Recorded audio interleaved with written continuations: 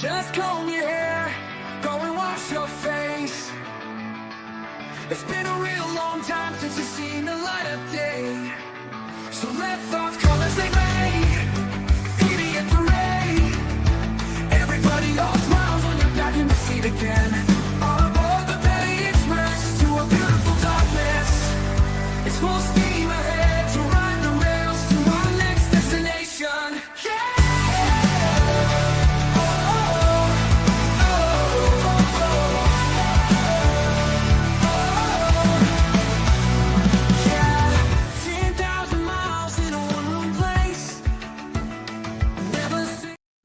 Hey guys, it is Mo, your conductress on the Petty Express, and here to see if this trial will give us such gems as, I swear on my truck and the religion of truckology, and you are my whole ass soulmate t-shirt coming soon. I've almost got it tweaked. And we have Vice Vice Baby here to join with the shenanigans. So this is a retrial that is happening in Michigan, so sure that'll be all the crazy. But well, Miss Linda Stermer is accused of, well, a little bit of violence against her husband, allegedly. She is set to go on trial for the second time with charges that she beat her husband, set him on fire, and then ran him over with her minivan. Now, her defense is that, well, what had happened is she was in the basement doing laundry. So if someone did run over, beat, and bludgeon her husband and semi-arson him, well, it just happened when she was doing laundry. She's like, won't these whites ever get white?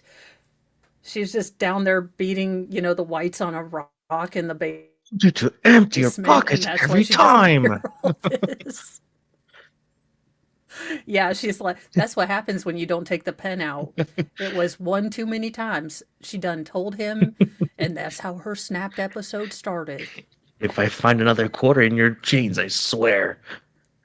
I take money I find, and then now my husband and my other kids don't really notice, but my teen girls notice. Like they're oblivious of everything else. But Mom, I had a 20 in the laundry. Oh, right. Yeah, I found that. Oh, well, then you owe me $20. I'm like, hey, sweetheart, just the person that birthed you and kept you alive for your toddler years. But no, let me owe you $20. How dare me? Let me owe you $20. It's like, thank you for letting me do your laundry. Here's $20. Appreciate it. I'm sorry that I was dealing with getting, your crop tops and shorty shorts out of the, thing. I'm so glad. Thanks for letting me do something. Wow. How generous Oh, of I you. know.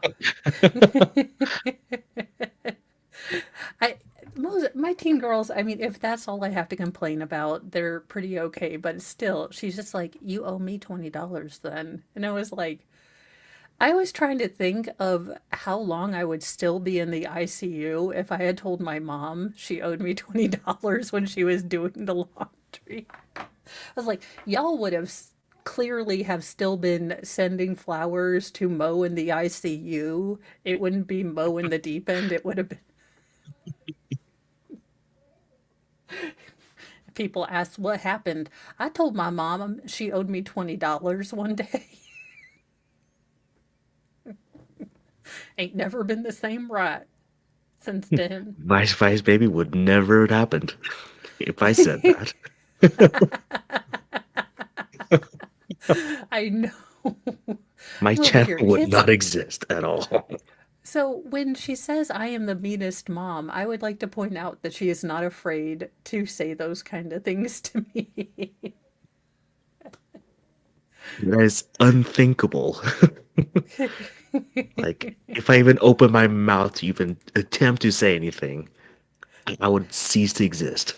Yeah, pretty. But that's You what would know my happens when you parents were. being on that trial right now.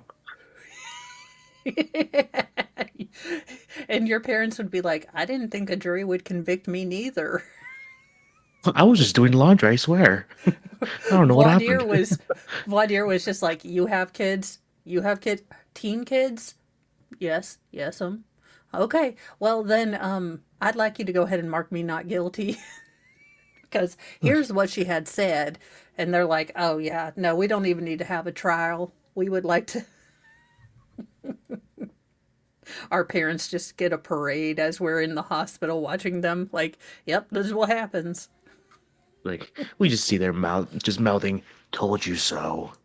Yeah, yeah. Your dad's over there just shaking his head like, you know, your mom is crazy, and yet you continue to try to just that one nerve that's on fire, you just want to Just had to be that day. just today was the day you chose violence, son. My birthday. Like the one day I might could have your mom in a good mood and get no, no, today is the day you decided to choose, violence and to test the Jesus in your mother's soul. It came back negative, by the way, negative. Thank you. I told you to stop it with the $20. Jeez.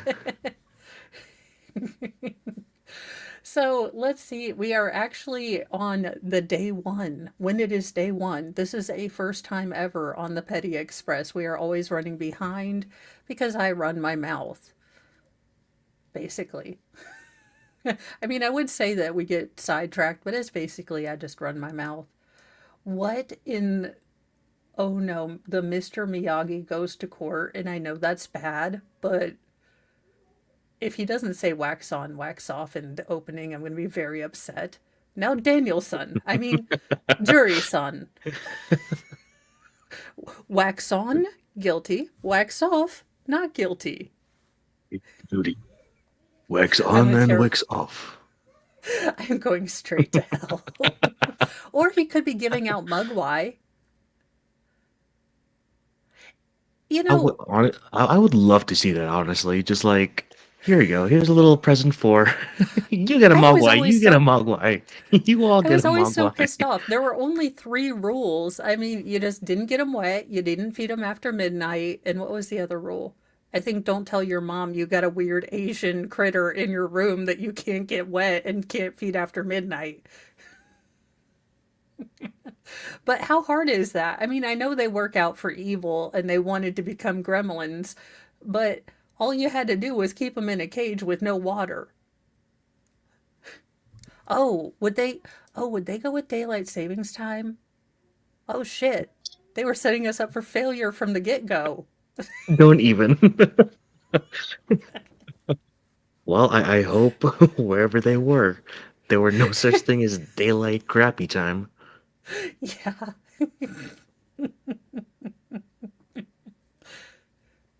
Oh, What time zone? I'm in Eastern time zone, I mean, I good old think. mountain time zone. Ooh, fun. All Oh right, yeah. let's get. Well, this is a nice courtroom. I believe we've all discussed sequestration of witnesses in chambers, so we would be asking for that, Your Honor. If she pulls out a Snickers, I'm gonna laugh my balls off. Come on, Snickers. And as well as our investigating officer. Thank you, Your Honor. Yes, in case you haven't figured out, this isn't one of these serious streams. I mean, I keep close, I have, my notebook full of notes, but, Wow. One more time, Yana. well, that was for Lori Vallow, she of the translated being. Yeah, that would be Mr. Tranquil, but he won't be here today. Any other matters to address before we bring the jury for openings? I am, Your Honor. No, I think we addressed those in chambers. We'll bring the jury.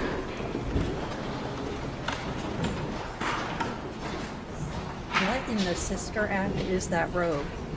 Because having actually looked for judge robes, those are actually pretty fancy judge robes because they've got the little balloon sleeve kind of deal going, which I kind of like. So now I'm gonna like, can I make a balloon sleeve out of the fabric that I've got there in a tube sock? I believe I could.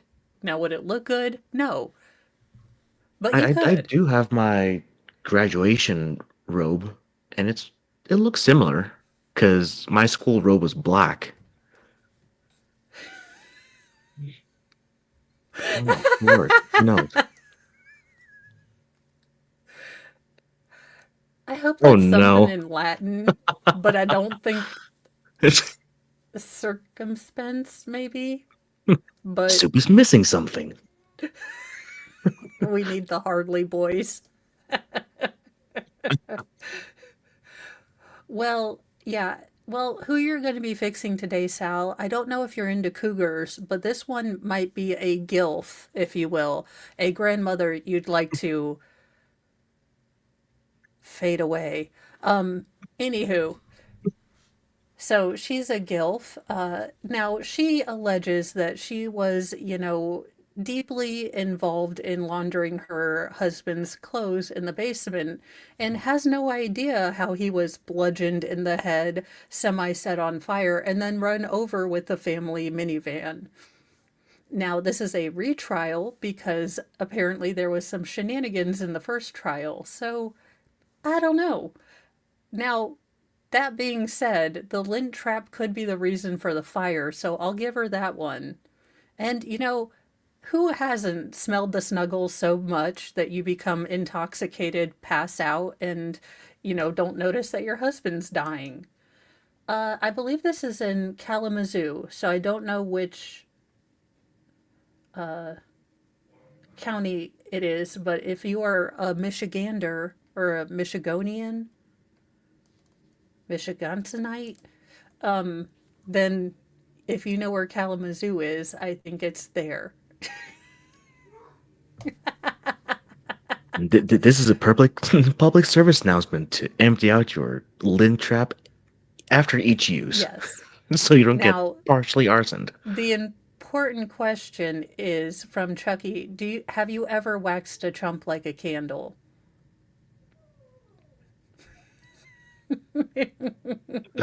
Next question, please. I would like to plead the fifth. I would like to have a It's like, fifth. well, I'd love to have a fifth. Oh, I know. Like, my kids are out on spring break, so I don't have to pick anyone up. And with the creation of Nice. God's greatest Lenten miracle, Walmart delivery, I don't ever have to leave my house again. You're set for life. I know. I'm like, just when I thought the internet was terrible, they bring us Walmart delivery.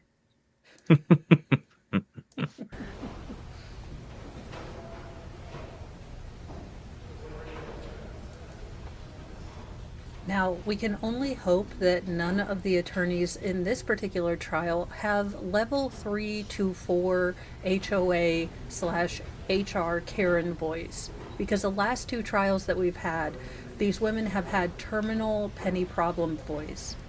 Like third wave feminism in a voice. It was just, I had to fast forward through half of their stuff. It was just, I need one of those bad touch dolls to show where in the brain it hurt me.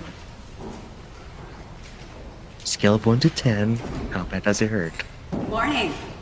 Welcome back. Now is time for opening arguments. And just to let you know, thank you. I'll start Wait a over. minute. Who the hell had some brass balls on them to go ahead and tell, hey, judge, just, to be pedantic and an asshole. It's not opening arguments, it's opening statements. We argue at the end. Actually, Your Honor, it's not opening statements. Yeah, excuse me. But in episode 1-3, it was clear that the Sorlak was in fact, a Klingon. Just, sure, go ahead and tell the judge that, it's not like she's gotten her hair all did for this to be on court TV. Now you're going to make her look like a moron on court TV? Okay. Good idea. I'm going to introduce myself. Thank you very much for being here. I know that you probably know, I think prior from the judge who I am, but my name is Susan Zeiderveen, and I'm proud and honored to represent Okay, I know I brought up Sister Act, but remember the redhead, like, baby nun? Like the woman who was trying to decide whether she was gonna wed Christ or, like, go be a freak? That chick. That's who that chick looks like.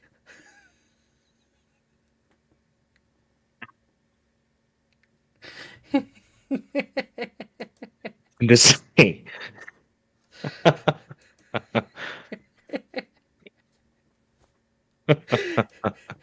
Well, she tried. Then she had to go get a law degree.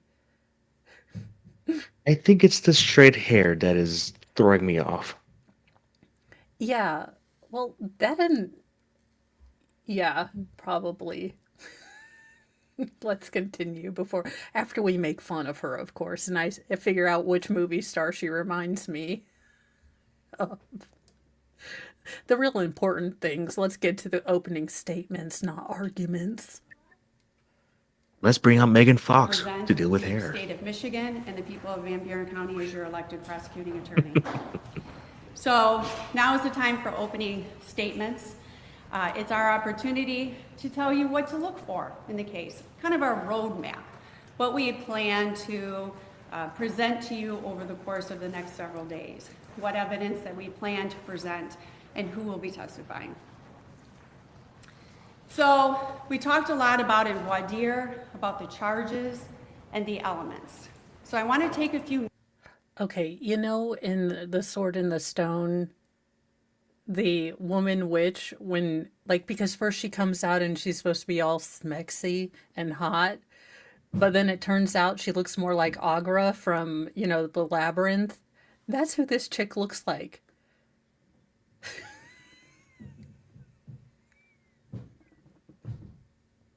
So it's a fight between, the baby nun from Sister Act and Agra from the Labyrinth.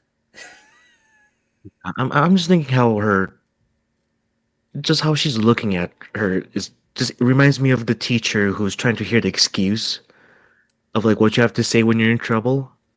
It's Oh like I know the yeah. truth, but like sure, let's hear what you have to say. Try and I'm convince also me. trying to figure out how she got that much volume from like her hair. This is, she is having a major frizzy. Ma'ams, this is why you do not flat iron curly hair, okay? This is what happens. We can all tell It's you've done tortured your hair to within an inch of its peroxided life. I mean, we get it. But you're not fooling anyone. Just kind of look like it's a probably poodle. another like a wig piece that's like slowly backing up. It might be the I don't know. librarian before she shushes you. And you're right. It is the Dark Crystal and not Labyrinth. How could I get my two darkly Jim Henson movies mixed up? How dare. I know. Yeah, and speaking of which, if you were a kid in the 90s, our children's movies were all about, like scarring us on a soul level. We had The Secret of Nim, Land Before Time, Labyrinth, Dark Crystal, and Legend if your mom let you watch. Wait till Gen X gets in power. Oh no. You're gonna see mean. Minutes just to dive into what those elements are and what the charges are. We have count 1, first-degree murder, and we have count 2, felony murder. So what Oh, don't are lick the your elements lips like that, lizard that we person. talked about that I need to prove to you? So for count 1, the very first element, the first box that we need to check, is that the defendant caused the death of Todd Stermer. That is, that Todd Stermer died as a result of the actions of the defendant. That's the first box. Second box, that the defendant intended to kill Todd Stermer. That's the second element. Third, that this Yes, intent to she's kill a was prosecutor. premeditated. That is, thought out beforehand. And the last box, last element that I need to check on this count, is that the killing was little bit. deliberate, which means the defendant considered the pros and cons of the killing and thought about and chose her actions before she did it. There must have been real and substantial reflection for long enough to give a reasonable person a chance.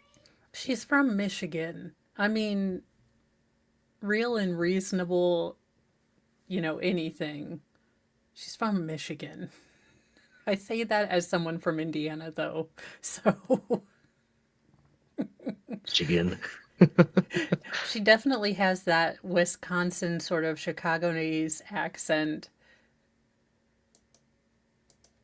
I don't know, but that sounds really, really good. Can anyone make those for me and send them to my house? Also with vanilla ice cream, and then make sure it doesn't go directly to my ass. Or if it does, only in a good way. So no more SpongeBob SquarePants Midwest Square thing. I would like a J-Lo if I'm getting to choose. Just throwing it out there. Like, I'm not opposed to having a big behind. I would just like it to not be, the white rectangle. To think twice about the intent to kill. The law does not say how much time is needed. It's for you to decide if enough time passed under the circumstances of the case. And the killing cannot be the result of a sudden impulse without thought or reflection. Those are the 4 elements, the 4 boxes. So let's go to count 2. These are the 3 boxes for count 2. First, that the defendant caused the death of Todd Stermer. That is, that Todd Stermer died as a result of the actions of the defendant. Second box, that the defendant had one of these 3 states of mind. She intended to kill, or she intended to do great bodily harm to Todd Stermer, or she knowingly created a very high risk of death or great bodily harm, knowing that death or such harm would be the likely result of her actions. That's the third box. I'm sorry, the second. Third box is that when she did the act that caused the death of Todd Stermer, the defendant was committing or attempting to commit the crime of arson. Those are your elements. Those are the boxes that I will be then working to check over the next few days. I want to give you the definition that the court will give you of arson, because I think it's important in satisfying the second count. What is an arson? These are the elements of the arson. First, that the defendant burned, damaged, or destroyed by fire or explosive a dwelling. If any part of the dwelling is burned, no matter how small, that is all that is necessary to count as a burning. The property does not have to be completely destroyed. The dwelling is not burned if it's merely blackened by smoke, but it is burned if it is charred so that any part of it is destroyed. That's the first box. Second, that at the time of the burning, damaging, or destroying, the property that was burned, damaged, or destroyed was a dwelling or any of its contents. That's the second element. Last one, that when the defendant burned, damaged, or destroyed the dwelling or any of its contents, she intended to burn, damage, or destroy the dwelling or its contents, or intentionally committed an act that created a very high risk of burning, damaging, or destroying the dwelling or its contents, and that while committing the act, Blessed be the closed captions, for from them we get mermaid. or destroying the dwelling or its contents, Risk of I mermaid didn't even burning, catch that, and I damaging. was reading the closed caption. I will say I don't like when they open like this. I know I may have ADHD to like Spinal Tap 11, but if you get me started with a story first instead of going through this really dry kind of stuff, I feel like it doesn't have to be a masterpiece. You don't have to have like sock puppets or anything, but to give kind of the story of what you think the case is about, then bring in your experts. And this is the story we think happened. These are the experts, and we will, go over all of the elements of this case. I just don't know that I would have put the elements in the opening I've typically seen it in the closing arguments, but not in the opening. It's Michigan. True that. That's my explanation. Risks of mermaid damage, and all that. Mermaid damaging. Oh, they're protected species, you know? I know, only for tuna.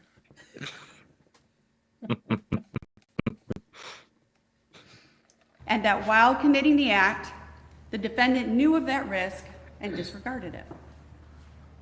Those are all of the elements or boxes. Well, Chucky, So let's I start will out with what now. happened. January 7th, 2007, deputies Tony Evans and Gary Gress are dispatched to the house. It's a Sunday afternoon in January at approximately 3:30 in the afternoon. They go to County Road 215 for a reported structure fire. They find the Stermer residence in a fully involved fire. This is the scene that you will see and that we expect to present to you as they're driving in from their squad car. This is what they see.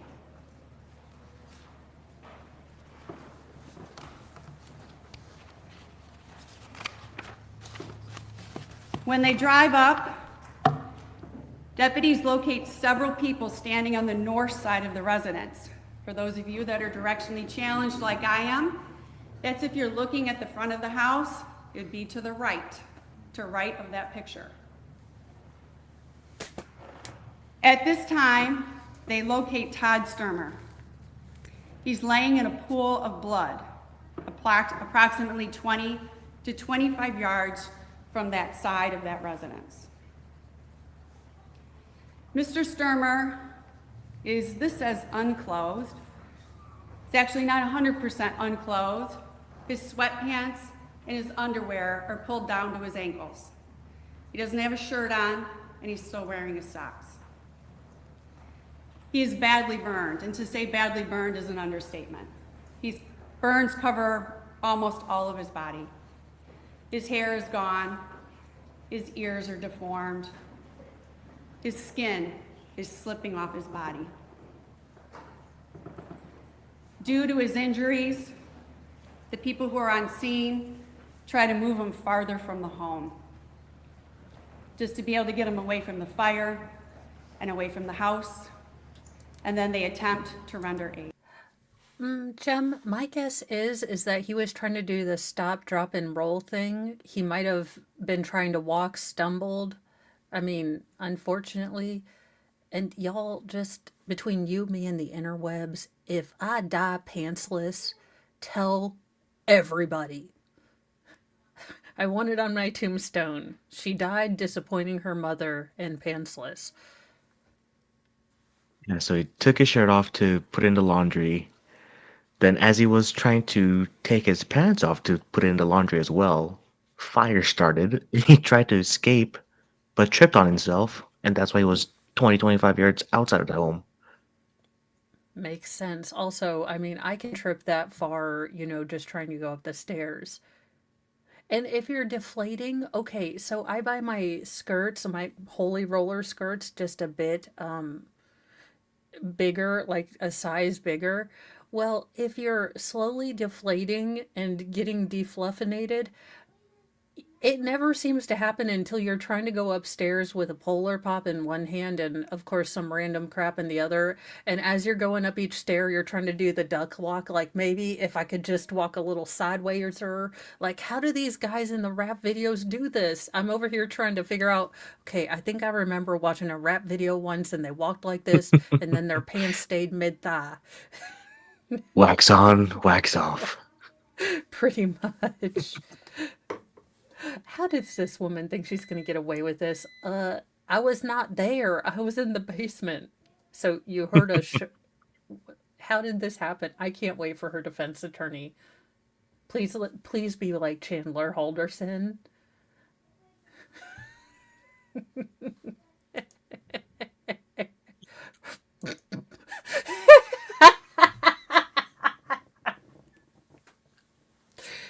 That does sound really good.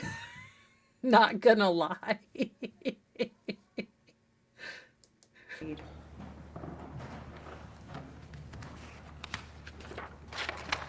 Due to the severity of Todd Stermer's injuries, he passes away shortly after people arrive due to those injuries. At this time, there are multiple people on scene, many of them who you'll hear from today.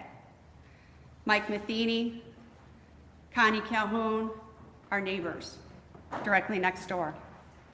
Dr. Richard Musali, another neighbor, and Steve Leach, who was the fire chief at the time, all arrived within minutes and are on scene.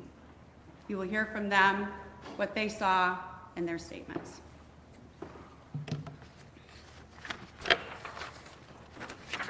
On January 7th, the day of the fire, the investigation starts.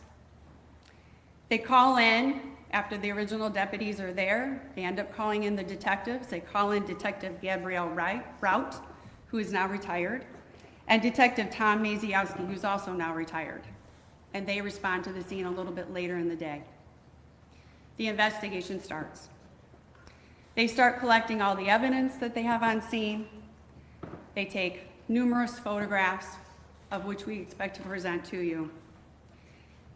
And they find a van, still running, located in the west of the Stermer. Heifer, you did not even turn off the motherfucking van. Like, ma'am, I was in the basement. You don't understand. My car has the remote starter. What are fancy, let me tell you. I don't have one, but I saw my friend Oh, activate. I'm like, whoa. I want one. I want one. I'm like, oh my gosh. Even though we live in a rural area, because Mr. Mo was like, someone's going to steal the car. I'm like, well, yeah, if I lived in Chicago, but I mean,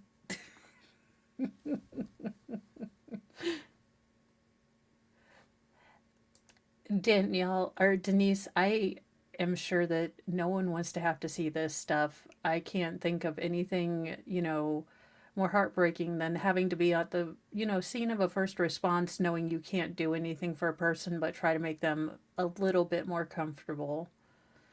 So I wouldn't imagine that I would stay on if I had to deal with this. And then knowing you have to come back for a retrial, yeah, I'd retire.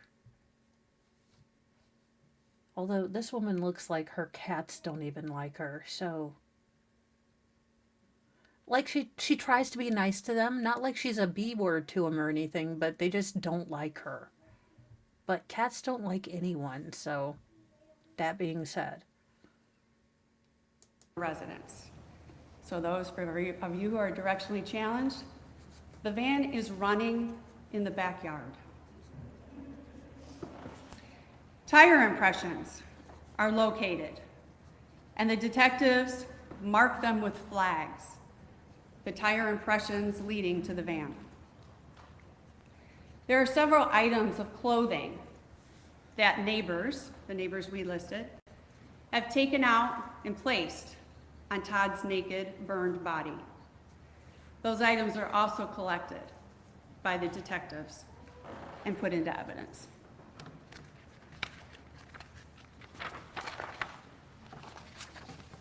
You will also hear on January 7th, the day of the fire, people start trying to gather some initial statements.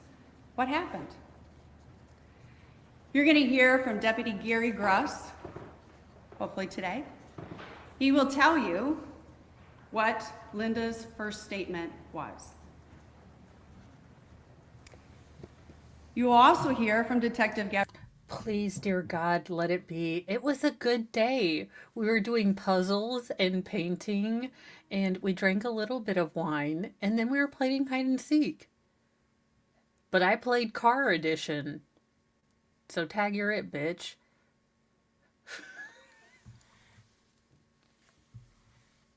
You're muted. Hi, how are you guys? It's just a giant family minivan just hauling at your direction. I'ma get you. She's like, have you ever heard of Christine? Well, mine's a minivan. Her name is Earlene, and she is a bitch. Like, she done try to kill every man in my family. and anyone that owes me money. I don't know what's wrong with her. Where's my $20 from the laundry?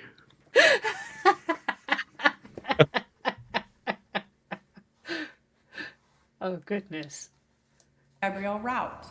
She also talked to Linda Stermer on that day, and you will hear what she told Gabrielle Rout.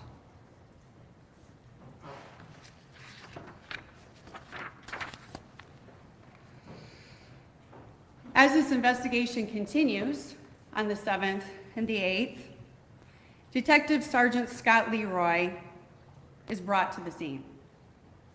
He's the fire Scott marshal. Leroy. And he's the scene, he's brought in to then inspect for the fire investigation. He arrives on the day of the fire, on January 7th. He's actually there when Todd Stermer's there. He takes pictures of Todd, he takes pictures of the scene, and he's the one that seizes the sweatpants wrapped around Todd Stermer's ankles because he smells an accelerant. He also arrives on scene the next day and conducts a further investigation. He takes additional photographs of which you will see. He examines the structure of the house and possible causes of the fire. You will hear from Dr. Markey at Sparrow Hospital, who conducted the autopsy. You will hear his cause of death is from those burns that he suffered.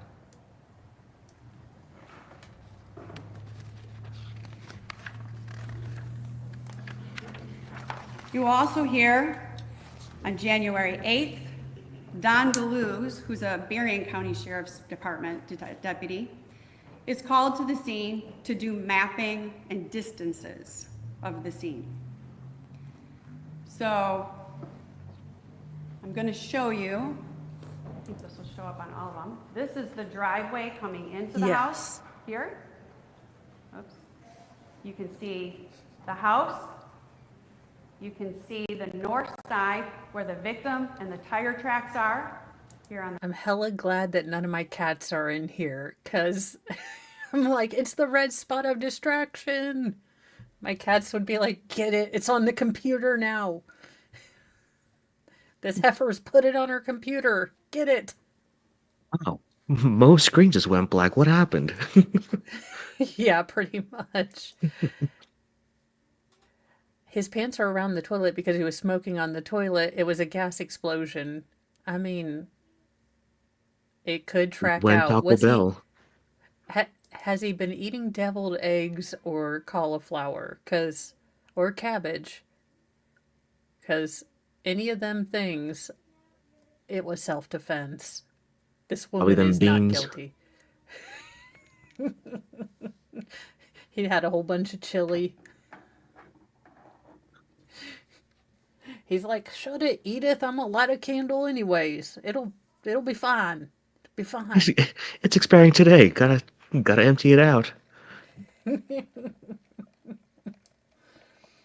the north, and you can see where the van is ultimately located in the backyard.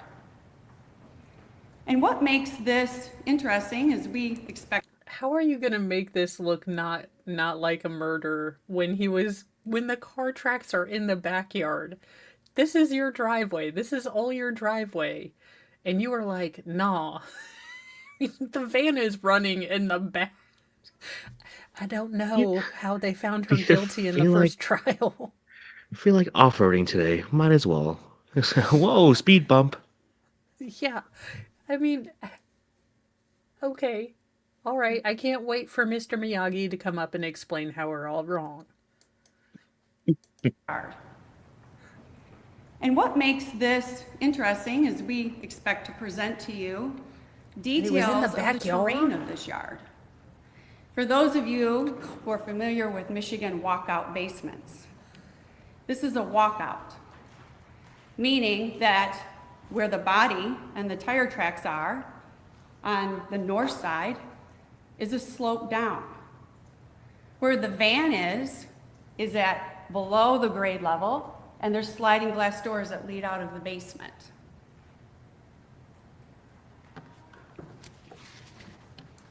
He will explain the distance of the tire tracks. He will explain the distance from the house of the body and go over the scene in detail for you. You will also hear that on January 9th and 10th, James Shinsky is hired by the defendant's insurance company to conduct an investigation, their own investigation into the fire. He has a background as a fire investigator. He then does recorded interviews of Linda Stermer, with Linda Stermer, on January 9th and January 10th. You're going to start hearing, as people start digging in to the questions, start asking more questions, start going into the things that don't make sense, the explanations that the defendant starts mainly giving, he was run over in and his how the story backyard. grows and changes. It's going to start here. Allegedly. That's her third statement. You are going to That's hear, Uncle Steve Austin? I expect to present to you The Rock is working. He's like, "You're welcome. Going to law school. You're welcome. Get you acquitted." You know, Maui goes to law school.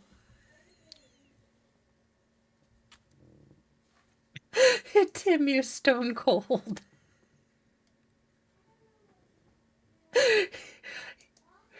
Look, it's not his fault that he's made of 20% lead. He can't help it. This is going to be a great trial. Dave Hayhurst and Ann Hunt. They are both, Dave Hayhurst is with the Michigan State Police Laboratory, and Ann Hunt used to be and is now Well, retired. at least it was Ann and not Mike. They're going to talk to you about that van that was Ba-dum-ching. found in the walkout level in the backyard, that was driven by the defendant that day of the fire.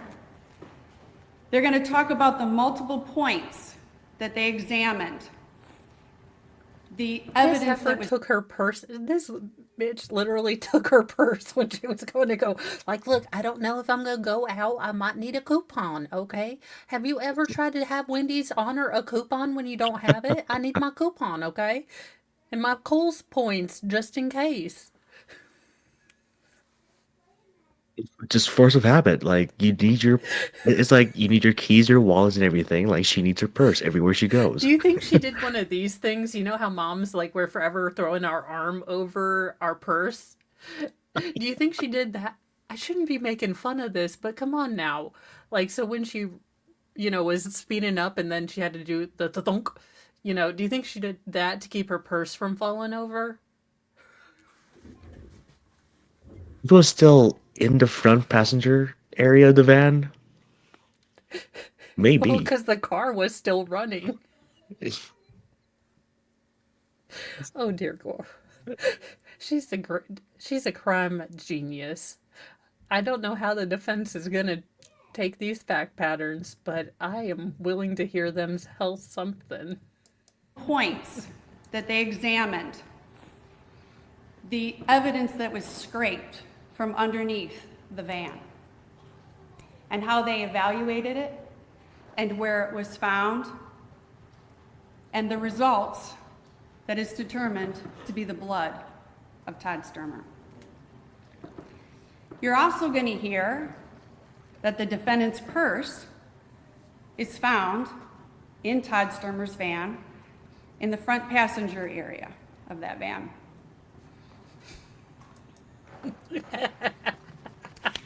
You are going to hear testimony from Troy Ernst, another scientist at the Michigan State Police Laboratory. He tested the clothing that was seized from Todd Stermer that day, and he tested for accelerants. You will hear his lab reports.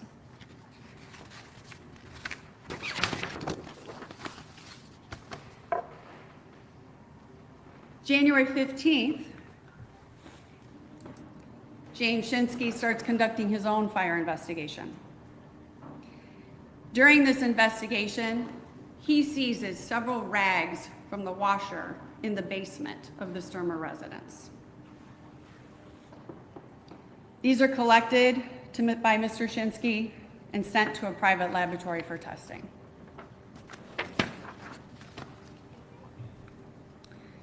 We expect to present evidence to you from Craig Belliette. He's the chemist for Baker and Herbert Laboratories. He's also now retired. Many folks have retired since 2007.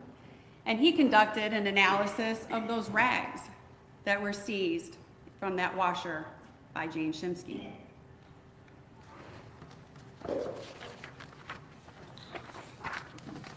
I have never seen anyone in real life do the anime smile face where their eyes kind of do that smile upside down frown thing too, but it was like smile.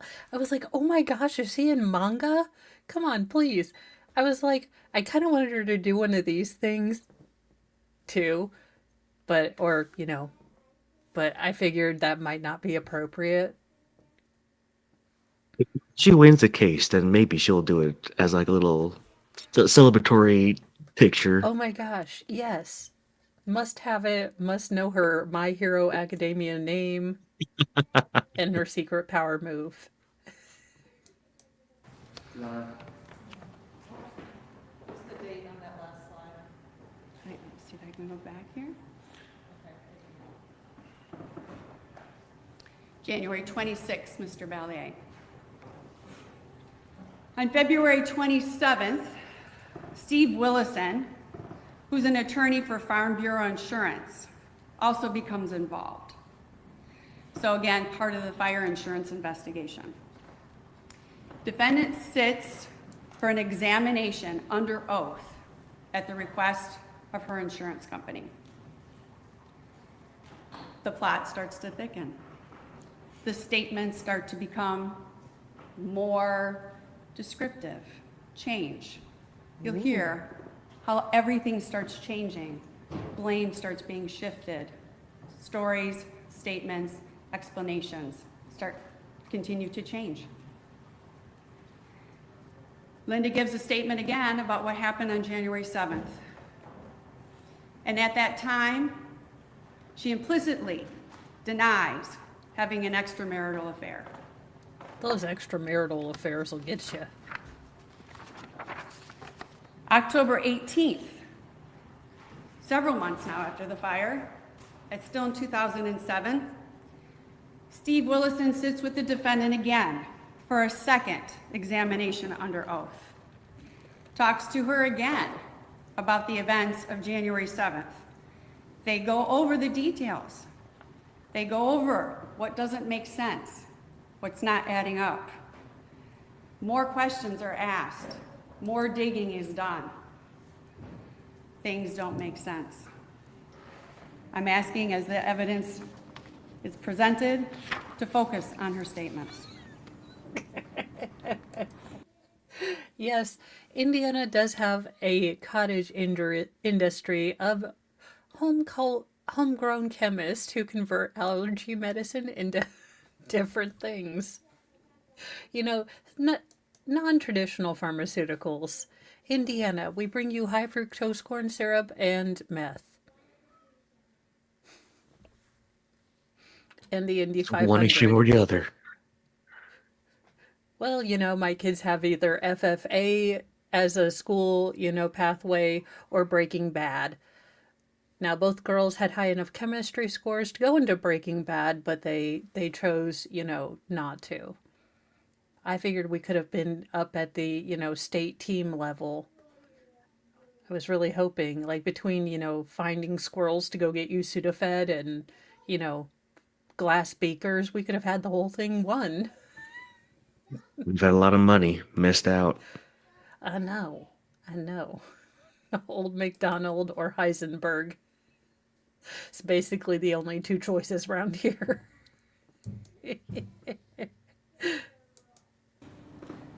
You will also hear from additional witnesses. Kate Fox is going to come in near the end. She was the former friend, actually best friend, of Linda Stermer. Oh, hell no. You're going to hear the statements Ex-best that Ms. friend Stermer drama. made to Kate Fox. We used to be mad love, but now we got bad blood. She's gonna just walk in singing Taylor Swift. Like, we used to be besties. She's gonna take off the bracelet and go, "Psh, screw Eras tour, bitch. And just, walk out. Why does she get an entry song? If I run courts, everyone gets an entry song. Of course, the audio is bad, so everything's gonna sound vaguely like, Burt Baccarat, but, it'll be great. Mr. Williams, Chris Williams is going to come in. He's going to talk to you about how he started his extramarital affair with the defendant, knew she was married, knew her from work, 6 to 8 months prior to the fire. You're also going to hear from Kathy Ilg, another friend of the defendant, and statements that she made to Kathy.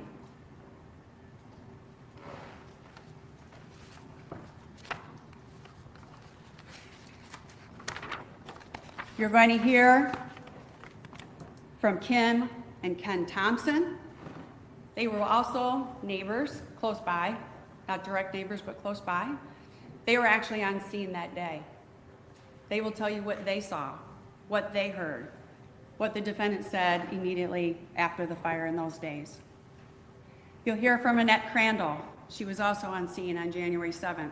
Mrs. You'll hear more Crandall? statements that Linda made to her.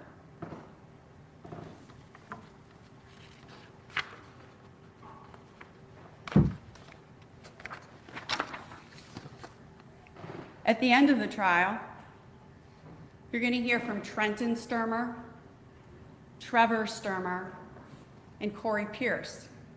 All three are the sons of Todd and Linda Stermer. They were teenagers at the time of this fire. Now they're grown men.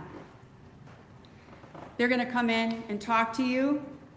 They're going to explain what it was like to live in the Stermer household, what the dynamics were, what the relationships were. They're going to talk to you about what happened that morning, the night before, to give you an insight as to what occurred in the hours preceding this fire.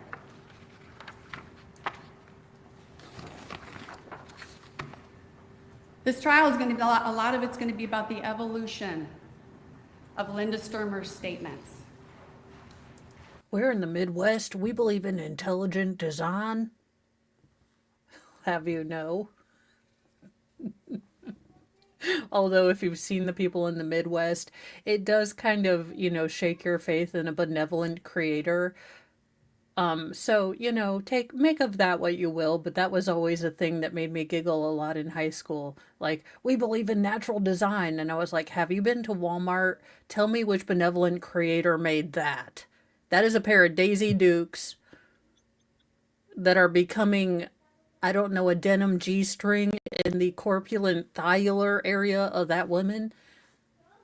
Go ahead and tell me which Picasso god made that, okay? That being said, I got in trouble for that one.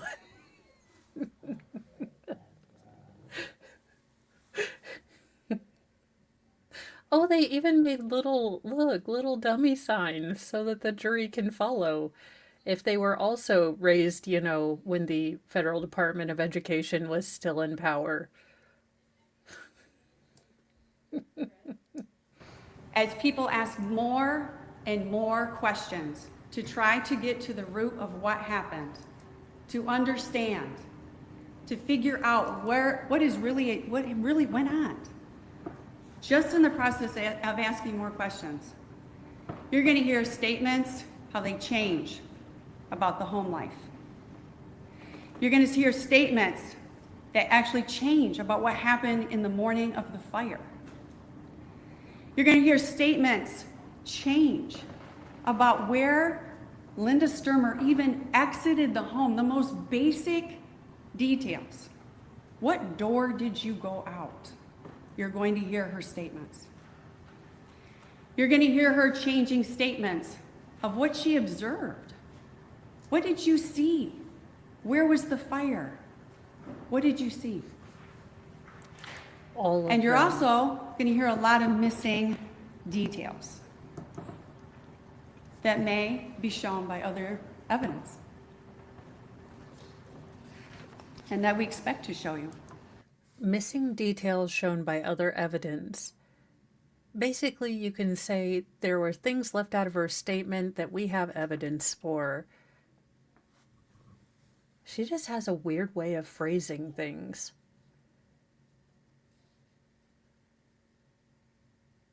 I don't know. Michigan. Michigan. I love that you're just going to roll Michigan. You're going to be like, look, Michigan, I'm just going to say Michigan. It's either going to be a 1 or a 20. And those are my two answers. When there's no answers, just Michigan. True.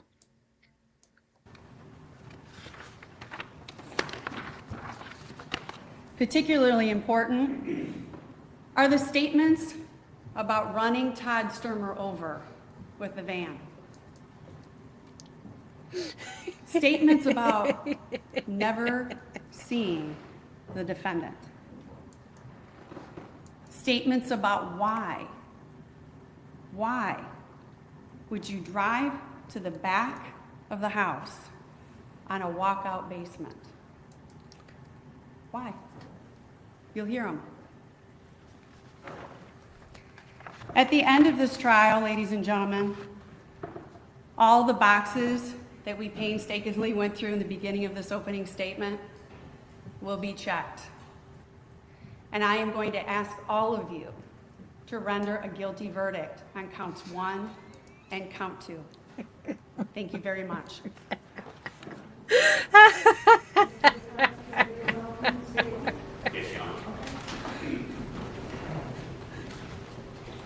Okay. So what happens defense. if those boxes don't get checked? Well, I guess she gets the minivan back. Does she get to Round mount two? him on the? Does she get to mount him on the? Because like if you run over a deer, it still counts as it. Let's just say, deer and I don't have the best relationship, but if I hit a deer, I'd mount it on, living room. My favorite is the deer that's also holding the shot force multiplier that took it out. I have seen that. When you first said mount, Oh, the first thing I thought of was Mad Max.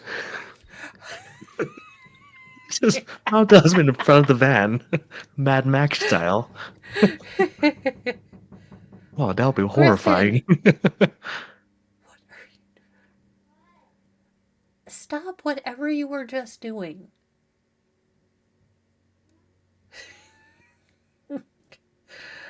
Oh no. I have a feeling this is going to be either really, really good or cringe-hilarious on the level of B. Ivory Lamar, and I don't know what I'm hoping for. So let's get into this. Good morning, ladies and gentlemen of the jury. Gentlemen, Again, I want to thank you all for participating in this democratic process that we have in America. You are a very essential fiber. oh no, we've already gone to America is great. And you know why it is great? It is because the state has to prove everything that they are saying.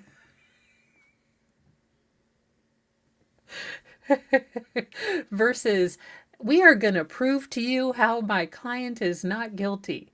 Have you ever heard of the Constitution? Orville Redenbacher remembers the Constitution, and so does Pepperidge Farms. And I remember Zima. The end of opening statements.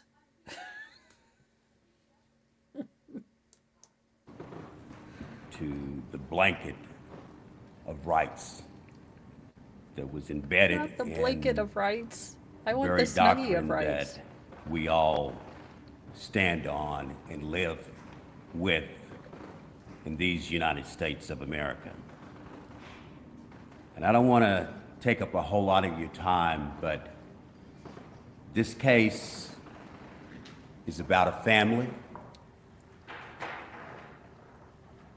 It's about an American family. It's about love. It's about dreams.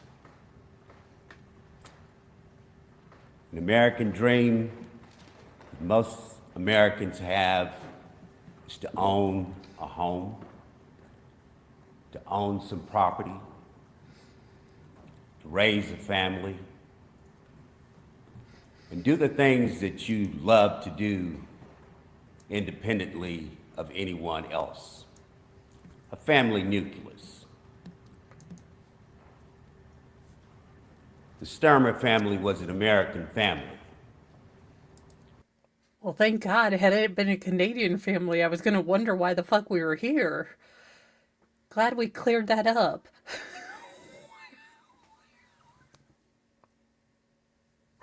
Where I are don't want we to take too going much of your with time, but he has like 5-minute breaks after like every other word. He is calculon slash Shatnering the shit out of this. Look, Red got out of Shawshank and now he became a lawyer. We're gonna let him talk. What the hell are we going with here? They were an American family, and I'd like to tell you that no one got ran over by a minivan. But this is America and Michigan, not Shawshank. He had an American dream because they were American. And Americans have dreams. An American home. Who holds an This American is worse family. than B. Ivory Lamar because you can understand everything he's saying, but you're just like, where are we going with this? Like, are you going to explain why your client left the van on? Like, anything here? Why the man was pantsless? I mean, could we have any answers? He was pantsless, like an American. He was a pantless American patriot. How dare you besmirch his name, ma'am? In the American backyard. I'm loving this Randy Marsh. I thought we were in America opening. It's very good.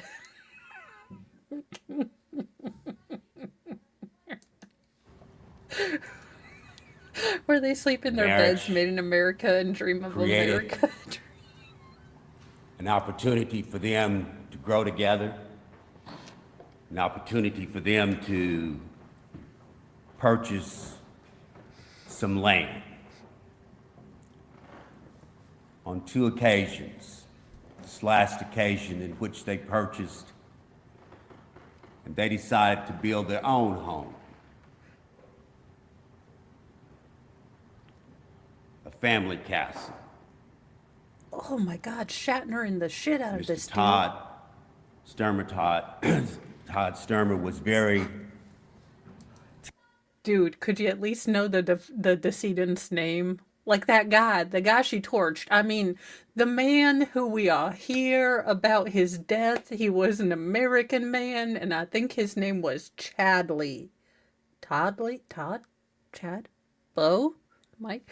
Sir, you should know the person that your client is, accused of red rumming. You should know this person. She's not crying from like the emotional distress of like her lost husband.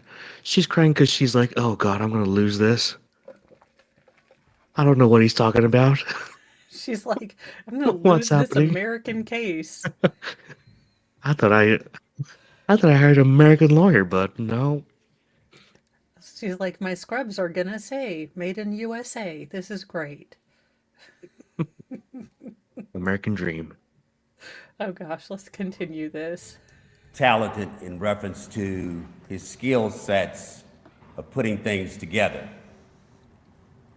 And they set out on this journey with him, Linda, and the children, that they were going to build what they wanted to build on a lot of land that they could hunt, fish, be apart from anyone else, and have fun on their property. But it wasn't a totally isolated area. It was in the township one-armed of man. Lawrence, where most people have the same dream and desire to have some property, some space, to have their horses or their cattle or whatever pets. And it was the same thing with the Stermer family. They had horses, had dogs, cats,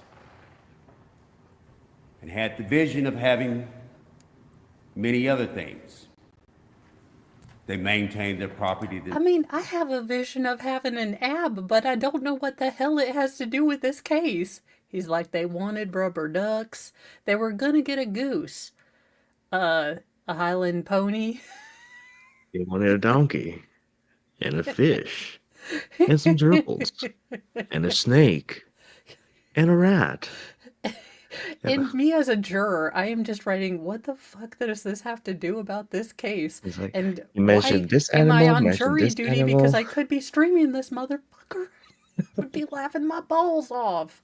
Damn. Ah, All he of didn't my mention notes are- quokkas. He's missing animals. He is definitely doing the Chewbacca defense. Did you see Chewbacca here? Well, if you didn't see... God. Let's Because you're an continue. American. Just the Randy Marsh defense. I thought this was America. I'm sorry, I guess I thought I was in America. American pets in American home with American owners He's like, doing American and vote things. for Trump. That's been the end of this campaign rally / opening. You Themselves with all the natural and necessary machinery that goes with maintaining What, now the a large Baylor space did it? of property. It was the Jim Deere. And so as the construction began, Holy shit, he's taking us back to got to a point construction. where We're never getting they there. realized that we've built this enough that we can move in. Even though it's not completed totally on the inside, all the build-out wasn't completed, but it was enough to satisfy the occupancy You for could them. smoke 3 turkeys for this And they guy's would gonna get continue the finishing of this project. And they didn't put a lot of money in a lot of fancy things.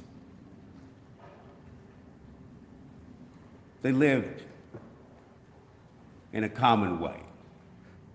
They didn't have a bunch of fancy cars. She stated the most important focus was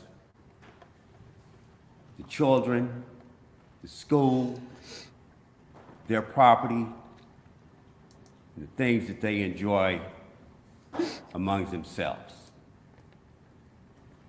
We should find out. Dave, call the court. Tell him to land the plane. It's going to take him about And in a 13 township hours. where the motto is, we grow together.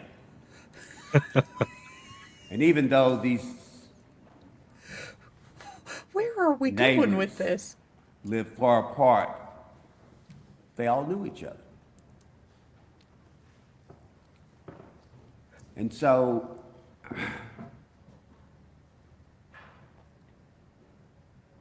on January the 7th, 2007,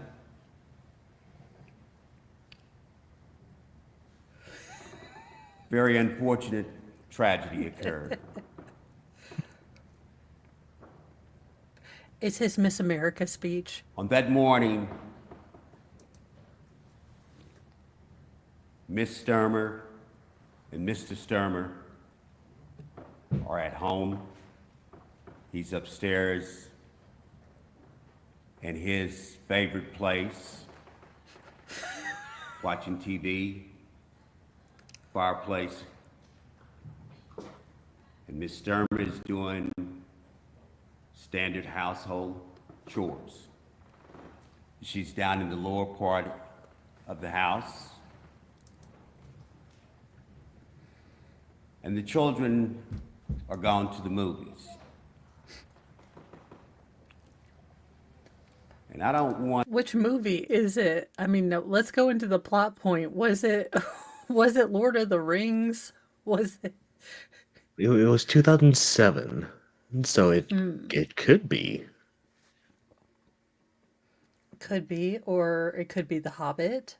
I mean, Yeah. he's like, It, and yeah. she made sure it was a director's cut.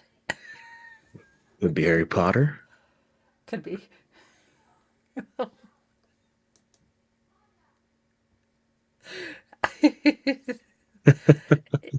It is. And if you fall asleep, then you are in trouble. Then he starts over again. You're going to go learn Spanish. You'll have learned all of Spanish, Spanglish, and even Portuguese by the time he's done. You could conquer South America. Pretty much. to give you any misdirected assumptions. But yes, as all families, I don't want to give you any misdirected assumptions. That entire sentence took longer. Like, Ben Shapiro could have finished a novel in the time it took that man to say something. He'd be like, okay, folks, now I want you to listen about birch gold. Birch gold is good. My wife is a doctor. She's a doctor. He could have said his wife was a doctor 70 bajillion times. I have figured it out. This man is an ent. He speaks so slowly because he is in fact a tree shepherd. And us, regular people can't understand that he's had eons. No, we're listening in normal. I was gonna say if it was 1.5 and he's speaking that slow. Let's see what happens when I do 1.25. they had some problems from time to time. But as I stated yesterday, in marriages, you have good days and you have bad days. And you always pray for more good days than bad days. And even the bad days, we work them out. We try to work them out. And on this day, there was a conversation in reference to working out some family matters. And sometimes you don't want your children to be privy to some of the conversations that adults need to address as it relates to the totality of the family, including the children. Translation. When you want to confront your wife about this guy she's banging, maybe don't have the teens in the house. He's like, look, you don't want kids privy to the things that grown folks are doing. We're wrestling. It was a good day. They were doing puzzles. Was it American Puzzles? Good American puzzles in an American town. In a county that's, grow together is our motto. Was it the American flag puzzle? I just love how he's trying to be so careful when we already know, like, she's been outed as having they're like, there were some matters of a personal affliction to take care of. That's why they were naked. They were playing Twister naked. You don't want your teen kids to walk in on that. I mean, there is not enough Oprah interviews in the world to fix someone after that. So that's why they sent him out. They're like, go watch Titanic twice. And then they were like, bump, bump, bump, bump. All the kids hear is Marvin Gaye come on, and they're like, hey, yeah, we'll stay out, Mom, no worries. And they still haven't finished watching the opening statement from him. Yeah. Sometimes that could elevate up to separation, divorce. But these things are what should be discussed among adults, not in the presence of children.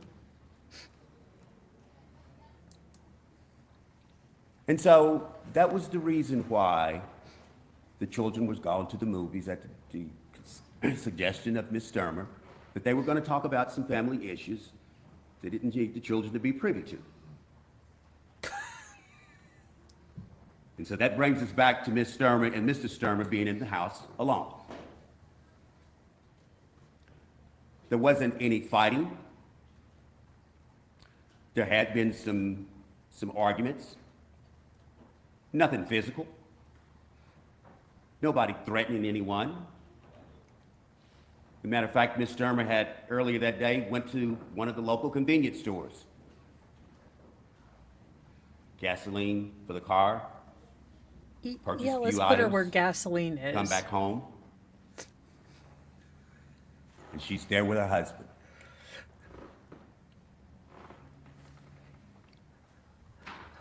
Well, And of I all mean, the things, nothing works for me and Mr. Mo than being in separate rooms to try to work on our marital issues while the kids are out. She's downstairs in the basement. He's watching television. I mean, nothing works for communication like angrily texting. That's what happened. They were angrily texting, and then she went up to use the restroom, and he decided to delete her Candy Crush. And she was like, "You son of a bitch. I was on level 147. I'll kill you." And he didn't think she was being serious, but he didn't realize the time, sweat, and effort this woman had grinded on, or grounds? I don't know, on Candy Crush. He didn't realize how serious it was. And she's like, "Sleep with one eye open." And he just thought she was joking. You get gasoline. No reason at all. No reason at Just all. you Like, wait. sir, she hired this man, like, willingly? Ma'am, blink twice if you're being held hostage. Like, every time the camera's pointing at her, she's just praying. Like, oh, please. She's like, Do I have a "Shut chance?" up." He's like, Do I- "Well, I mean, she went to get gasoline, but for no reason."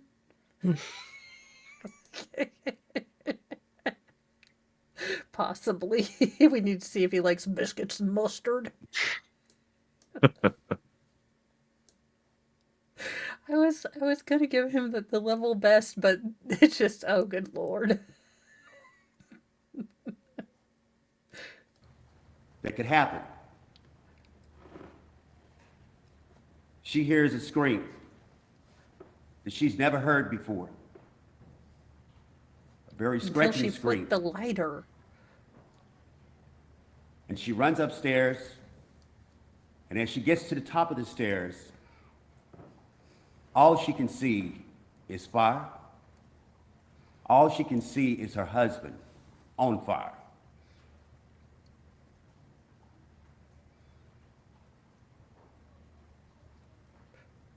Holy shit. What could it be Shatner. like to run to a door and see nothing but a gulf of flames and a human body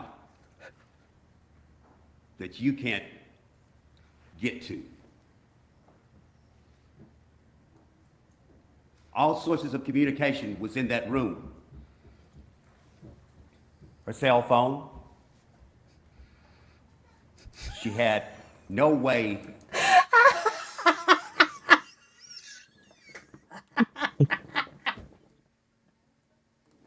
Okay, Jem, you win the internet. That's it. I wouldn't open.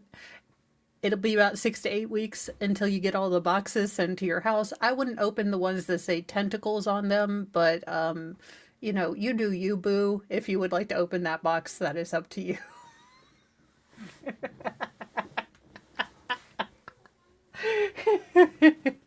The sad thing is I can hear the entire song in my head with the different lyrics. Yeah, I'm actively singing it right now. I'm like, "This husband's on fire." And then I just imagine an ice skater in the background for some reason going full ice castles, like as You can finish the song in between every pause that Mr. Wolf does. It's like, this happened. Yeah, oh my gosh, this is And ins then this happened. Like, just I mean, yeah, I was really terrified that he was gonna start out Foundation and we were gonna be here for until the second rapture. every time he pauses, I'm like, oh no, the video froze. Oh, never Yeah, mind, it I didn't freeze. know. I know. And then sometimes I'm like, oh no, it didn't. And welcome, I slay all day. No, I thought that was it's not Adele, it's Alicia Keys. This girl is on fire. Only this husband's on fire.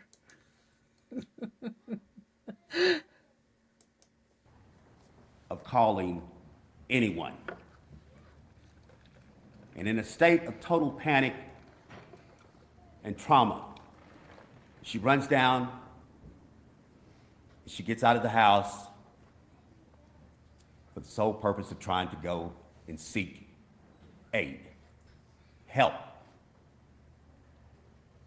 My house, my husband is on fire.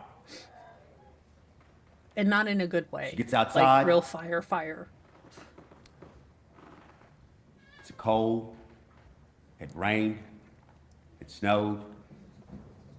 Terrain around the house was not concrete. And therefore, she jumps in the van, a 1993 Ford. This is 2007. It's not a 2005, it's not a 2006. It's a 1993 Ford. She jumps in the van, and after she gets in the van, she tries to maneuver out of the drive. Then she sees Mr. Stermer. Some kind of magical way, he had maneuvered out of the house on fire. Did this man just say some kind of magical way? Now, granted, I say that the internet works on Harry Potter magic, and, between the powers of Al Gore and Harry Potter together created the internet. But I'm a semi-professional reject on like the internet. This man just I knew it. Voldemort came to America. It's the LDS of Harry Potter. It is the Book of Mormon of Harry Potter. Harry Potter's American Adventures. This is where he started out. Harry Potter and the Jesus Christ of Latter-day Saints. Don't give the church any ideas. You know they will make it up. And then the Lord said, abracadabra. He said, but to you, woe to you. You shall all be stuck in Missouri. And they're like, no, God, no. Can't believe he said some kind of magical way. Like, when your defense says, like, look, like, this is something that I would say, which is why you would never want to hear it from a lawyer. Like, don't worry, I am going to Johnny Crocker in the shit out of this opening. And she was like, I hear you. I think you can do it. And then he's like, look, some magical way. And he was like, oh God, dear Lord. She's like, okay, well, I better get me a Happy Meal and a Big Mac because I'm not going to be seeing them for a while. He was on fire. But when he got out of the house, she sees him, she gets out of the van, and she goes over to him and does everything she can do to try to help. A body, the skin from a fire is coming off. She tries to pick him up, and she can't maneuver that. And so she tries to get him in a comfort place to just stay in one place until she can get back in the van and go and try to seek some help. Wait, are we talking about the comfort she gave him before or after she ran into him while trying to save him? I'm not judging. I mean, to be fair, anyone who has seen me try to parallel park will realize that this is a more dangerous thing than I have clearance to be doing. which is why I never parallel park. But he some magical way got himself out of the house. She was trying to take the very old van. Were the tires still from 1993? Because I guess I could see if you were trying to go on unsteady ground and then you had, bald tires. Oh, good Lord. We are watching the state of Michigan versus Linda Stermer. This is actually a retrial. She was given, or at least she was found guilty the last time, but that was kind of given up. She is getting a new trial. I will have to dig deeper into why this happened, but she basically claims that she was downstairs in the basement doing laundry while her husband was bludgeoned about the head, burned within an inch of his life to most of his life, then ran outside, got run over, and passed away. Now, she claims that she was doing laundry. She went upstairs after she heard a scream and she saw her husband just a wall of flame. And then I guess they didn't have cell phones, so she was going to drive in the 1994, minivan to go get help. And somehow, I'm guessing he's going to explain how she ran him over accidentally. I don't know. Well, if he ever gets to that part before we fall asleep. Yeah, this lawyer is Shatnering the shit out of this. We have been here for nearly 15 minutes and we've finally gotten to the actual crime. Because we did a whole America soliloquy at the beginning and now we're getting to the crime. And now she may have gone to a place that had gasoline, but that was just to fuel up the van, which ran him down. Nudge, wink, wink. And as she attempts to leave, she doesn't look down on the ground in some kind of way because of the involuntary movement of his body.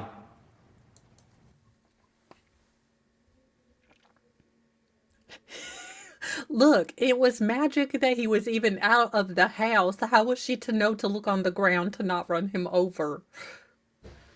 It's because his sweatpants and underwear was down into his ankles. That's how. Well, yeah. I mean, how do you say these things? Maybe he has to pause because internally he's laughing his balls off every time he's trying to talk. So he's trying to.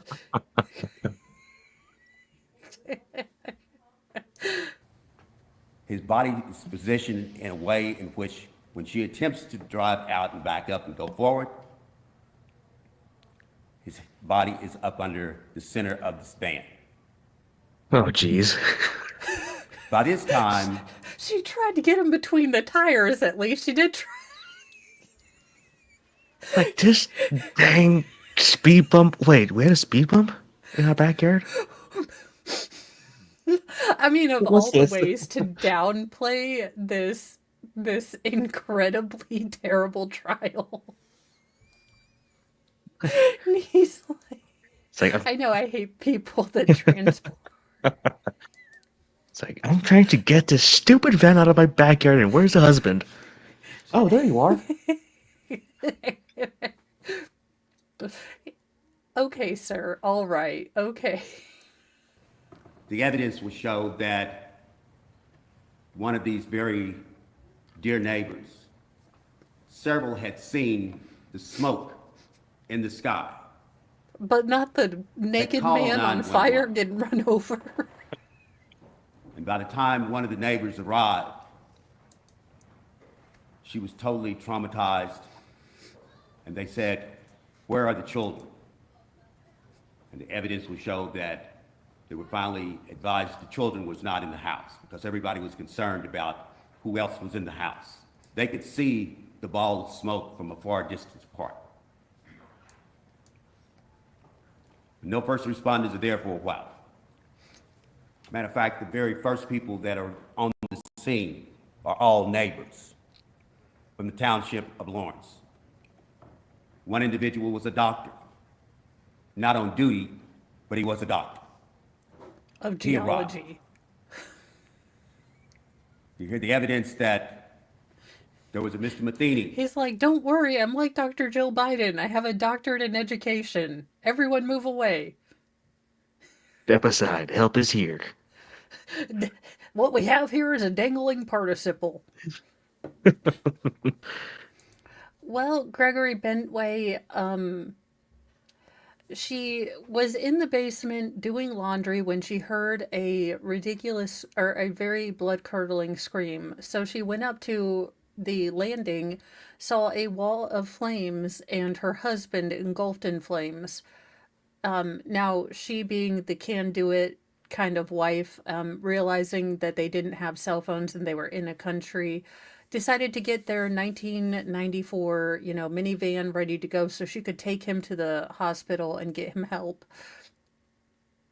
Well, and I quote her lawyer, in some kind of magical way, he had managed to get out of the house.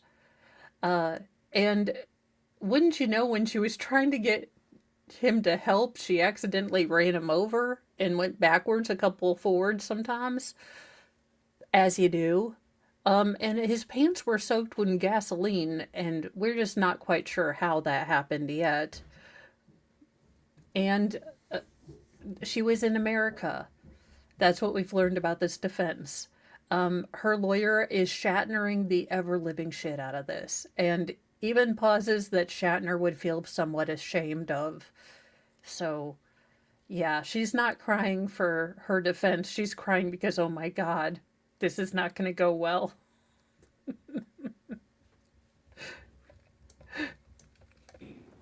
And his significant other, Miss Calhoun, they arrived. Because of his condition, they always trying to figure out a way to provide some degree of comfort. And Mr. Matheny, who was a mechanic, opened his trunk and he had a lot of work clothes in his trunk. And he laid them on top of Mr. Stermer for some comfort. And the fact Even court TV, the cameras were like, we can't do this, bro. We're out. We're out. We can't.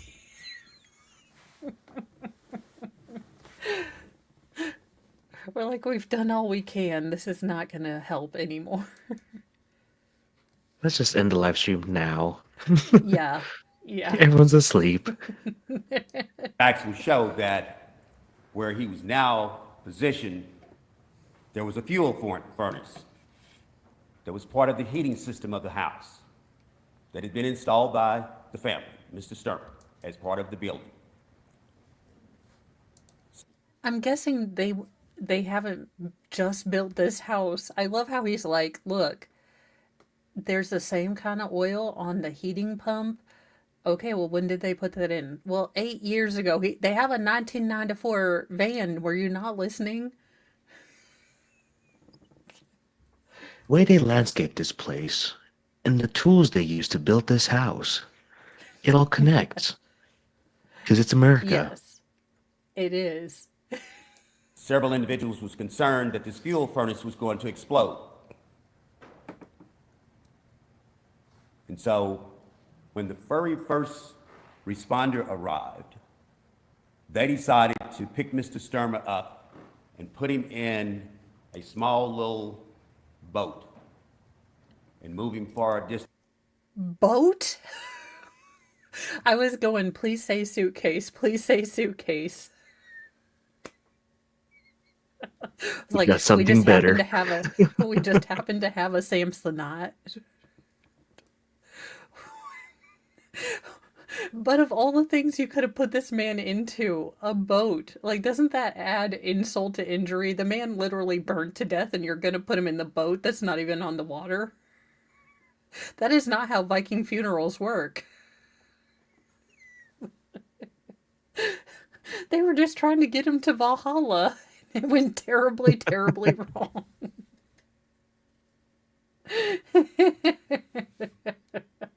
God. I feel so bad for this man, but it's like, look, he came out naked with his pants around his ankles, and then they put him in a boat on dry land because, as you do, With some like, magical don't put him in the force. wheelbarrow. The boat is cleaner. You just need to from feel the fancy one house. last time.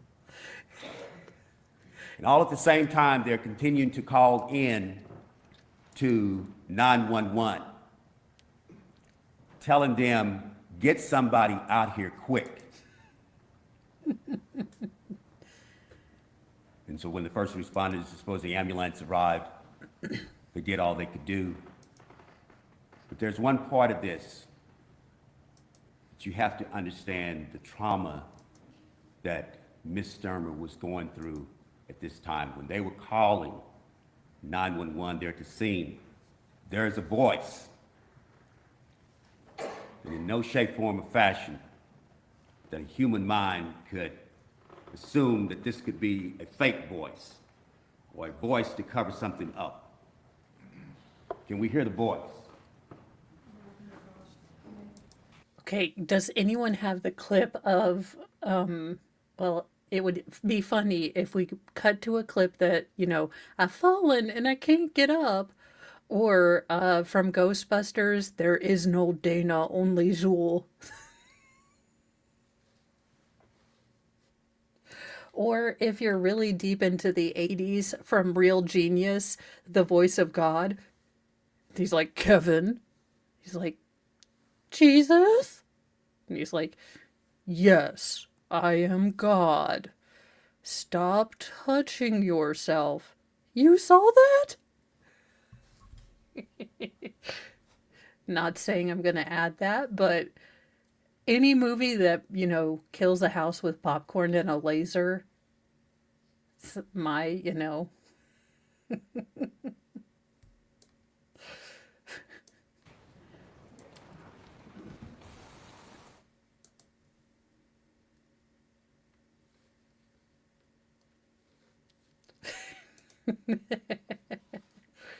Real Genius was awesome. It was the only Val Kilmer movie you can't tell he's an entire douche canoe.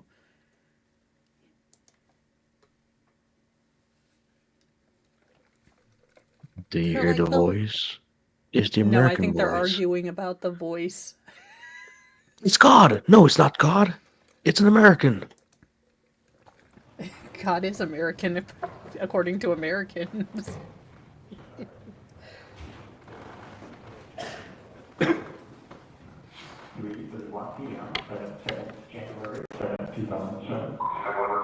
There's a fire. There's a house on fire. A house on fire where?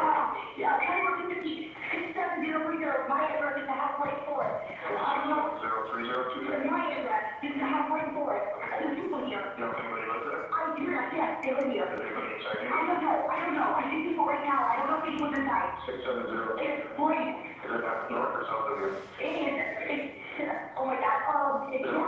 It's right before my house, right before it. So I can see the number before me. Okay, well, that's our pronoun. What's your name, please? My name is Linda Stermer's house. Linda Stermer? Yes, oh my God, she's outside. I don't know if people did it. Oh my God. She's outside now? She's outside and she's screaming something to my boyfriend. Okay. Can you see what she's screaming? I don't know. I don't know. I'm trying to get near the house. I don't know where she is. Yes, she's freaking out. Oh my God. Please don't tell me something. Are you able to go outside with your cell phone and see it? Yes. Will you find out if anybody's inside or not? Is there anybody inside? Is there? Oh my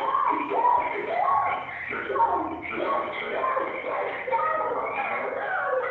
Yes. Hey, calm down. We got the fire department on the way there, okay? Except this sounds like it's a neighbor coming onto the scene. So that voice isn't indicative of anything. I'm trying to wait for like this voice that I'm supposed to hear. But this sounds like a neighbor because she's like, oh, it's the Stermer's house. It's the Stermer's house. Now, if you were calling from your own house, you wouldn't say, it's the Stermer's house. You'd be like, my house is on fire. But we don't need the water. Let the mother burn. Although that's what I would say. That's why they'd be like, ma'am, this is not for jokes. I'm like, no, my house is really on arson. This is how I deal with trauma, though. So it's a great song, but also can you get the disco fever out of my house. All right. Strange voice. Let's go.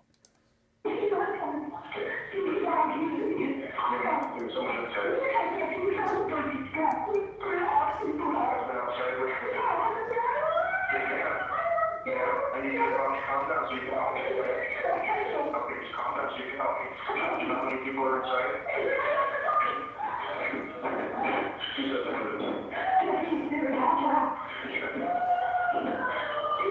Is that Linda in the background?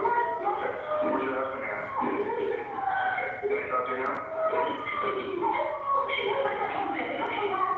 What's your husband's name?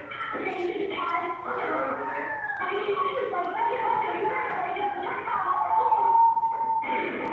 Is your husband inside your house?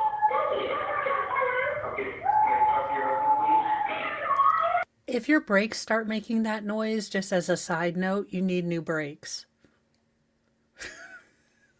Look, Mine's slowly getting to that point. I don't deal with emotional stuff that much. So I'm like, yeah, if your brakes sound like that, that's bad. I will say that does sound very upsetting, but I think that you would be horrified even if you had planned this out. Because I don't think you would, in your mind, have realized kind of the terror. You probably assumed if you lit something on fire that he was going to die of smoke inhalation or something like that.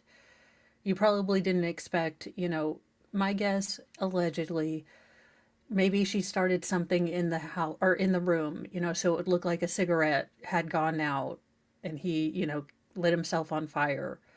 Well, I'm sure that she wasn't expecting it to be as graphic as it was.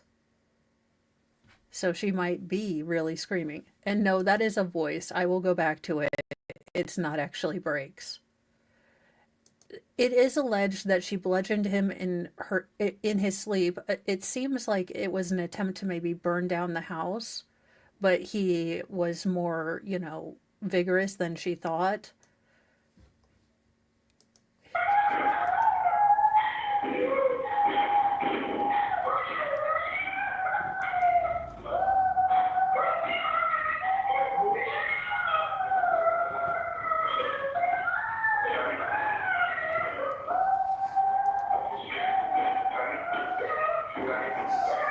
Can you do the phone to your husband so I can talk to him? Sir? Okay, is anybody still in the house? No one is in the house?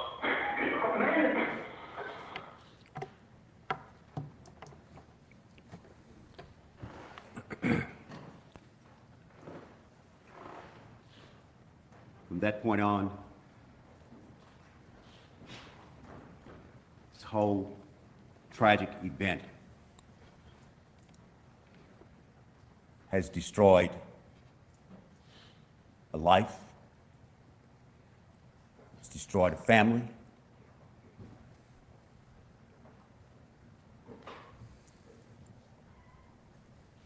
and we will be able to show you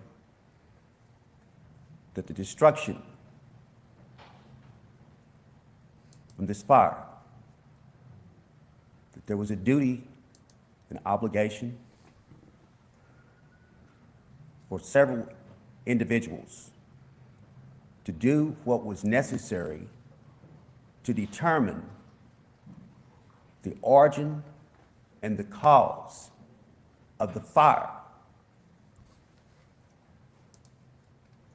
And that there is absolutely nothing Today, Junior? through the totality of this investigation that puts any weapon in the hands of Linda Stermer. Sir, you just done said, and I quote, look, she was taking the old, we spent a lot of time on the fact that it was old, but she's like, you said, and I quote, he magically maneuvered himself out chair, and she done like forward and backed on him. like,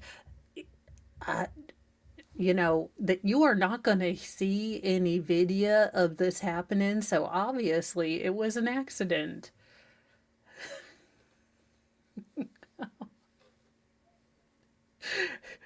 Why, why in the hillbilly hell does it sound like a 5-year-old's rendition of how and why he got a splinter in his butt while eating cotton candy? Because you've been a mom and you realize that this story sounds like something a toddler would tell you as to how he ended up eating the entire package of Oreos when he was trying to fight ninjas to bring you Oreos, but he had to eat them to put them in his stomach where they were safe because the communist ninjas were going to eat him, and at least he's an American and they would have a resting place in his American stomach.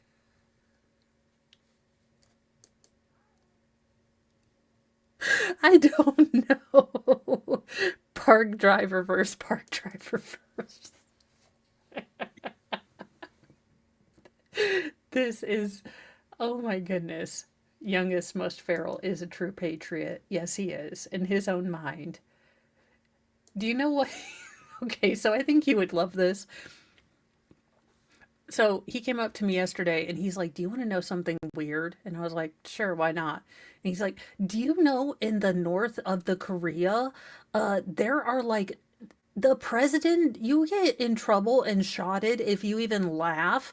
And have you seen that guy's haircut? Because I would laugh and get shotted. But when I am the president of America, I am going to free the North Korea guy because that is mean." And I was like, "Okay." He's like, "Yeah, but that's really terrible." And I was like, "Why are you learning about North Korea? I thought we had the adult or the parental guides."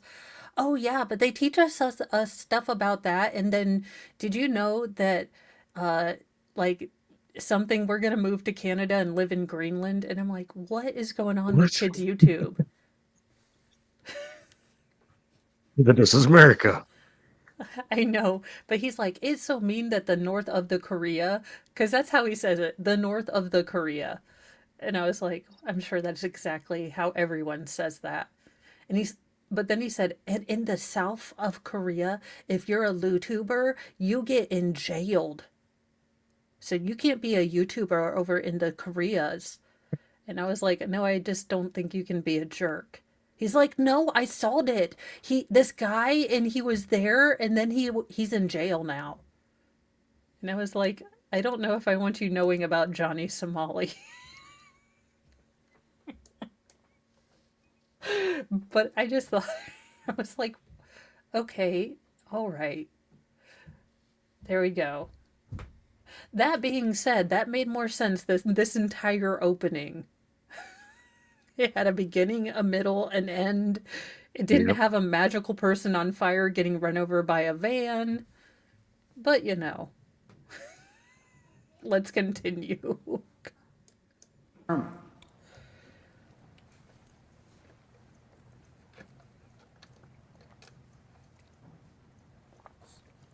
The links were never there. From this point, the investigation started with one person is alive and one person succumbed to the fire. Isn't that how most murder investigations start? Like one person's dead, the rest of us survived, and we kind of all start from that base point?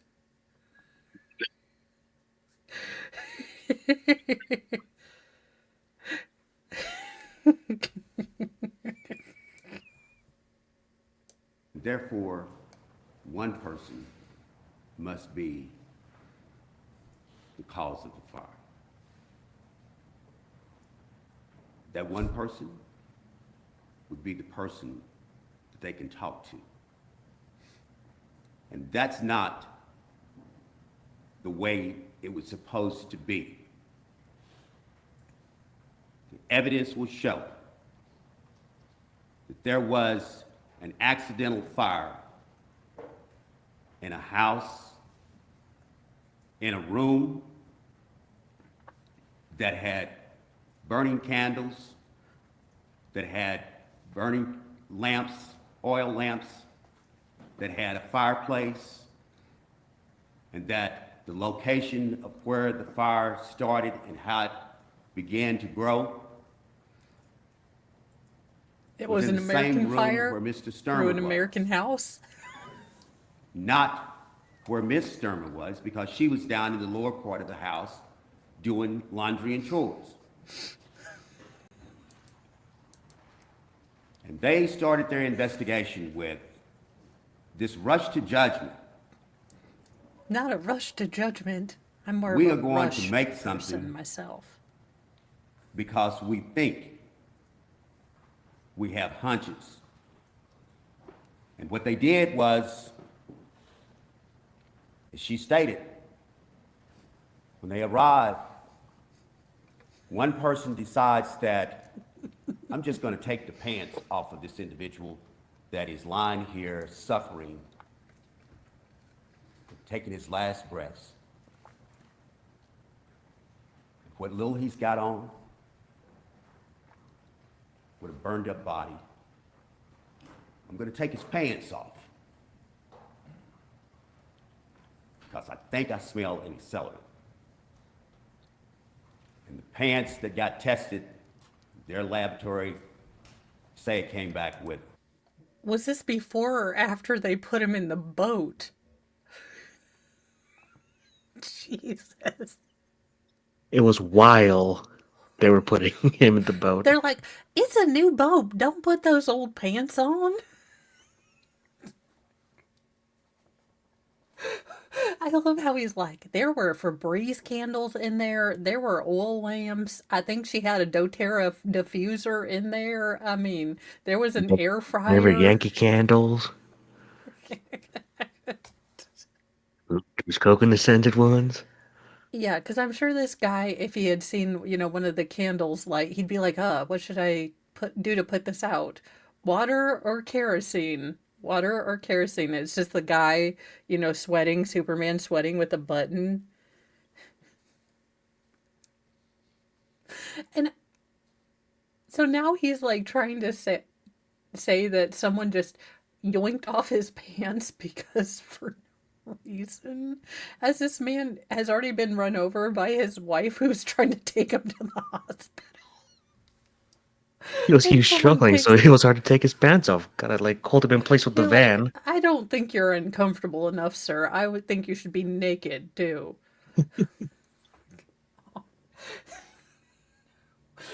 This case. Oh, good Lord. An accelerant. Don't say where the accelerant came from. But we will show that this oil furnace that was installed by Mr. Stermer is part of their heating system in the house, along with the fireplaces, that the oil furnace had some problems, and that from time to time, the oil furnace had to be bled. And so in bleeding the oil furnace, Mr. Stermer had done that the day before, and he had used some of the towels in the house, and these towels were left down in the lower part of the house. And so accelerant in reference to the household issues and needs on the outside was a common activity of use. They're going to tell you about a gasoline can. Wait, they commonly just have to mess with this oil furnace that can burn the entire house down?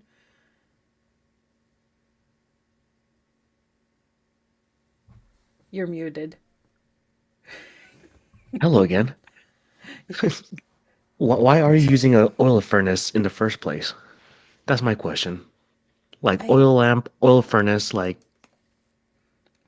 why? Yeah, I don't get it. Not much. We are listening to this defense attorney Shatner the ever living shit out of the opening statements. He's got the pregnant pause, the long pause, the pause of, oh my God, is my internet out? Did my screen freeze? No, it's just this man waiting to make a point. This this is not real life. Who unplugged the Matrix and let Joe Rogan plug it back in again?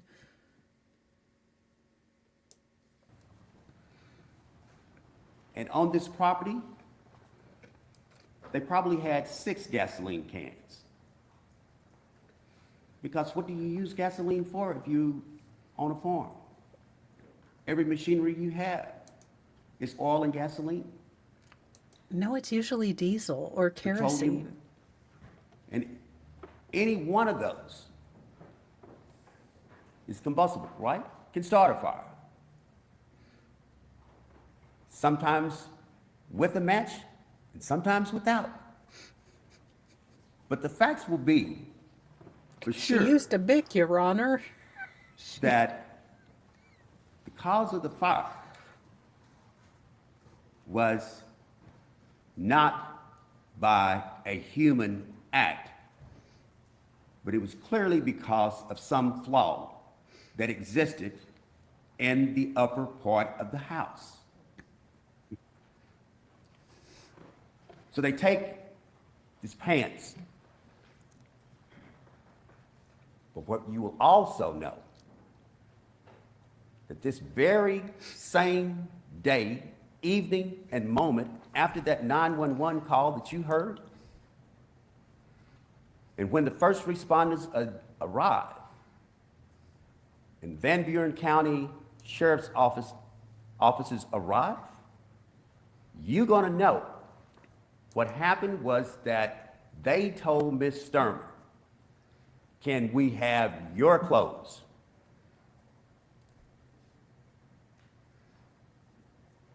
Now, evidence will show that she has laid down on top of her husband, begging and pleading, "Don't leave me." She has his blood on her clothes, hugging and embracing him. She had previously tried to pick him up. And they say, when they realized that Mr. Stermer is not going and didn't survive, so placing him in the ambulance, it was now time for the coroner's office. Was this after they got him out of the boat? And why did he have to say it? Ambulance? Damn it. It's the Ambalam. Damn. This entire, I mean, after she had run him over trying to help him, she was like, "No, don't take me, Jesus, take me." And his pants. And they wanted her clothes, but obviously her house was just in a fire, so she had no clothes to change into. So, I mean, case closed. It was on the washer. Oh my God. But they told Miss Stermer, "Can we have your clothes? Come get in the ambulance." And one of the dear friends that lives in the neighborhood, in the area, had showed up also on the scene. She says, "I'll go to the house." She said, "Don't worry, Karen. I will get you my moo-moo. I have a beautiful house dress. It is a zip-up. It is so comfy. It is fleece, and it has pockets. You just get it back to me whenever you can." What in the hell is going on? Forgot what the trial was about. I know. I've forgotten why I'm here, but I'm digging it. And so they took all of her clothes in the ambulance, gave them to Van Buren County officer.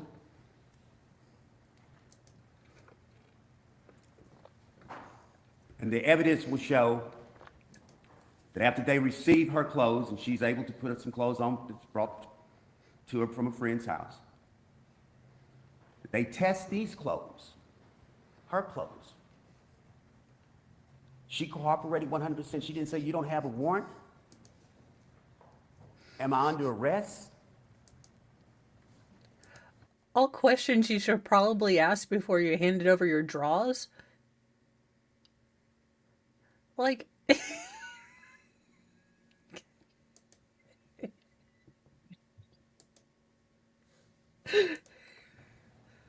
I don't need a warrant. I'm going to do whatever I need to do to find out what happened.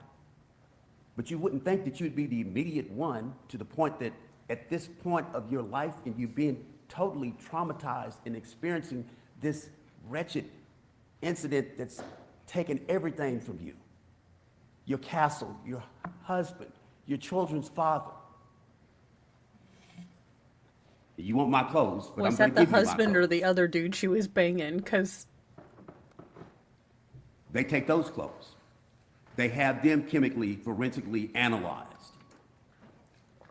And not the evidence will analyzed. show that when the test came back, there was zero of any scintilla of any type of.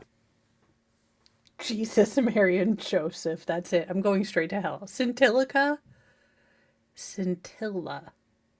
Scintilla sounds like a Metallica off, like, house band. Let's give it up for Scintilla. Scintilla. Bueller?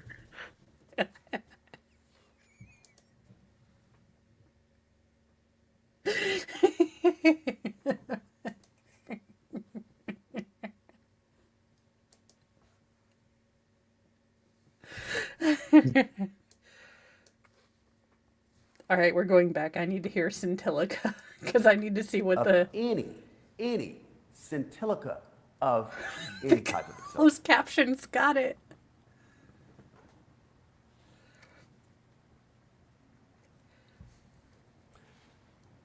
And an interesting twist about all of this now is that we're thinking that this should be investigated by law enforcement.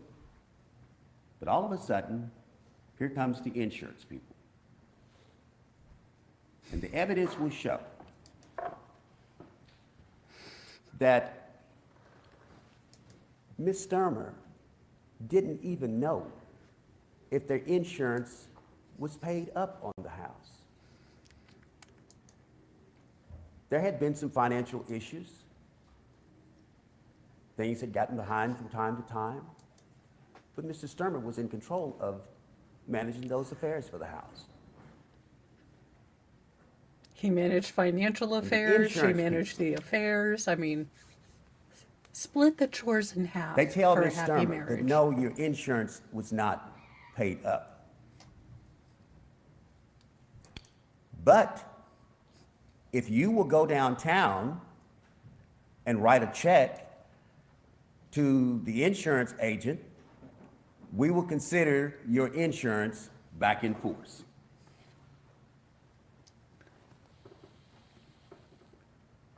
And that's what she did.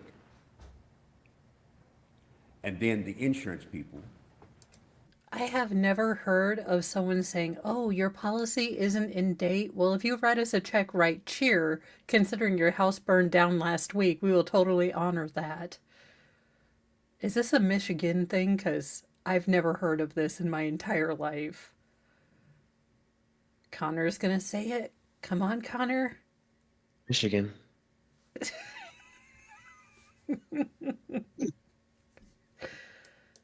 they started doing what they do. And many times what they do is to see how much money they can keep from paying out on a claim. And so they started this investigation of just trying to interrogate, take depositions, twist questions upside down so they could get the narrative that they wanted.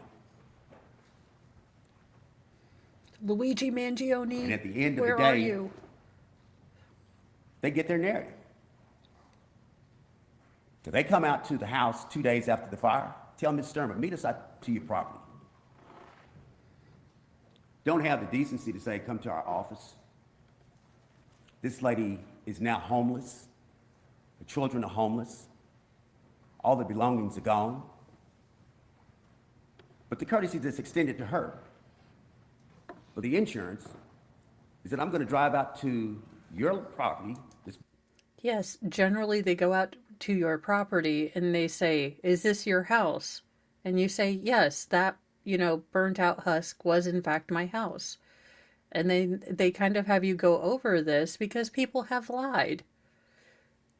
about, their houses burning down, incidentally. But I like how he's like, and those assholes made her go to her burnt out husk. This homeless woman. I mean, and they expected her to drive. And I mean, we know what happens when she drives around that house. I mean, honestly, if I were the insurance agents, I'd be like, don't you drive, don't. I want the keys out your ignition before I'm getting out of my car. That's what I'm saying. Been burned down, and I would like for you to meet me. And she cooperates. Her mother, one of her friends, the insurance person says, we need to talk to you. They put her in their car, and that's where they conduct their interview. And then that's not enough, so they come back another day and do the same thing at the property, in the car. And Ms. Stermer has cooperated 100% with them through this whole process. Hasn't delayed, didn't do anything, whatever they asked her to do. And so that's within the first weeks, 3 weeks and months. And then all of a sudden they started providing some financial relief, temporary under the policy. And then what's more tragic about this is, she said this happened January the 7th of 2007. The destruction continued for almost 2 years before any charges were filed. They Do what? went on every degree of a witch hunt that you can imagine. Every person that knew Miss Linda Stermer, they went and talked to. It was so grotesque that they even started looking at Mr. Stermer. Grotesque, not grotesque. It's not a test. It's not like gross. Ew, grody, she did the test. Grotesque.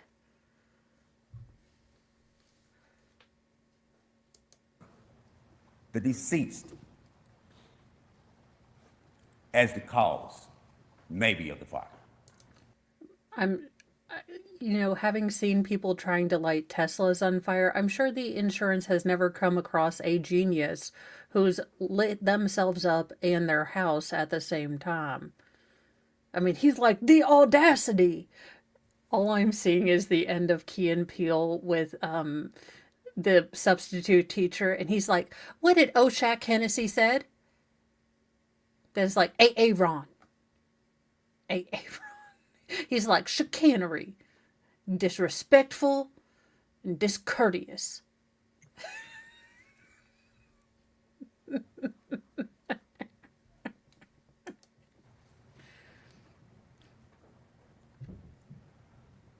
But what they never did was a true investigation for the origin and the cause of the fire. And the evidence will show that because of the fact that they can never and did never try to make any attempt to determine the cause of the fire, they have absolutely nothing that they can put in the hands of Miss Linda Stermer as causing the arson or the fire. Therefore, there is absolutely nothing of an element that they can meet of an arson. Now, the running him over with the van thing, you kind of got Talk us. about an affair. Talk about some disgruntled friend. Talk about somebody that had a dispute with you, that don't like you. And you're going to use that and connect that to say, okay, we can go all the way back to 2 years ago and we can make this show that, yes, she committed this fire. They go as far as when they do arrest Miss Stermer, they put her in jail, and they put her in jail with other females. And shortly after she's in, She, did she claim that she was a man? Like, he's like, the audacity! The audacity was on clearance that day. They put her in the female jail? Like, as opposed to what else? The white women who like to go to Target part of the jail? Like, what is going on? I'm just looking at the judge in the back. Like she had her head on her hand, and she's now just doing something else. She lost interest. She's done. She's The bored. jury is like, was there a murder in this case? I don't know. I think we're here about a gas station. I don't know. And remember, he said, "I won't take much of your time." It's been an hour. It felt like longer though, because I think we've only gotten like 10 words this entire hour. And oh, that's a bad pause. But, sir, in jail, the evidence will show they started pulling people out of the jail. You know this Stermer lady? You were in the cell with her? Did she tell you anything about her husband? Did she tell you anything about what happened, why she's in jail?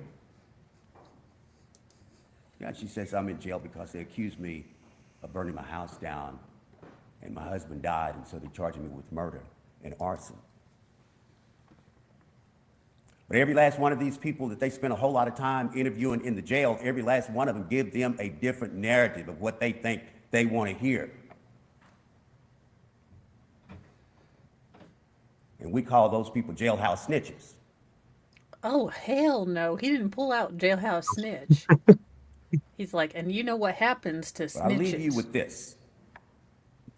Fired, run over by a van. Don't promise me you're going to leave us, because I know you're lying. Every last one of us is blessed to have the rights that we have in America. Accusations are accusations. But that fiber that I talked about earlier, that presumption of innocence, that beyond a reasonable doubt,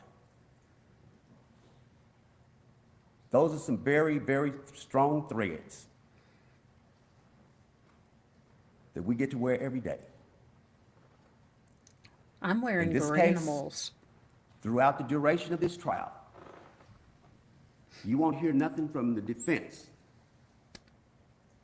other than the fact that there is no direct evidence, there is no circumstantial evidence. Sir, we done seen the minivan with all the, I guess you're going to say the Lord spray paint on the back. Look, what I had meant to say is that Jesus took the wheel, but Jesus got his left and right. Jesus was driving on European side, so what really had happened, yeah, unintentional. Man, He's tricking you. I have been in enough Baptist churches. He says he is finishing up. It is still going to take about 20-30 minutes to land the plane. So y'all are getting all excited, but I know when these things happen. I know how these things work. And the beauty of all of that is that the law states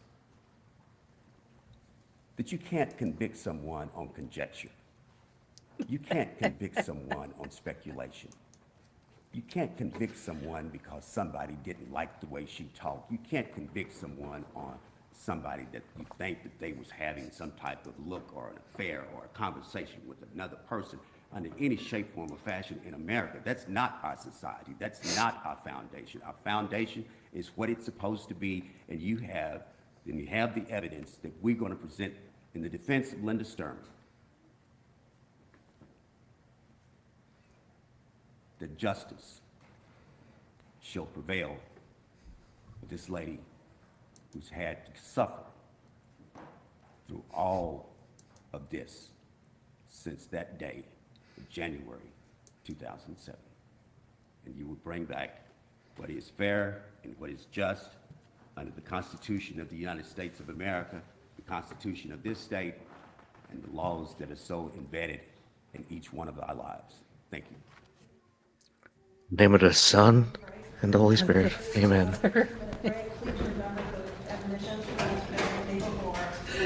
Thank God he's done talking. Whew. Yeah.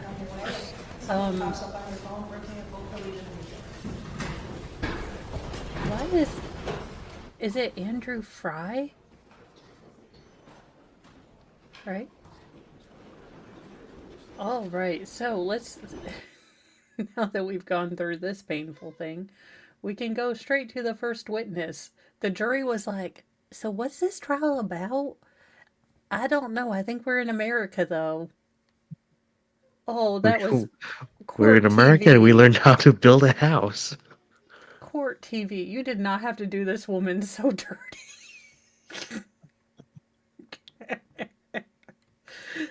Court TV.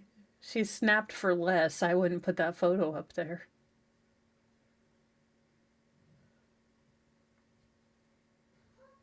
Oh no. How did we get to a... How is she in a different outfit? Oh, I guess she put a cardigan on. Oddly, for a case about arson, she's cold.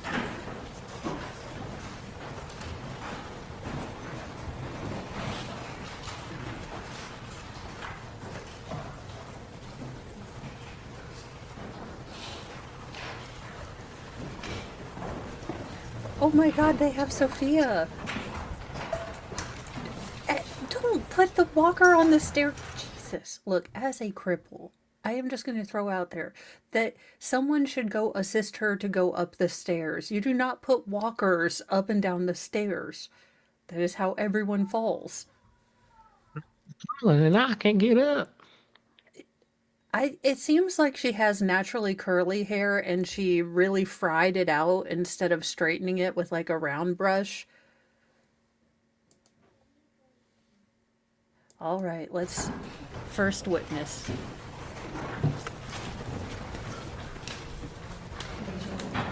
Do you solemnly swear or affirm that the testimony you're about to give in this cause will be the truth, the whole truth, and nothing but the truth? I do. Thank you. Please have a seat. When you solemnly swear you're not going to talk as slow as possible? Yeah. Oh no, make and sure she's I hard hear of hearing too. Oh shit. No. Good?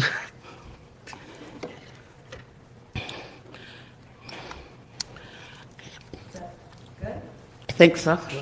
Sorry. And then you can move the microphone, it's easier to move that than that heavy chair, so you can move that closer to your mouth so the chair can hear you. Okay. And we'll I start by think having you tell us your full name and spelling the last, please. Sandra K. Stermer, Stermer. Thank you, Your Honor. Ms. Stermer, did you know Todd Stermer? Yes, How did you know Todd? he is my son. And do you know Linda Stermer? Yes, And how do you know her? she was my daughter-in-law. And how long were Todd and Linda married? I think 13 years. Sorry, can I have you move your microphone down a little bit? Better? Okay. I think 13 years. They were together longer than that. How, do you know how long they were together before they got married? Well, they had 2 kids. Trace, so a couple of years, 2. Tracy might have been 2 or 3 when they got married. A couple of years, and then they were married about 13. Yeah. And what was your relationship with Linda like during the marriage? It was okay. What was your relationship like with your son? It was great. He was a good son. I loved him. Had you been to their house, the new house that they built on County Road 215? Oh, wait, I'm not hearing very good here. What was it? Had you been to their house that they were building on County Road Oh, yes. 215? Many times? Yes. And at the time of the fire, can you describe to the jury kind of what the state of the house was, or? It was still a work in progress, but the chimney was done, bedrooms, it was very livable. Nice kitchen. Did it have floor coverings? Like carpet and? I don't think there was any carpet. I think it was just wood floor, but I won't swear to that. It's been a long time. A lot of years. So who was building the house? Todd was, with you know, he'd get help when he needed help, and his brother helped him quite a bit, and a lot of friends. And he had a lot of friends. Had he built things before in the past? What now? Had he done building or remodeling in the Yes, past? he was very handy. Could figure out most any kind of carpenter work, plumbing, electrical. He'd worked with an electrical contractor at one part where he was in an internship for quite a while. I was hoping maybe he'd stick with that, but he likes his independence, so. Did he, so you said he built most of the house himself, but then contracted out other parts? Yeah, there was parts of it that was contracted out, yes. Do you know who was living in the home at the time of the fire? Todd, Linda, Trevor, Trenton, and Corey. And who are Trevor, Trenton, and Corey? Trevor and Trenton are Linda and Todd's sons, and Corey is Linda's nephew. And did Todd treat Corey as a nephew Corey, or? no, he treated him like a son. He was a son to him. And we figured he's my grandson. I mean, I don't normally even say anything different except Todd's 3 sons. And had Todd and Linda raised Corey from a young age? 2. He was only like 2 with me. So Todd died on January 7th of 2007, right? yes, And when did you see him last prior to the fire? the Friday before. So that was on a Sunday, so you saw him the Friday before? And what happened on that Friday? Well, my other son had given me a $100 gift card to go to Red Lobster, so I invited Todd and the boys to come in. It was going to start school the next week, and I said if they came in, I'd buy them lunch or Brad would buy us all lunch at Red Lobster, and so they did, and we had a nice lunch and good time. They were in good mood. Can confirm in the Midwest, a fancy meal has to include the Red Lobster and about 173 cheddar biscuits that you have stuffed into your purse. But yes, can confirm that every significant life event must be, Red Lobster. She seems so sweet. And I don't really understand Linda smiling at her. It's kind of creepy. So you had the 3 boys and you and Todd? Yes. Anyone else? Linda was working, so she wouldn't have been excluded if she'd have been. And what was, Todd, you said everybody had a good time? Yes, we did. He had been to a doctor earlier in the day for an ear infection. And so the boys drove in, and then he came after his appointment. And that was it. We just chatted and talked, beginning of school and whatever was. What was Todd's mood? Todd was in a very good mood that day. In spite of the ear infection? Yeah, he was. I remember him smiling and laughing and joking with the kids. So. Any discussion about anything bad going on? He didn't tell me anything bad going on, no. If there would have been something bad going on, did you have the type of relationship where he would have discussed it with you? He would have eventually, but he probably wouldn't have brought it up right then at lunch. But anyway, so he would have probably tried to talk to me in private rather than, Instead of in front of the boys? yeah. Were you aware of any problems that Todd and Linda were experiencing in their marriage? As far as, no, nobody told me anything. I didn't think it was turning into a very good relationship by then. Just more tension between the 2 of them. That Thanksgiving, he came to Thanksgiving, him and the 3 boys came to where we were all at family-wise, and she went with the girls someplace else. So that's holidays like that where it was getting iffy whether they'd both be coming together or not. And traditionally, are holidays a big thing in your family? Yes. And usually everybody comes together? We usually come together, yes. Did Todd, was he a physically fit man at the time of his death? Yes, he had very little body fat. He was in good shape. He wanted to play sports all the time, and he couldn't do anything. At that age, he was 42, that he played 110%. He was very active. Did he get involved in any coaching? He coached, yes, his kids, he coached a whole lot. And a lot of people in Lawrence and everything really, you know, there's always going to be the naysayer, but most of them all liked him and the kids liked him. He loved kids and he was good with them. Did he have any physical limitations? No, he'd had a couple of knee surgeries from skiing and whatever sports things, but it didn't seem to slow him down much. No? So he didn't, you didn't notice that it slowed him down when he had those knee No, surgeries? no. He was still out running bases and playing basketball, so. Even after his surgeries? Yeah, oh yeah. When did you first hear about the fire? Sunday night, later in the afternoon. Later in the afternoon? Evening, actually, it was evening. And when you heard about it, what did you do? After I talked to the detective, my sister was over there at my house and we got in the car and drove out to Lawrence. And did you actually get to go to the house? We didn't go to the house. I drove down by the house and then we found out that Linda and the boys were at a neighbor's house. And so we went over there. So you went with the boys? Okay. And so did you ever go out to the scene that day?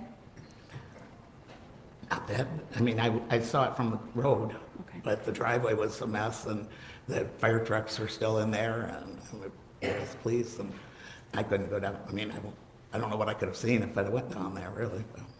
And so then, did you have an opportunity, well, where did the boys go after the fire? They were at this neighbor's house, I don't remember his name now, but he had come over after the fire and then and Linda and the boys were all there by then. Ashley had come, her daughter. And, Who's Ashley? Ashley? Yeah, who's Ashley? I don't know, that wasn't me. Apparently the stream is also exhausted.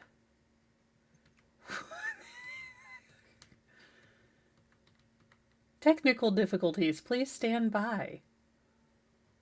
And we're back. She said she got, because I don't think she could get, She didn't get up the stairs. Did she say why she didn't get up the said stairs? there was too much smoke and flame.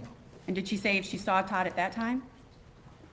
Is that a no? No, I'm sorry. So she said she didn't see Todd, or didn't I she don't tell think you she anything? said she got, because I don't think she could get up there far enough, supposedly, to see. And then she said at one time that she went upstairs and she saw him, right? Yes. And then what door did she say she went out at that time? She went out through the front, The front door, which would have been in the house? yes. Okay. There was also another exit off the kitchen. She never used that, but there's a lot of ways out of the house. Was the exit off the kitchen, what side, was that on the, No, Tanya, that'll be get your MREs and your, survival food. Because that's the only thing that's going to survive to his cross.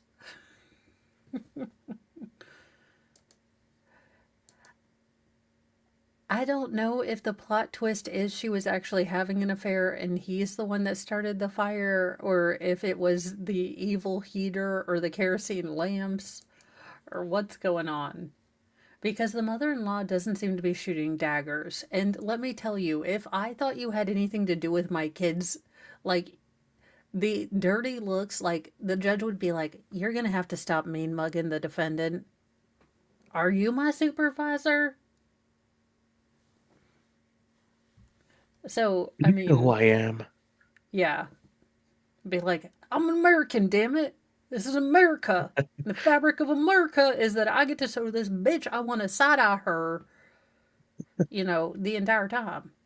I'm living my own American dream as an American. Yes. Mine right now is to mean mug this chick. How Crossing dare off you? my American bucket list. Yeah. side of the house, the back of the house, the front of the house? The one in the kitchen? Yeah, Was toward the back of the house. It was like off the kitchen in the back of the house. And that would have been, the door And would I have don't think gone. there was any steps there, but I think that must be the way Todd got out. Well, and I'm not gonna ask you about that, because obviously you weren't there, right? Yeah. Yeah. So she said, so one time she said that she went out the front door. Did she say she saw Todd that time? Susan, I can't tell you which one time she told me what. I mean, they were all right together. It was like one day, she told me two different ways that she tried to get out, or did get out, and then another way that she got out. So it's all here. I mean, you know. Yeah. And then, I just want to be clear, then one time she said she didn't see Todd, and one time she said she did see Todd. I'm sure she told me she saw Todd. And you said that those all happened within how many days from the fire? Those 3 different accounts? At the day of and the next day. So between those 2 days, Yeah, and I quit asking. did you ever talk to her about the van and driving the van? No? Did she ever tell you why she was driving the van? Said she didn't have a phone. Did she ever tell you, or did you ever ask if she saw Todd outside? Yeah, I didn't, because I won't elaborate. I didn't. And she never said anything about that? Was there a time that you were talking to her in those 2 days where you were at Kate Swift's house? No, that was later. That was later. So how much later was that? Probably within a week, because Brad and Kelly, I think, were with me. So who's Brad? My son, Your son. other son, And that'd be Todd's brother? yes. And what was the conversation with Linda? Okay, Court TV. I don't know what you're. Wow. That's it. We don't really want to know what Grandma says, I guess. Oh, Money. ooh, we're getting to money. For divorce or wanting a divorce? Not to me.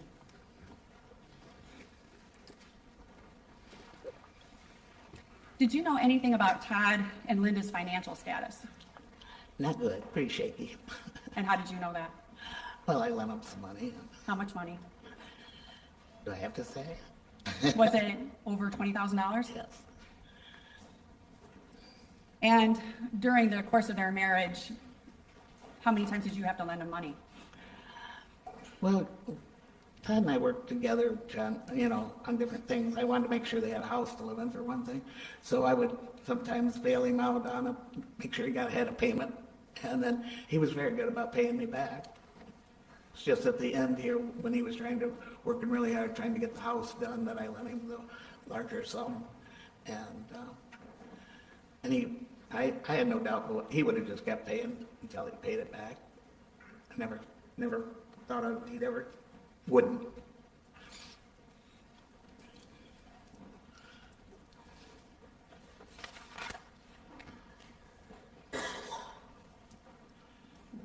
I have no further questions. Thank you, Ms. Stermer.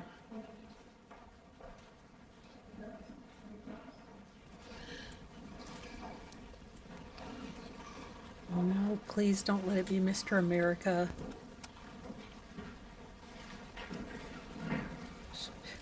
She's like, oh, I guess I'm done? No, he's just taking dramatic step pauses up to the podium.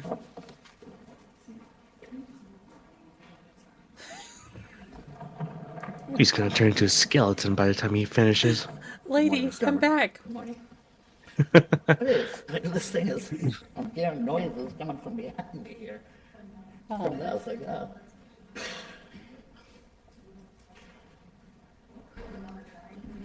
Well, I mean, if I just, Was it noise of just moving this? it's weird. Are you hearing it now? What now? Are you hearing it now? Yeah. Can you hear? No. We'll try to turn that separately. Sorry.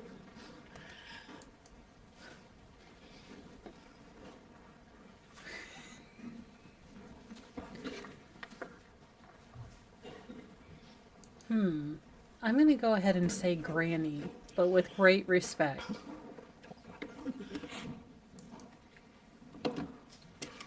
Oh, she's so cute. I don't know how this one goes. Oh, she's going to wear it like a headband. Sound okay? We'll see. That's with their daughter-in-law. Sorry about that. I can hear you. Good morning, Ms. Stermer. Can you hear me? Hi, good morning, yeah. Okay, thank you. Thank you.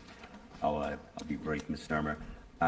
No, he won't. You stated that your son was very skilled in building. Is that right? Yes. Yeah. And he had been an apprentice. Is it I understand? He was an apprentice for an electrician. Okay. Oh, I'm sorry. Sorry. Okay. Okay. Sorry Oh, about she's that. so cute. I'm electronically challenged. But apprentice for an electrician, is that right? Yes, he was, and he also, he just was one of those guys that could look at a blueprint and he'd measure and he just was a perfectionist along those lines. He'd remodeled a couple of houses along the way and that he'd sold, and he'd learned. He was a smart kid. Well, was this the first house that you, He built from scratch. that he built from scratch, is that right? Yes. And you were very proud of that? Yeah, I mean, I was always proud of my sons anyway, or daughters, whatever, but yes, I was proud of him. So when he told you that he was gonna build his first house from scratch, did you help him financially in reference to the? Not right at first. I mean, it was later on he got, when he was getting into the closing stuff and he'd already put a lot of money into it that he had, that I helped him out some. Had you ever spent the night at the new house that he built? Did I? Yes, ma'am. Yeah, no, okay. But did you know the geographics of the house on the inside? You did?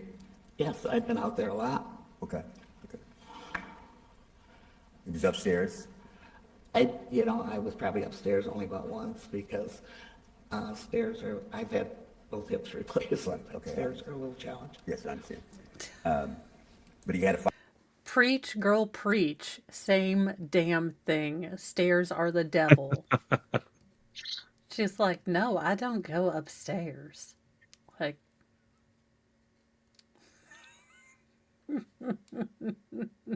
I know, I was like, the geographics? I was like, where in the Carmen San Diego was he? And then he's like, well, he was upstairs. I'm like, this is the mom. She doesn't know where he was. She's just, and I love how he's trying to get in there. Like, your son really sucked at building stuff, right? Like, he was a little special needs, right?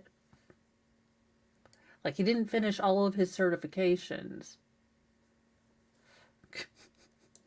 fireplace. Did he ever express to you which part of the house was more passionate to him than the other? No, not to me. Okay. Wait, what part of the house are you more passionate about? Like, the way this man asks questions. I was trying to go use the restroom, and then he's like, well, where was he most passionate about? And the woman's like, I don't know. Finishing the fucking thing? I don't know. Thinking it? His, when you were speaking with Linda right after the unfortunate demise of your son, was she still hysterical to you as far as processing the whole incident? She pretty much, when we got back to my apartment, I gave her my room, fixed her up with, whatever. And she just went in there and stayed in there, and I was out in the living room with the boys. And so.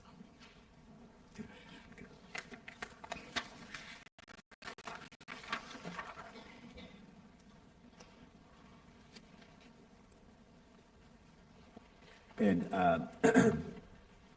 the lunch that you and your son and your grandsons y'all had, the only reason why Linda wasn't there is because she was at work? They said she was at work or she was doing something. I mean, she worked periodically. She worked at different jobs, and she did a lot with horses. And so I don't remember especially, but I'm thinking it was work. But they thought that said they, She worked Did periodically. you know about the horses? The horses? Yes. I knew something about the horses, yes. Big pardon? What? I I see. knew about the horses. You knew about the horses, okay.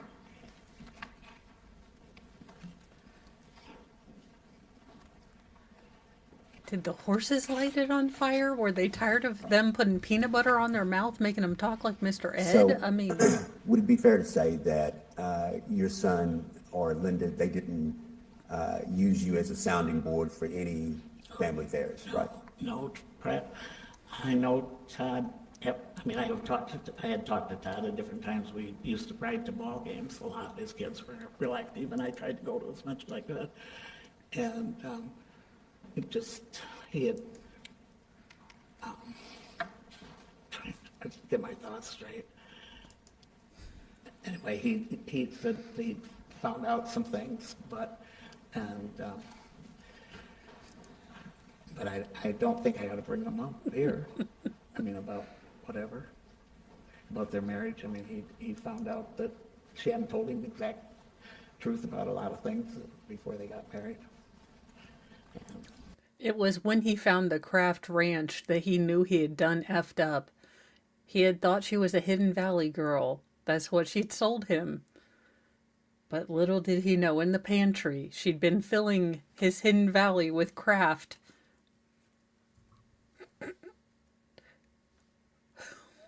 It's safe to say your husband did, or your son didn't gossip about his wife being a skanky skag whore.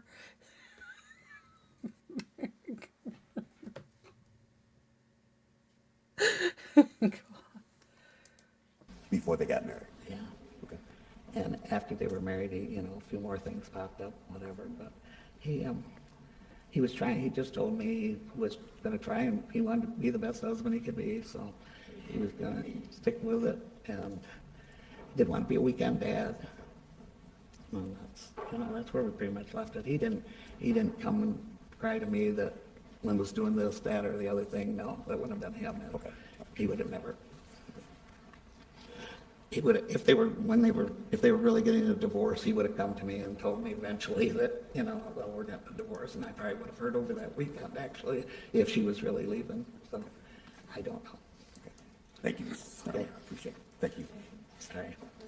Thank you, I just wanted to clarify. When the house that Todd built had a basement level, right? And an upper level too. So. Loft or A whatever. loft. So when you. That's what I'm talking about, yes.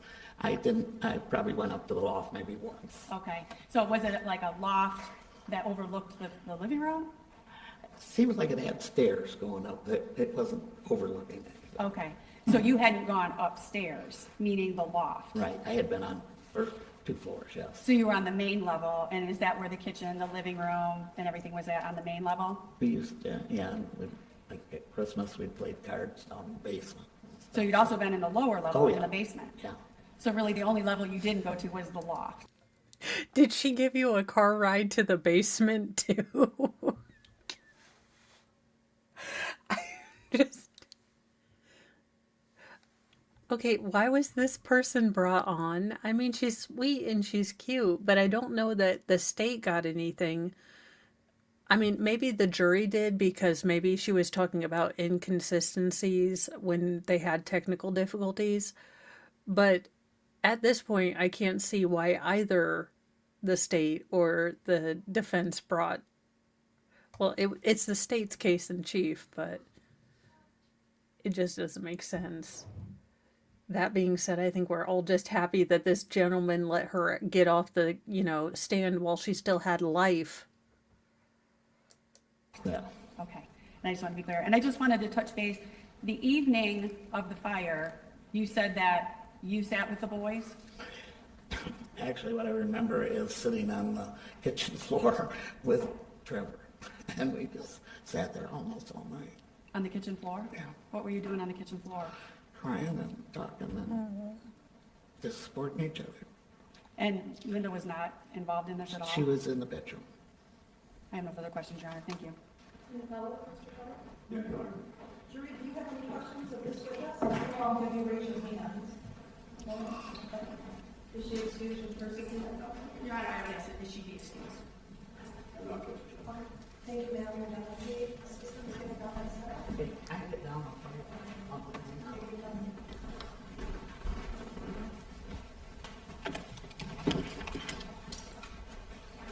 Don't make her take that walker and hold the things in her hand. Yeah, John Cena, get over there. Defense helper. Don't forget to take off the earbuds, ma'am.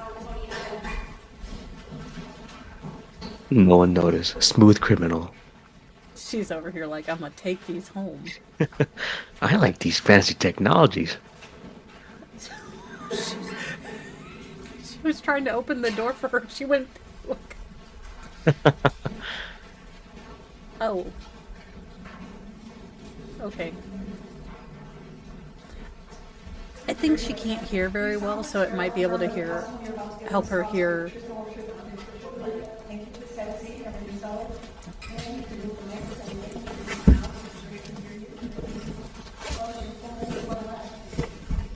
Okay, Hopper. Yeah, a little bit easier this Thought way. you were in Russia. Tony Evans, EVANS. Thank you. What is your current occupation? I'm currently employed at the Van Buren County Sheriff's Office, And how long have you been there? over 26 years. In what capacity were you working with the Van Buren County Sheriff's Department on January 7th of 2007? I was a K-9 deputy. You were pardon me, a what? A K-9 deputy. K-9 deputy. K-9 meaning you have a dog. Yes. And were you dispatched to a fire? No, K9, meaning I actually am the dog. I am both a dog and the handler. This is 2025. How dare you? I'm into pup play. I'm a bear. Hit me up on Grindr. I'm just imagining a deputy on all fours, just like charging at you. Be careful, he's rabid. Release the dog! Just gets on all four. Go, Kyle. Go.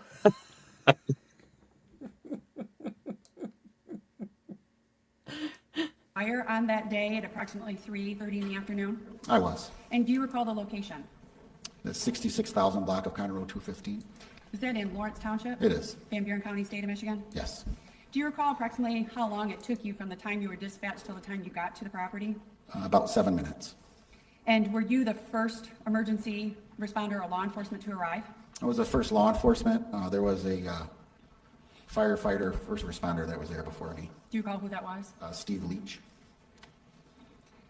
What did you observe when you first arrived at the home? So when I pulled in a long dirt driveway, heading back to the west to a 2-story yellow home, I pulled in, it parked off to the right about 3/4 of the way down. I saw heavy smoke on the north side of the residence. It was Sorry. going up a little bit to the north. Then I saw flames on the south side and smoke coming out of the second story windows. How long was that driveway approximately? Approximately 250 yards. Was it a flat driveway? Did it angle up? If I remember, it had just a little incline going up to it, to the west. You said that you saw the smoke going up. I think you used your hands in a motion to show going up.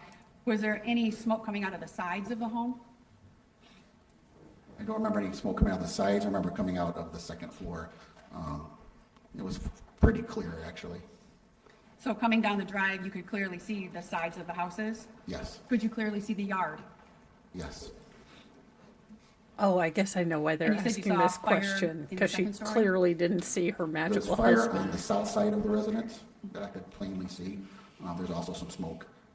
There was heavy smoke on the north side of the residence. What were the weather conditions at that time? When I pulled in there, I don't remember it raining. It was cloudy, a little overcast. Eventually, it did start to rain sometime down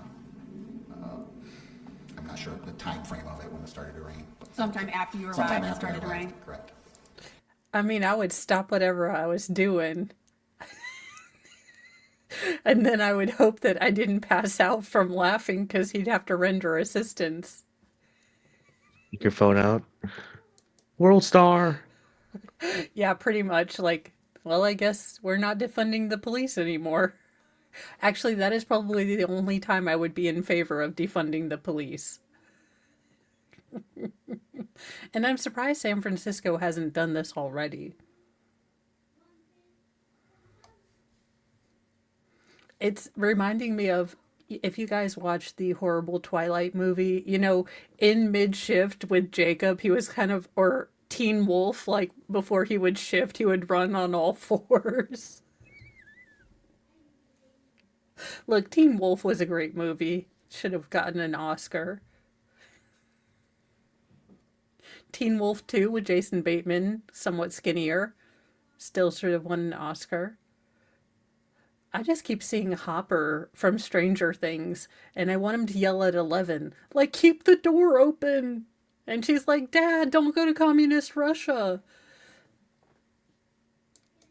And then he's like, I don't And like then did the President weather Trump. change from the rain? Went from light rain to heavy rain to snow. And that was later on? Yes, it was later on. Would that have been after it was dark? Remember it raining, so it's about 3:37, 3:46, if I remember correctly, When you got there, correct? when I got there. January of that time, I'm not sure exactly what time it got dark out. Obviously, it gets dark out earlier in January here in Michigan. So I think it was maybe light out when it started raining as well.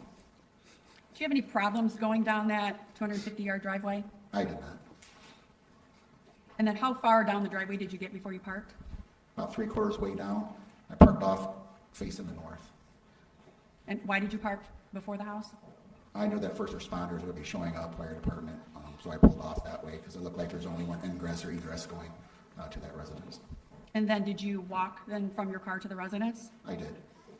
Do you recall the condition of the driveway as you were walking on it? It seemed fine to me. And then as you approached the house, what did you see? So I saw subjects on the north side of the residence, about 5 people on the north side of the residence. I walked up there and they were attending to Mr. Stermer. So I want to stop you real quick with on the north side of the property. Can you give the jury an explanation of what the terrain is on the north side and how that house is situated with the terrain? So terrain-wise, it was a grass with a slight slope going down. And then it looked like there was maybe a driveway that they used to pull around to the back of the house at some point, but that would have been dirt. And so then did the terrain go, did it go all the way down to then the lower level? It dipped down to the west. And so where were the people that you saw situated in like with that terrain? About 20, there's a green fuel oil tank that was there, so they're about 20, 25 yards to the north, maybe northwest from there. And were they on the slope down that you described? I don't remember being on a slope down, no. Okay, you know what I mean when I'm talking about the yard sloping down? Yeah, Were we weren't on the slope, no. Okay, so you were on up the flat part. higher? Yes. Okay. And do you recall who was on scene there? You said there were several people when you arrived.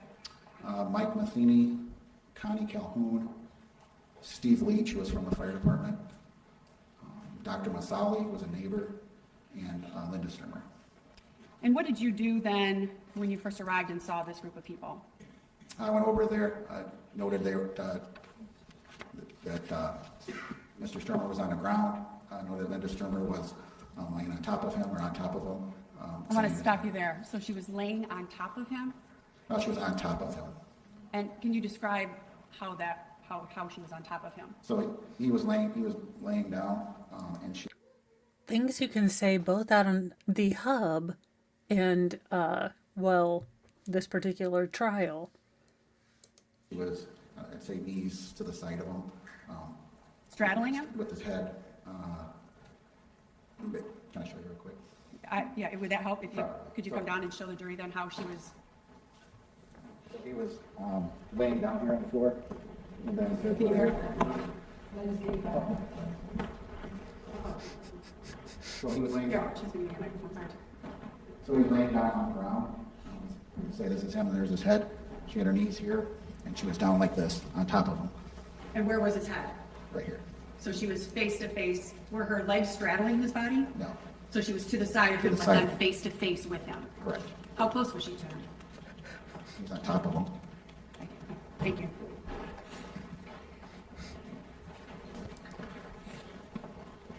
Could you tell at that time if Todd Stermer was still alive? He did have labored breathing. And when you say labored breathing, what do you mean by that? His breathing was shallow. Shallow? Was he responsive? No, Did you hear him say anything? no, I did not. What did you observe about Todd Stermer and any injuries? I know he had burns on his face, his arms. He appeared to be severely burned. His ears, you could see some cartilage on it. He did have a laceration to the back of his head that was bleeding. And did you see blood anywhere other than the back of his head? He also had lacerations to the back of him. Was there any blood on the ground? Yes. And where was that blood? The blood was where he was sitting, where he was laying on the ground. Was he clothed at that time? He was not clothed. He did have a pair of sweatpants and his socks on. I'm not sure if he had underwear on at that time, but they were wrapped around his ankles. And there was a plaid, looked like a jacket of some sort that was laying over his private area. There was also other clothes that were bunched up down by his feet. By his feet? Yes. And did you ask the defendant, Linda Stermer, what had happened? I did ask her what happened, and she didn't respond. Did you ask her if anybody else was in the home? I did. Did she respond to that? After a couple of times, she said no, or she shook her head no, and then said there may be some cats.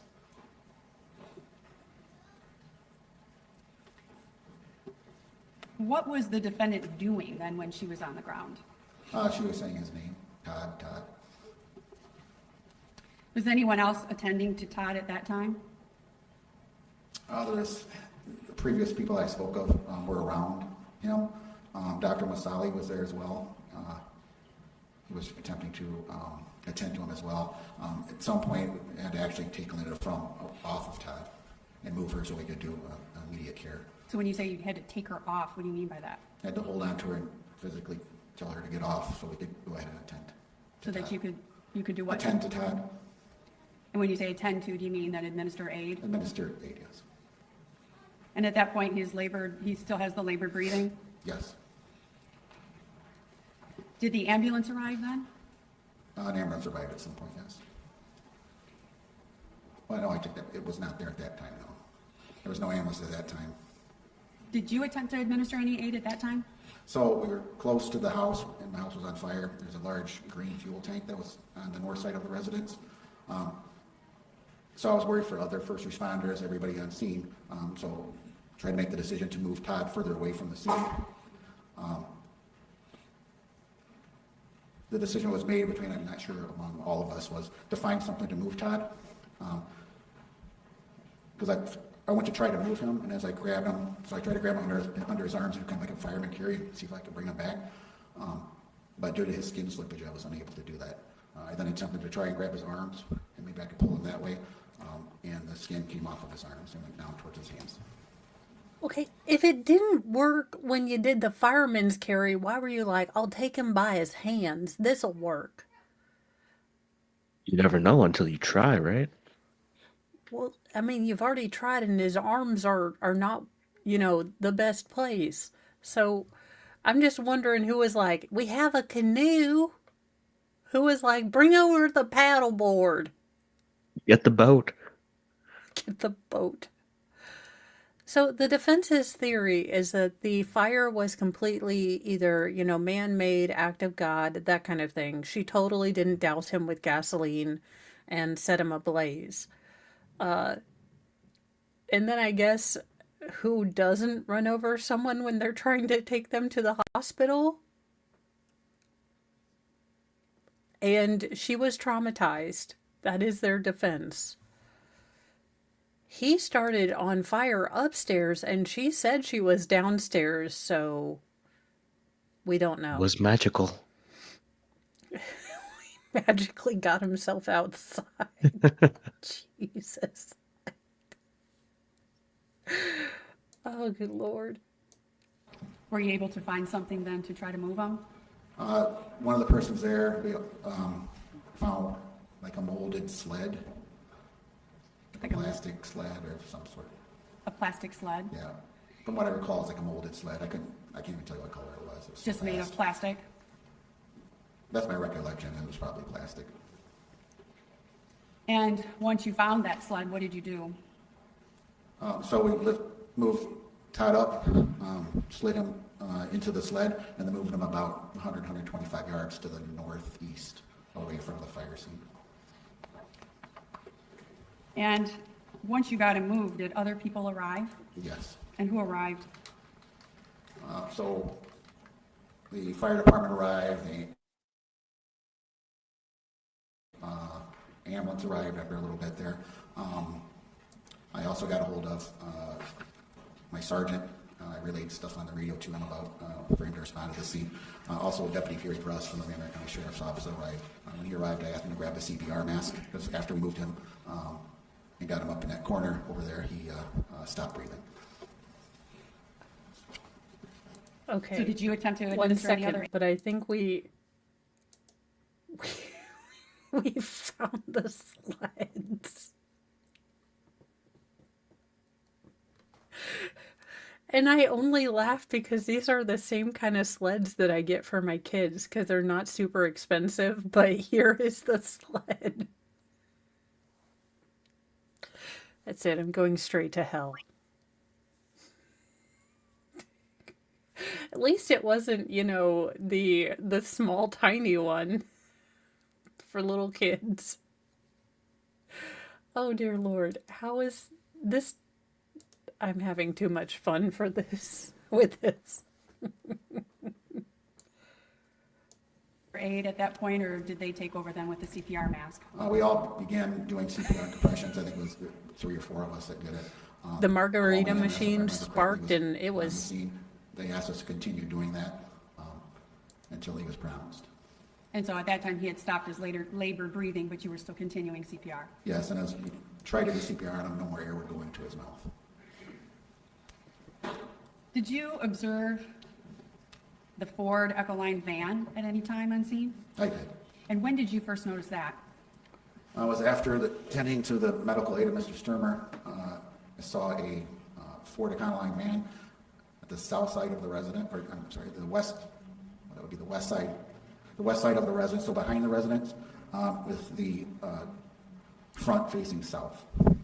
So, and I just for directionally challenged people like myself, the north side would be to the right of the house, correct? So if I'm going down the driveway and I'm looking at the house, the right side is the north, the left side is the south. So- Straight ahead would be west. Straight ahead would be west, so the, This sounds like when Mr. Mo has tried to teach me directions for forever, and I'm like, so if I were going to be going north, would I be driving towards the driver's side or the passenger side? I don't know which way you're facing. Does that matter? Yes, if you want to know north, west, and south, it does matter.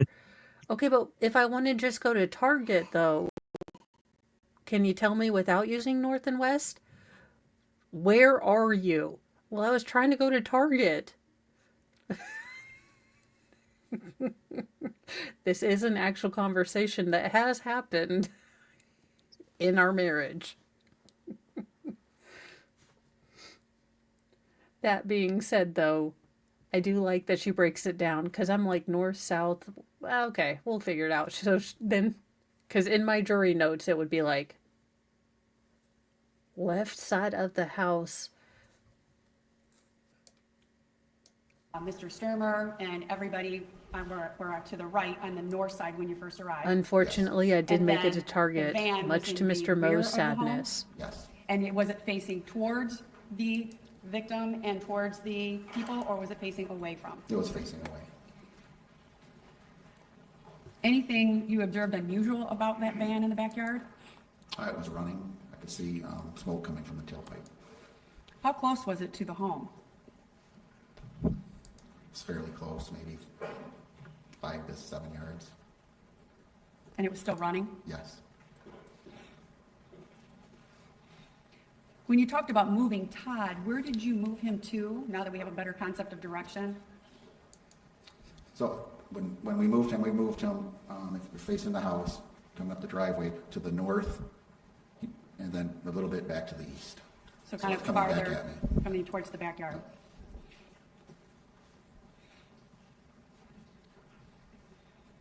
Were you there when the medical examiner arrived? I was, yes. At that point, once the medical examiner had arrived, was Todd pronounced dead at that time? I believe so, yes. Once he was pronounced dead, did you have an opportunity to see his injuries a little bit more thoroughly? Yes.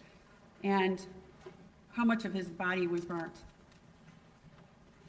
I would say 70%. And you talked about skin slippage. Where was the skin slippage? So on his arms, down by his hands, where the skin peeled off and went down towards his hands. He also had some skin slippage up when I tried to grab him up by the shoulder area. And you talked about the lacerations, and I believe some injuries you saw in the back. Is this the time that you saw the injuries then on the back? Yeah, I noted there was a lot of blood when we moved him, and during the time of the CPR and looking at him, there's a large pool of blood when we moved him from the area where he was laying down. Brought him over there, and once we were doing our medical assessment of him, he was still bleeding from his head, and then he had some lacerations as well on his back.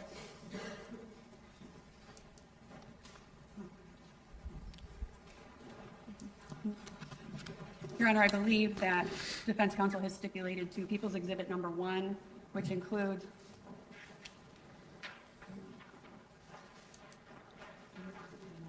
I don't know. Was it Thursday when we started this morning? Because it would include items, pictures 1 through 27, so we've labeled them all 1. So it'll be 1-1, 1-2, 1-3. And I believe we have a stipulation to admit these photos.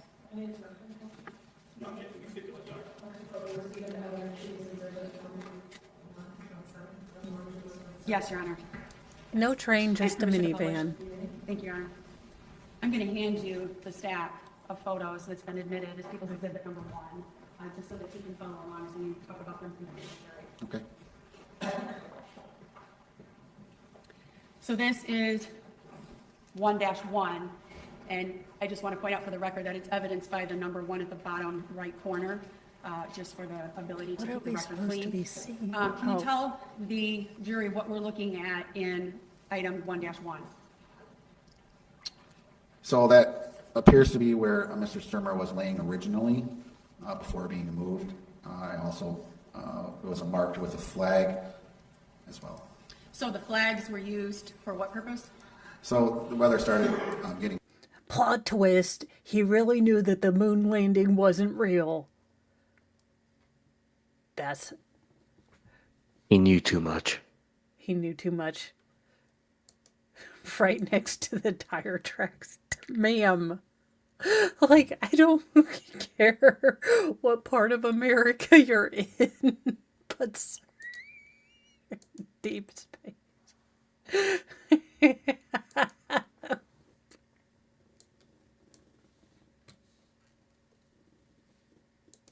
bad, started raining, then started heavy raining, then it started to sleet, and then it started to snow.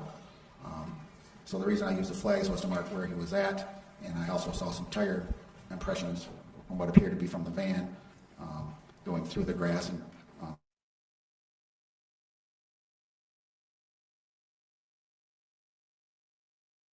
back to the If you could also then describe that to the jury. Exhibit 1. Did you see any on Exhibit 1?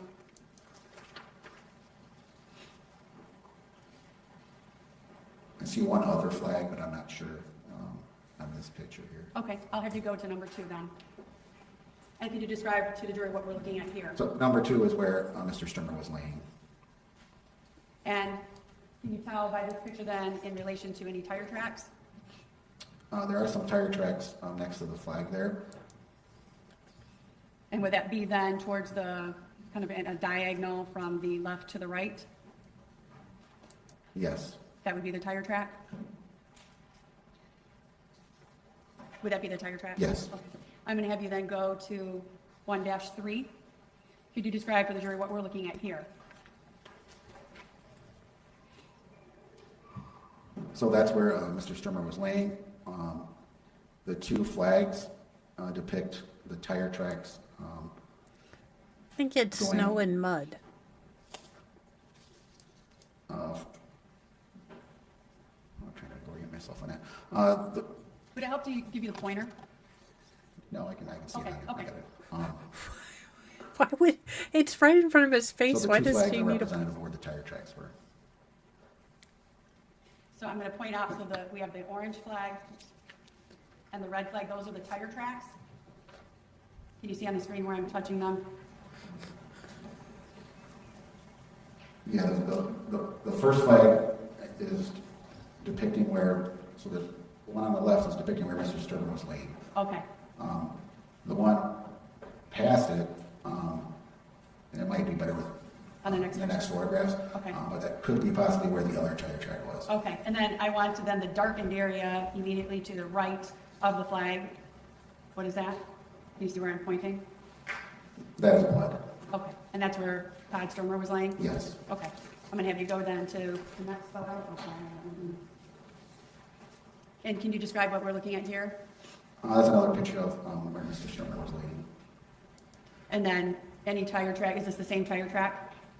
Yes. I'm gonna go to the next slide, which I believe will be 5. What are we looking at here? So I think you can see the van in the back. He always has that a face like where you know that there's something obvious. It's like one of those like trick questions. Like they're married and he knows it's a trick question. So she's like, "What do you see here?" And he always looks semi-terrified like, snow. It's This ashes. happened in, let me see. So she was initially sentenced in 2010. This happened in 2007. So it has been a good long while. As much as I'm laughing at this man could we get more of the snow pictures? Now I really want a cup of hot cocoa. I'm like, Oh, crime scene snow, my favorite. yeah, like what are we doing here? 'Twas the night before feloniousness, and all through the house, not a creature was stirring, just, premeditation and such. I don't know. I'm working on it. Steve Gosney's going to write a book. We're doing Crime Before Christmas. The crime scene before Christmas. Background there. And if you look at the tire tracks, one on the left and right, that is a tire track moving back towards the van. So were you able to follow the tracks from where you first saw them to then the van that you found? Yes, And is this a progression of pictures as you're approaching the van? it is. Okay. So I'm going to go then to photo number 6, 1-6. What are we looking at here? The picture,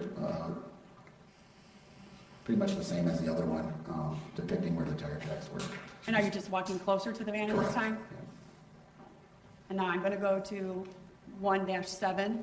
What are we looking at here?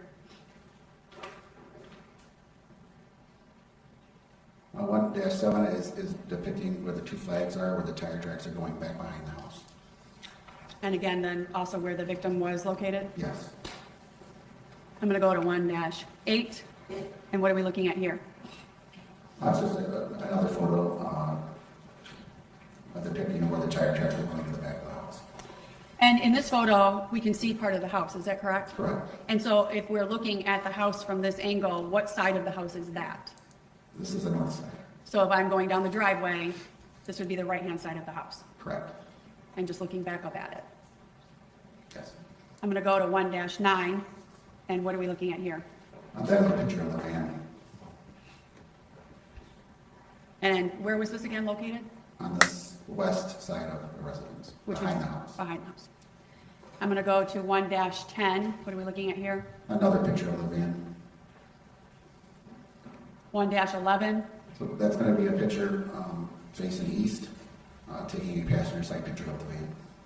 And so this is also showing part of the house. Again, what part of the house are we looking at here? The south side. Did they keep it running the entire time? Because I'm noticing the little exhaust. They're like, we have to keep it in pristine condition. It was on, it's staying on. And, I mean, maybe she didn't see him. And that would be the back side of the Oh, house? sorry, the west side. That would be the west side. The west side, which is the back of the house? Yes. Would that be the lower level? Is that the walkout level? I would assume so. I never went in it. So. I'm going to go to 1-12. And if you could just describe what we're looking at here. Another picture depicting where the van was on the west side behind the house. And the lighted up area obviously is still where the fire is occurring? I'm not sure on that. Okay. Do you know what the lighted area is? I do not. Okay. I'm going to go to 1-13. And what are we looking at here? I don't think they're going to let the house continue to burn down while they take pictures. I could be wrong, but I would figure that would be one of those, interesting things. MLS, this is the retrial of Michigan versus Linda Stermer. Apparently in 2007, in January, prosecutors alleged that Linda hit Todd with a heavy object in his sleep before setting their house ablaze. Now, Todd managed to run out of the door with his upper body engulfed in flames before Linda allegedly ran over him to try to get him to the hospital. And her defense attorney shattered the ever-living hell out of his opening.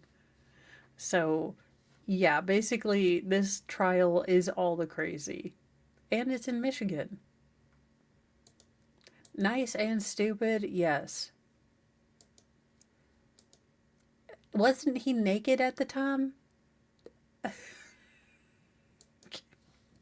Was it dark out so she could still see him ablaze? Did you stop to take the crime scene pictures when the house was still burning down?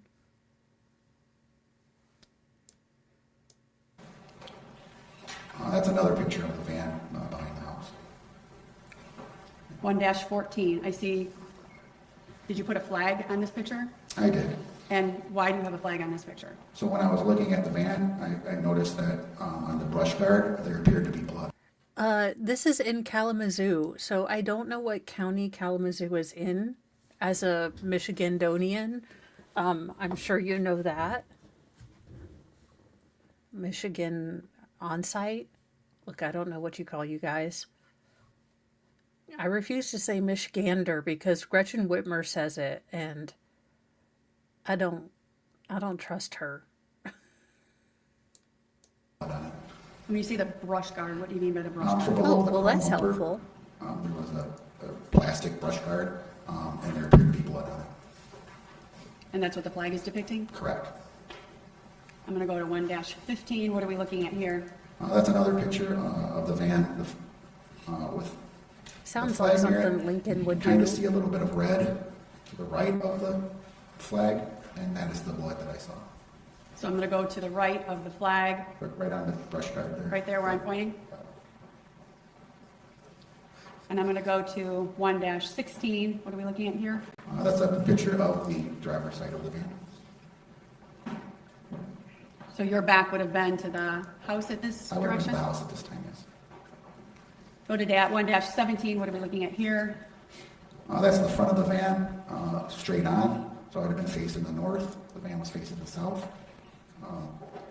Where the flag is, to the left of it, there's a red mark, and that's what I believe to be blood on the van. I'm going to go to 1-18. What is this?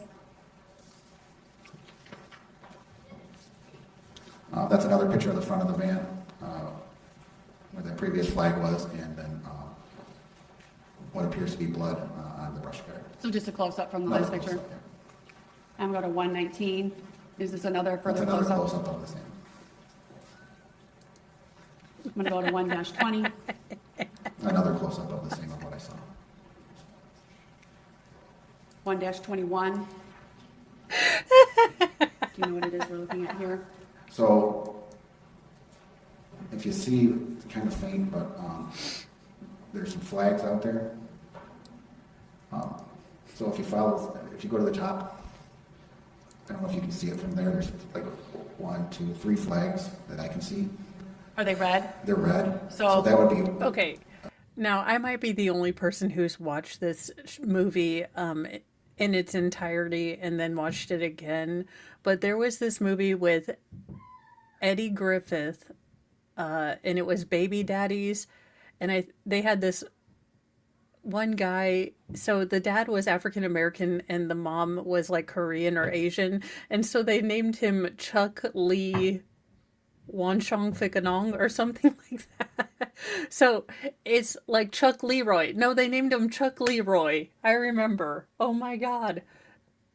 That's all I'm thinking about. Morgan Miyagi, Chuck Leroy. Because he liked kung fu movies. I thought it was funny. Anywho. Because this man doesn't, every time he answers a question about what these pictures might be, again, he looks like me when my teacher would call me up and like, how do you spell couch? And I'd be like, there's many schools of thought on how one should, spell couch. And I believe none of those schools start with a K. Is that correct, Miss Miller? Just spell couch. This is an American school. In the American way. In the American way. And one of the greatest things about America is that we can have spelling tests. It is intrinsic into the, fiber of our very being.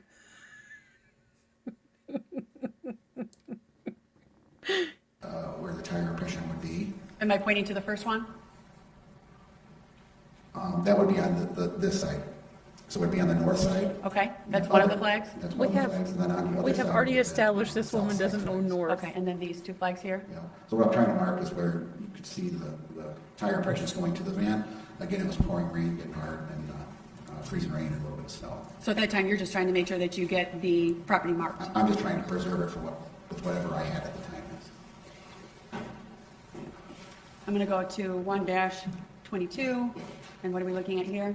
So what I'm trying to depict there is if you look on the left, there's the flags going kind of rounded back towards the van. So on the right side, you can see the flags going back towards the van. The left side, flags going back towards the van. So trying to capture how the van went around and parked. So you were able to then, let me ask you this way, were you able to see where the van started and where it ended? Initially, yes. And you were able to follow that entire path?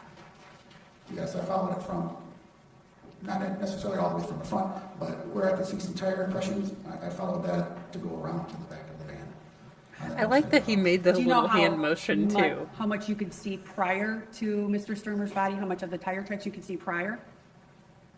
It wasn't a heavy impression, it was just a mild impression. It's like someone drove through your grass. Was the ground more solid there? At the time, the ground was more solid. There may have been just a little bit, it may have rained there before, I don't know, I'm not sure if it rained there before. But there was just a little bit of mud. And then you were able to then track it up to the point of Mr. Stermer's body, Yes, and then you were able to track them going to the backyard. yes. Was this a fluid track? Meaning, did you see any detours off of that curve? I did not know. Okay. So you were able to follow it in a pretty smooth curve. Yes. I'm going to go then to 1-23. She didn't hesitate or What are we nothing. looking at here? Again, depicting where the tire tracks were leading to the van. And that's donated by the red flags. Correct. 1-24. The same thing, I think, just a little bit better angle. I think you can see a little more on this picture where the flags are going back towards the van. And I want to ask you, are those flags going in? This is the case, a retrial of the state of Michigan versus Linda Stermer. Now, what the state, those lying a-holes, will want you to believe is that Linda, because she was having an affair and they were mighty behind in their bills, she somehow lit her husband on fire. Then when he didn't pass from the fire and managed to get out, she ran him over. Now, what the defense will tell you is that this is America. And he will, in fact, say that at the opening of his statements. But they will remind you that Linda claims that she was doing laundry in the basement of the house, and the fire obviously started in the loft. So, Linda could not. No, the defendant was not naked because they took her clothes to do accelerant testing on. But they're claiming that the accelerant that they found on her clothing was because she was hugging him, telling him, like, don't leave me, Cletus, and such. And I don't know. Look, I didn't realize that it was gonna, be a sort of fiery sort of couple, cases. But they don't involve any children. So, yes.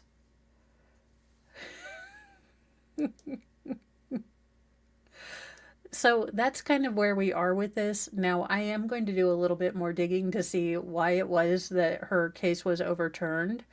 But this was overturned. This happened in 2007. She was convicted in 2010, or her conviction was overturned in 2010. No, she was sentenced in 2010 to life without parole.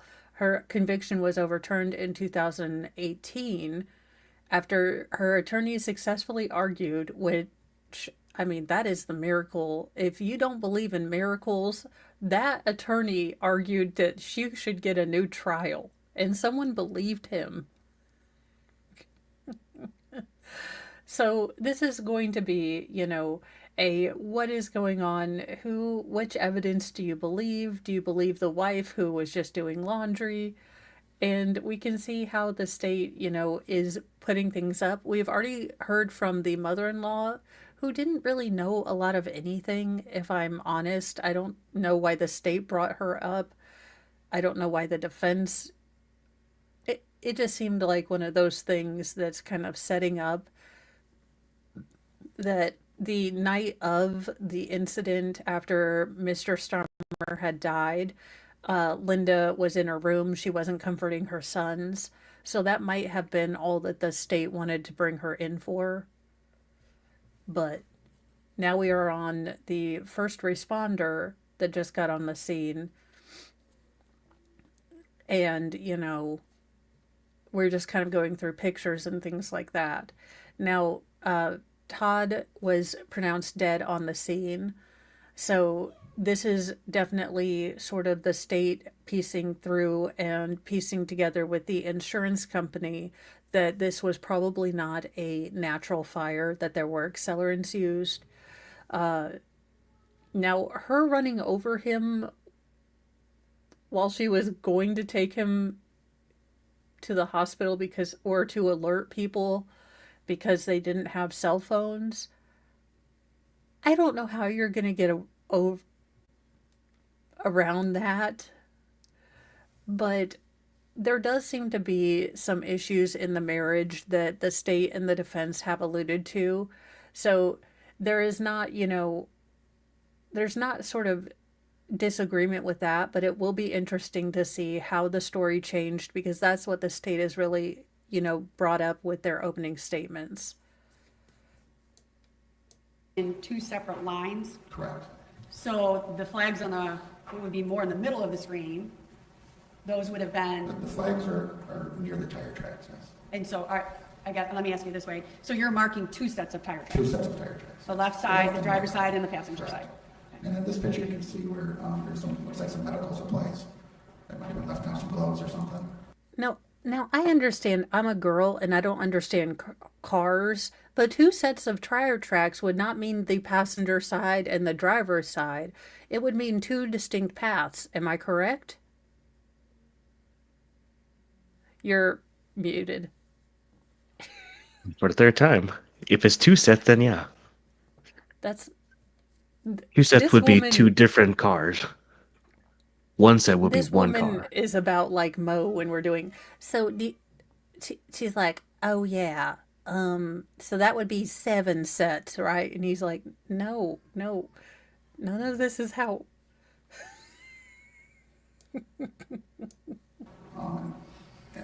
It looks like right there, that was where Mr. Stermer was laying. Okay, when you say right there, on the left side, left side, above that white. above this white, So go above that, right there. so right above the white, Yes. that's where, what is that? It looks like that's where Mr. Stermer was. Which When white? you're talking about Oh, medical supplies, what are okay. you talking about? Gloves. it's like the flakes? What? Gloves, and maybe that was a bandage that I probably grabbed out of my car. I'm gonna go to 1-25, what are we looking at here? It's another picture depicting the tire tracks and showing where Mr. Stermer was laying. And again, I just want to be clear, there's two straight lines of flags, correct? Correct. And so the ones then on the left would be the driver's side, and the ones on the right would be the passenger side. Yes. I'm gonna go to 1 dash. And thank you, KLF. Looks like prosecutorial misconduct called Linda a liar in closing and ineffective counsel because the defense attorney didn't object and didn't get a fire investigation expert. Very good. Yeah, that would probably be ineffective. But if Linda lied and she said it, I mean, you know. If facts were in evidence, I'm okay with it. 26. It's depicting pretty much the same thing. I think you can vaguely see the van up on the left-hand side there. At the top of the At photo? the top of the photo, yes. So the van, is that the van there? Correct. At the top? Yes. I'm gonna go to 1-27. And what are we looking at here? That's another photo depicting the tire tracks.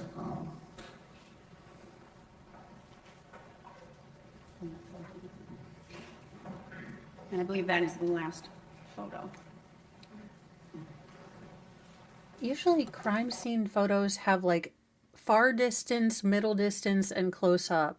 There's usually a progression and you can kind of make sense. This guy's like, I'm just going to take a bunch of pictures, guys. You know, Michigan. True, he didn't have red Solo cups. What was he to do?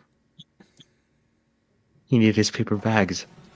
Yes. Did you take any injuries of any photos of Mr. Stermer's injuries? I did not. After you had taken pictures, mapped everything out, at some point were the detectives called? And a welcome Cooper. Yes, I called my sergeant at the time, George Franks.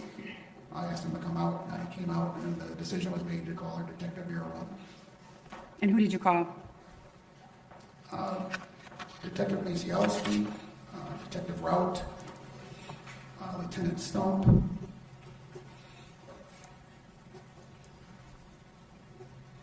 You had mentioned that the medical examiner had arrived at some point. Yes. Do you recall who that was? Amy Darling. Did the fire department arrive while you were present? Yes. Were you able to obtain information about that van that was in the yard still running? Yes, by running it through the Secretary of State system. Did you determine who owned the van? I believe it was owned by the Stermers. I'm not sure what name it's registered into. What was done with the van? It was towed. Do you know where it was taken? I believe it was taken to Decatur towing. And why was it taken there? The decision was made by the detectives to preserve the van for evidence and continue on. Was the rain concerning at that time? That was, yes. At that point, did you continue on with the investigation or did the detectives take over? The detectives took over. After they took over and started their investigation, did you receive any physical evidence from the Detective Bureau? I got some clothing that was given to me by Detective Macielski and Sergeant Franks. And were you aware of whose clothing or what that clothing was at that time? I was not. And what was done with that clothing? It was wet. Might have been some blood on it. I was asked to go take it to our crime lab at the sheriff's office and hang it up. And why would Try you it out. try it out? Was that the reason it was hung up? Yes. And you said it was bloody and wet. When I hung it up, I noticed there was some wetness on it and some blood, yes. And then that was that in a secure area that it was hung up? Yes.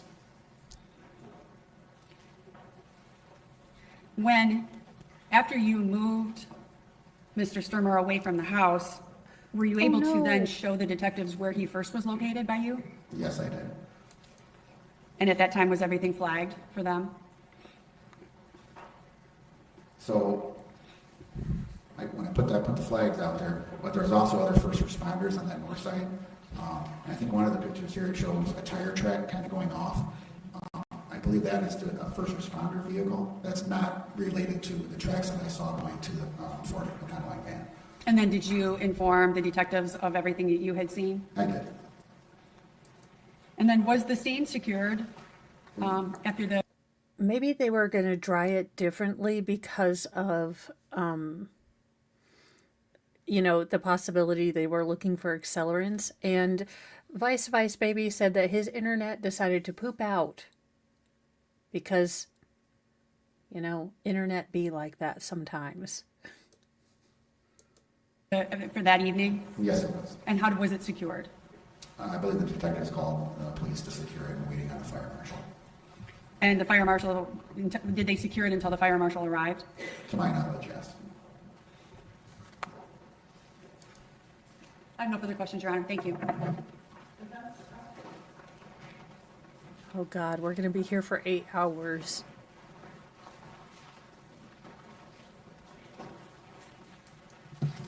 Good afternoon. Good afternoon. How are you? Good, how are you? Good. Just have a few questions. I want to go over some of what you observed when you got to the scene. First of all, you said that you saw Linda and you showed us she was kneeling over Todd. Correct. She was screaming his name, wasn't she? She was yelling Todd, yes. She was hysterical, essentially. Right? She was yelling his name, yes. Loudly? Loudly, yes. Out of control? Wouldn't say out of control, but yeah, she was yelling his name, Todd, Todd, Todd, over and over. Did you help get her off of Yes. him? You were looking at some of the photos, and we saw the photos of the blood on the ground. Remember that? Correct. And comparing it to the tire tracks. Right? You're back. See what happened. You were trying to get the internet between your front 2 wheels, but the other set of tires crapped it all up for you. Going back and forth, back and forth. It was magic. Magically reconnected after that. I always hate it. As soon as it kicks me off, or as soon as I'm like, F it, okay, I guess I'm not doing anything today, the internet comes back on. And then I'm full in my F it mood, and I'm like, damn, I'm not even going to be able to get on anymore. There was no blood that you observed at the scene on the tires themselves. Is that right? I didn't observe it on the tires, no. In fact, we saw the blood on the bumper. Remember that? The brush guard, you called it. Yes. And the brush guard is about, what, 10 inches off the ground? I'm not 100% sure how far up that is, but. Roughly? Roughly, Okay. 10 inches off the ground, and it was inside the tire, wasn't it? yes. All right. You didn't see any evidence of any blood on the vehicle itself that would suggest the tire impacted Todd, fair? Yeah, I did not know. Wait a minute. Are we trying to go with the word game? Like, you didn't see anything on the wheel. You didn't see anything on the windshield. So really, it was the bumper that had done it. Okay. The Econoline van was taken to Decatur towing, and you had nothing to do with it after that? I had nothing to do with it, no. The clothing that you took, did you know it was Linda Stermer's clothing? Don't recall if I was told that by Verge Franks or by Maciowski. One way or another, you don't know. One way or another, I don't know. But you took it to the crime lab, right? Correct. And you stored it personally in some area? So the sheriff's office has a secure crime lab area. So you could go in there and hang up stuff, any type of evidence. So you do fingerprints in there if you were trying to get lien prints off of an item, if you were a crime technician, etc. Are you a crime technician?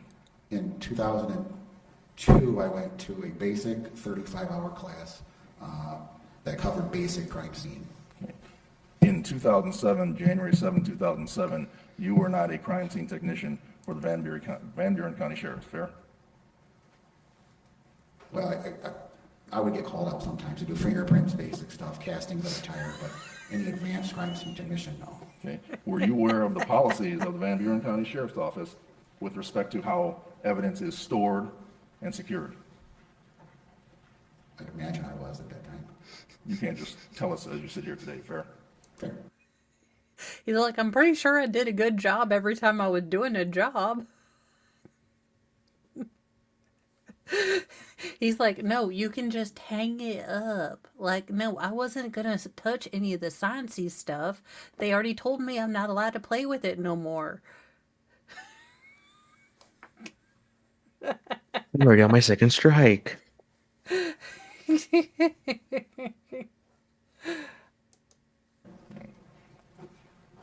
And you don't know, well, you didn't separately bag any of the evidence, did you? I did not. You just kept it and stored it in the room together as you found it. I hung it up separately, yes. I noted it in the report. But you don't know the way you hung it up and where you stored it was in compliance with the Sheriff's Office policies and procedures, fair? Fair. Thank you very much, appreciate it. Just briefly, Your Honor. You never had the opportunity to examine underneath the van, did you? I did not know. And you're trained as to how to store evidence, correct? Yes. And you have policies and procedures on how to store evidence? Yes. And that was a secured area that the evidence was put into, correct? Correct. And did you follow the policies and procedures at that time of how to handle evidence?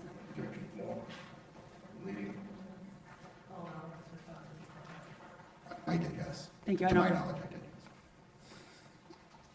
This case is As an going to come down officer, to do you review laundry. policy and procedures? Yes. And are you informed by command staff of what policy and procedures are? Yes. And do you follow policy and procedures as given to you? Yes. I have no further questions, Your Honor.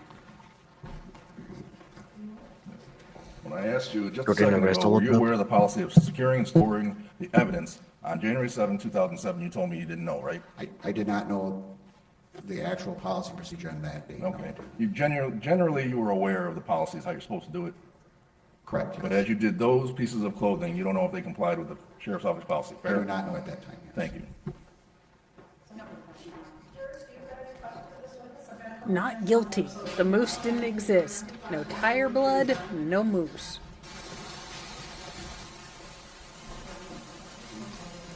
And for those of you guys who are a little confused what's going on, after every witness, once the state and defense get done with them, Indiana is one state that allows juries to ask questions. So the procedure is generally you'll write down your question, all the lawyers and judge will confab to see if you're allowed to even ask that question of this particular witness. If it's something that is kosher to ask, then they will ask the witness and they might do some follow-up back and forth, trying to clarify that question. And then they might ask if you needed anything else clarified. But it is interesting to kind of gauge where confab, they'll, talk, chat, cheat, kiki, hee hee to each other, get on the down low, whatever the kids are saying, discuss who has the best drip of, the jury, like who has the best threads of democracy they're wearing. Something like that. Yeah.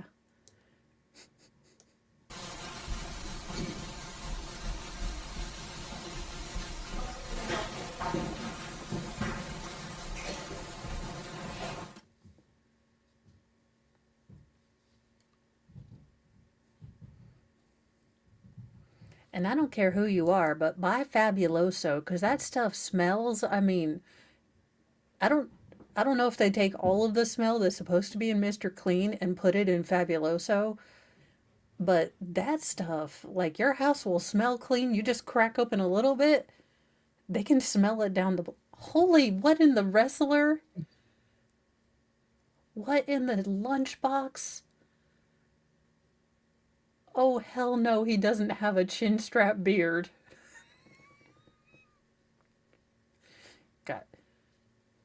You've got Stone Cold Steve Austin and his brother, Stone Cold Lukewarm Creek beard. Austin. This is Ben. This is Ben and Jerry's. That's mean.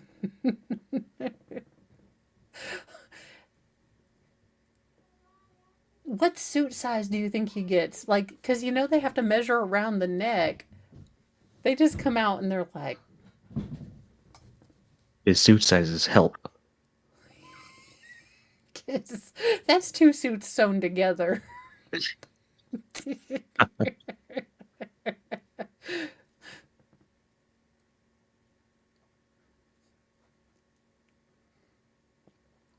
Oh, don't get him angry. He was like, I can't see, I can't see. Mom, they never let me in front. Smash! It's like, don't get him angry. You won't like him when he's angry.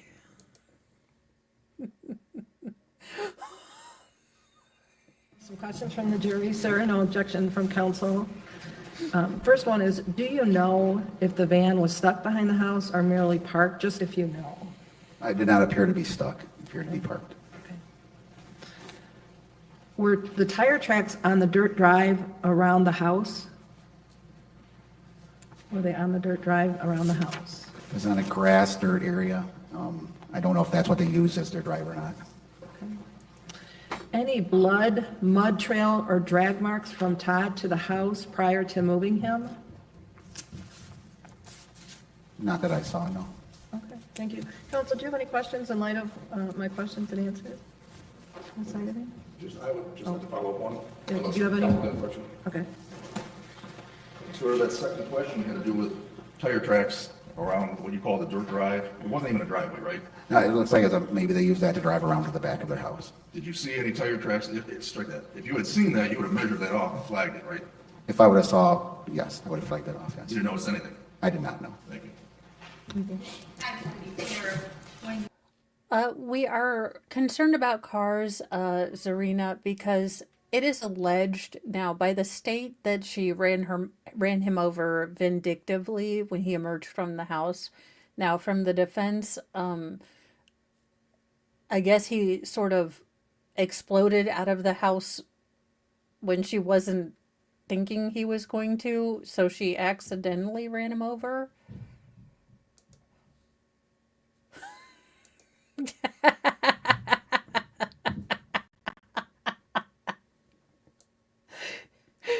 Yeah, probably. It's not his. Look, he's just big neck boned. He's got a mastodon neck. It's not his fault. When you talk about the drive around, what material was that? Was it dirt, was it Grass, grass? dirt, there was no concrete, gravel, anything like that that I recall. So was it mainly grass?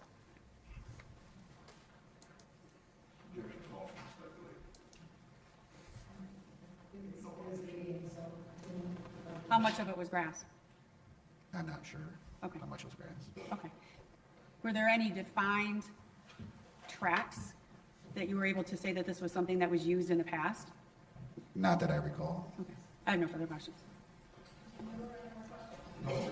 Jury, do you have any other questions of him in light of what's happened, the latest questions? Okay, you do, ma'am? Is it written down yet?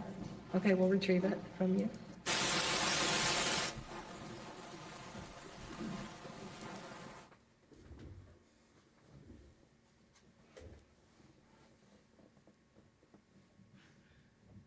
That woman is getting her steps in today.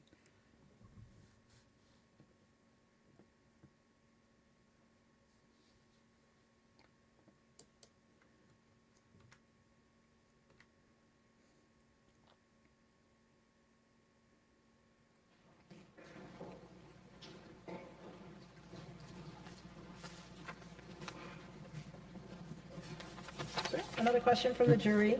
When you first saw Todd, do you know if he was laying on his back or stomach? He was on his back. I'm sorry? On his back. Okay. Counsel, any questions in light of that question and answer?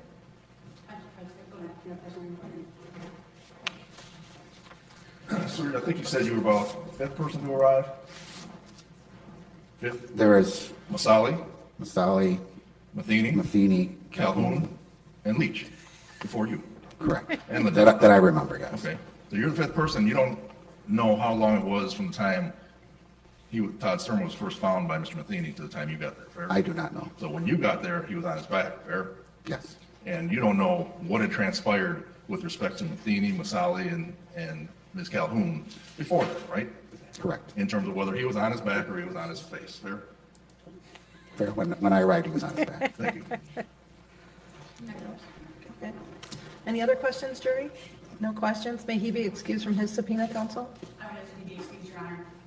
Do you want him to, are you okay with him being excused from subpoena? Okay, thank you. Okay, sir, you're all done. Thank you. I'll take those. If there was jury, we'll take our lunch break now. I'll have you return directly, thank you, to the jury room at 1:30.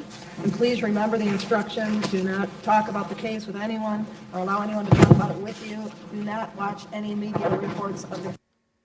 All right. Again with that picture. I mean, could you make her look any more like Hatchet Face from Crybaby? And I already used that thumbnail for Lori Vallow, who also looks like Hatchet Face. But, so that's why I kept it on for this one. Because, oh my God, this picture. We're probably going to do one more witness, and then I am going to tap out so I can make sure that my children haven't, or I'm sorry, that Ari Kano line doesn't make a fire as well. Where did my 8th grade chemistry teacher come from? Raise your right hand. Do you solemnly swear or affirm that the testimony you're about to give in this cause will be the truth, the whole truth, and nothing but the truth? Thank you. Please have a seat. And once you're settled in, I'll have you tell us your full name and spell the last, please. Full name is John Gary Gross. Last name is spelled. He looks like Christopher Lee's brother. Like Sam. Thank you. Ms. Ivan? Mr. Gross, what is your current occupation? A little closer. Thank you. What is your current occupation? Retired deputy sheriff. And what did you do prior to retirement? Deputy sheriff, Van Buren County. And how many years? 5 years. 5 years, and what did you do prior to that? I have a total of 22 years. Oh, Can I set up like that or move the microphone closer so the jury can hear you? Is that better? Sorry. so how many years total were you with the Van Buren County Sheriff's Department? 22 years. And on January 7th of 2007, were you acting in your duties as Van Buren County Sheriff? Yes. Deputy? Count Dooku. And he's like, what? The Force is a pathway to many unknown things. Except for that MFer Palpatine who's going to get my ass killed for an emo teen who ends up sleeping with his sexy older teacher.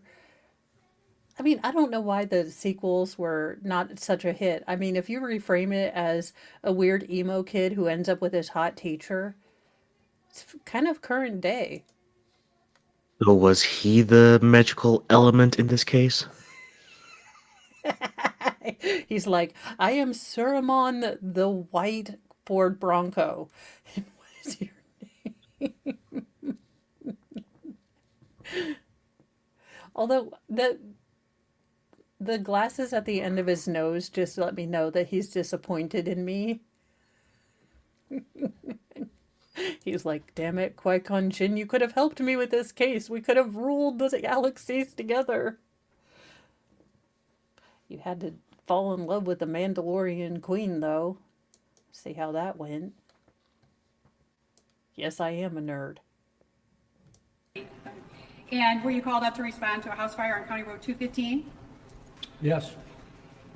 And do you recall approximately what time that was?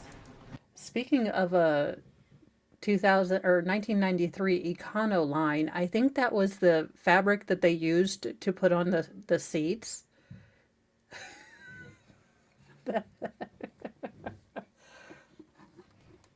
So it's actually part of the van that I just took out. Turned into a suit. He's like, I don't think you understand, but I'm actually a garment maker, and I thought that fabric was great. So I was like, we might have to take apart the van, but part of, the van can live on in spirit. I am the van.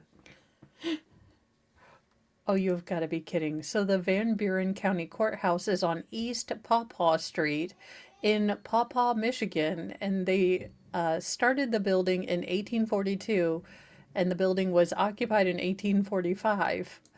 Jeez.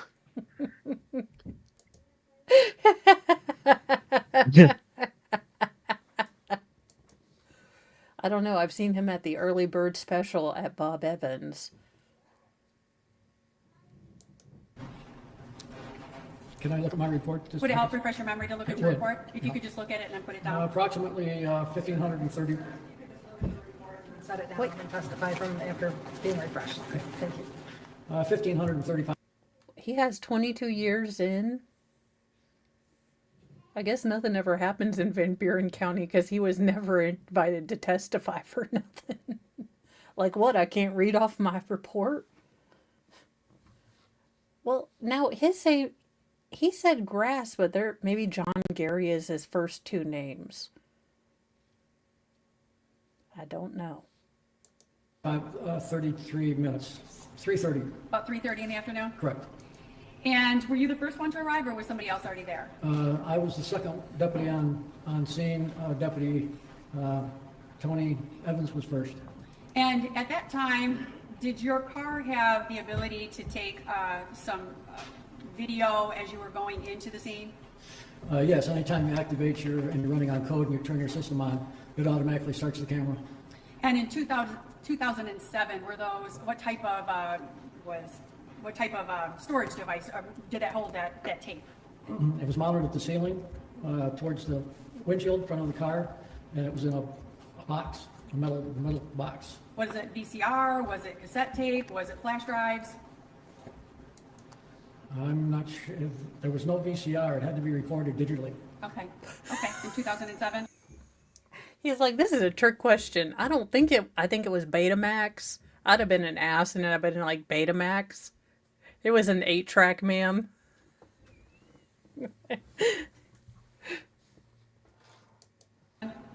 Yes. Okay, and I think before you came up today, or before you got on the stand, I showed you some shots, some still shots, some photos. Were those taken from your video camera from your car on your approach? Yes. Your Honor, I believe that we have a stipulation to admit People's Exhibit number 2. It is items 1 through 10, so 2-1 all the way through 2-10, they are photos. We stipulate, Your Honor. It's 2-1 through 2-10? Yes. Okay, thank you. We'll receive those. Permission to publish, Your Honor? You may. So I'm gonna have these with you so that you can kind of describe these to the jury as we go through them. Ma'am, he had just taken his readers off. These are shots from my car camera as I approached the residents coming up the driveway, which shows obviously the residents engulfed in fire. Oh, hang on just a moment. I think they got to get the big screen up for us. Okay, so I'm going to start out with then 1-1. What are we looking at here? Yes.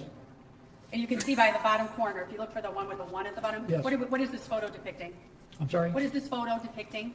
It's depicting me coming up the driveway to the house that I was dispatched to. That's obviously on fire. I'm going to go now to the next one, 2-2. Same, just from a different angle. Why are we not watching the video instead of going by every still frame? I mean, what in the Zapruder film are we supposed to be proving here? Frame number 2, what do you see? The same exact thing.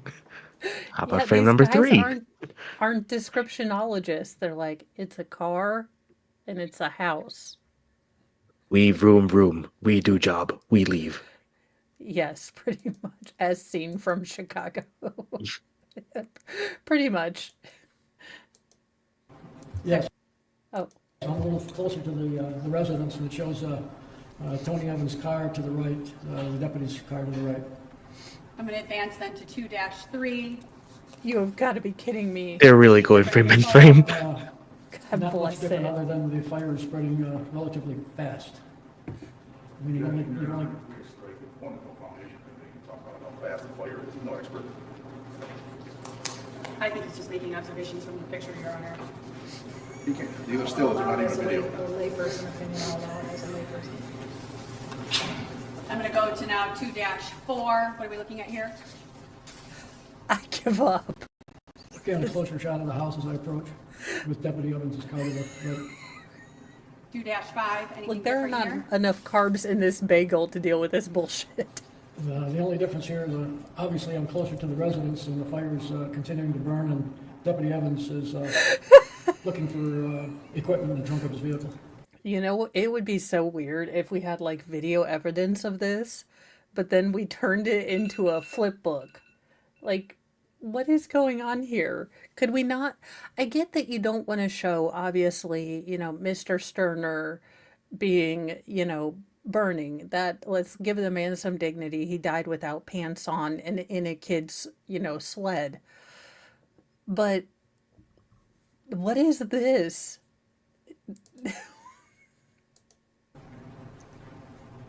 Is it fair to say that these photos are a progression as you're actually going down the driveway? Yes. That's how I'm gonna video go then to works. 2-6. Gosh. Jesus. Again, a closer view of the residences on, pretty close to, Could they One of not the get the locations, video to work? Is this what happened? 2-7. Welcome, again, Squid closer- Raiders. Closer view shows Deputy Evans is still looking for equipment in the trunk of his vehicle. Why? Why are we doing this? Play the video. We get it. It's a house burning with Deputy Evans on the right hand side. Just get over it. I We don't need to go just frame by what frame in closer. MLS we all are. And thus far, it's not doing Michigonians, any favor. Michigonians are all embarrassed. 8. See another frame. I swear. Very close to pulling in next to Deputy Evans' vehicle. And, There's a obviously you can pothole. still see the fire in the residence. There's this ass. And I just want to point out the heading at the top of the picture, is that the date and time? Correct. January 7th. This is the 2007, state's attorney. At 1533 minutes. I'm going to go then to the next one. This one would be 2-9. Yep, this is where I'm fairly close to Deputy Evans' car because it doesn't show in the camera lens. And obviously, again, shows the residence engulfed in flame. And then now finally, 2-10. Does the house which then the continue time to is be on fire? Listed as 3,400 hours, is that correct? I'm sorry, 1534. Correct. And this is where I'm pulling off the driveway to park. So these photos are all within just several minutes. Correct. The fuck was Once you arrived, what action did you take? Just before I got there, So, Squid Pro Quo, the house is on fire. There are two diverging stories on that. According to the state, it is because Linda Sterner set it on fire, and her husband on fire after bludgeoning him in his bed, set the upstairs on fire. Then, I guess she didn't expect Mr. Stermer to come out of the house because now, in her telling of the story, she was jumping into the van to go call someone because their phone was out because the house was on fire. Now, the defense hasn't really explained how this happened, but as Mr. Stermer was leaving the house to stop, drop, and roll, apparently Linda was on her way to get help, and somehow she managed to run over him. As you do. So Which it caused gets, his sweatpants and underwears to drop to his ankles. yeah, so look, I can't really explain this case other than it's an experience. We have, Saruman the Tweed on. So So I don't know, other than the defense opened up with "This is America," and then proceeded to take an hour and a half to explain to us at least 4 sentences. He Shatnered the ever living shit out of that. I will be clipping out just the defense opening so that we can enjoy the Shatnerness of it all. This is the second deputy that's gotten on the scene, and instead of looking at his body cam, we've been looking at still shots of the body cam. Ghost, none of this makes sense yet. None of any of the people that we've had on make it make any sense. And the defense, honest to God, said, well, there was no blood on the wheel, so there was no evidence that she hit him with the wheel. Mind you, there is a big damn blood spot on the front bumper. But he's like, you didn't see any blood on the wheel, did you? And the guy is like, no. And Case so the closed. state had to come back up, but there was blood on the bumper. Oh, yeah, I did see that. And did you? So let's hear what Suraman the Tweed has to say. Deputy Evans asked me to get the resuscitator mask for my equipment and bring it up to his location, and then he directed me to go with him to the one side of the house. I believe it was the north side, I'm not sure.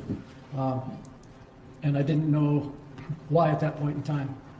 So did you grab the mask? I did, And did you proceed then to the north side of the home? correct. What did you see when you got on the north side of the home? Saw a person laying on the ground that was obviously injured, obviously burned. And he was at that point breathing on his own. And we tried to assist as much as possibly could before the ambulance and the EMT people got there. Did you make any decisions about moving him at that point? Not originally. We started trying resuscitation and CPR. We couldn't find a carotid pulse, but he was still kind of gasping for air. But that had ceased pretty much. So we tried the CPR and the ventilating mask to try to stabilize him as much as we could. At what point did you decide to move him? I'm not sure who it was because we were busy with a burned subject. Somebody said that we need to move him farther away from the house because of the fuel tank. It was close to the residence and they were afraid there may be an explosion. And do you recall how you moved him? Again, I don't know who brought the particular item, but it appeared to be something similar to a hard plastic sled type container that maybe some person would use, like a child.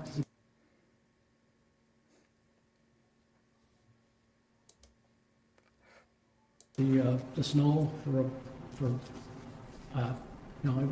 it was hard plastic.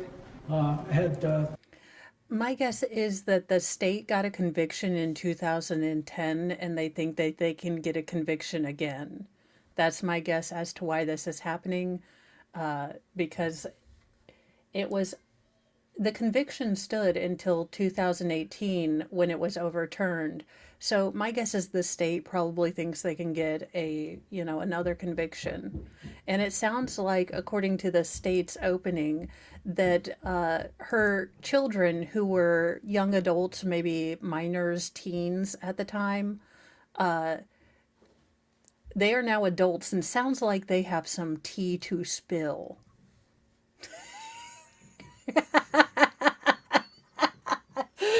Oh, you can deny Jamaica has a bobsled team.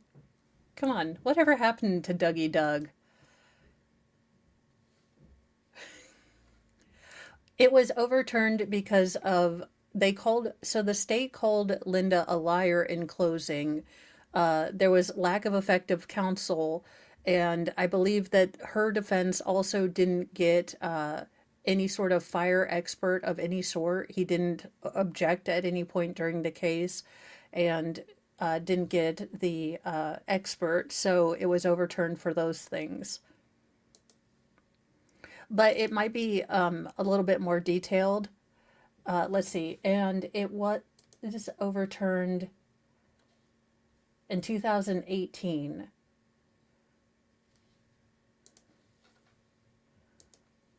They're just fooling with her. They just wanted to hear her defense attorney did open. Aww.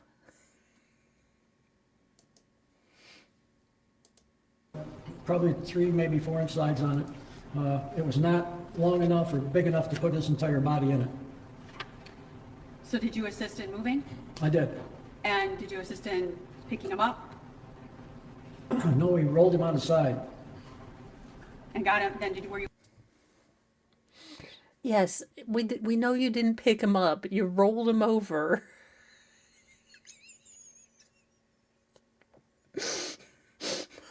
Okay, is everyone in Michigan an autist? Because everyone is answering these questions like they have some sort of spectra of autism. Now, this sounds like something I would say, and I try to tamp down these, but I love how they're just like, so when you picked him up, and they're like, we didn't pick him up, his arms were falling off. We rolled him. His beef jerky skin wouldn't stay. I love that, and he's just like, no, we didn't pick him up. Just like, Were you able to get him into the sled? We did. And where did you move him to? We moved him away from the house. I'm gonna guess, as far as I remember, probably 50, 75 yards. Was that towards the back of the house or the front of the house? a full ass propane tank, and you're only going to take him 50 to 75 yards away from this big ass propane tank that you're afraid is going to, explode. He's like, look, it was hard. We didn't have any traction. I was trying to run. It was all muddy. Have you ever seen two kids with a sled and then one's like walking the sled in the back? They're always like sliding out. I mean, I assume they thought the snow would like kind of chill out the explosion. So that's why they only went 50, 75 yards out. Yeah. It was towards the back of the house. You talked about using then the equipment, I believe you said the resuscitator mask. Was there anything else that was used to try to render aid? We did try to use the AED defibrillator because we couldn't get a pulse. How the hell are you going to use a defibrillator? Now you have to attach pads to skin. Now, skin slippage. Okay. All right. They're like, damn it, Jim, I've given it all I've got. He one-ringed it too close to the sun. However, the burns were so severe that we weren't able to use the patches to contact his chest because they kept sliding off because of the fluid weeping out of his body. So when you say it's the defibrillator, is that the machine that has the pads that stick on the chest? Correct. And those were the pads that would not then adhere to his body due to the burns? Correct.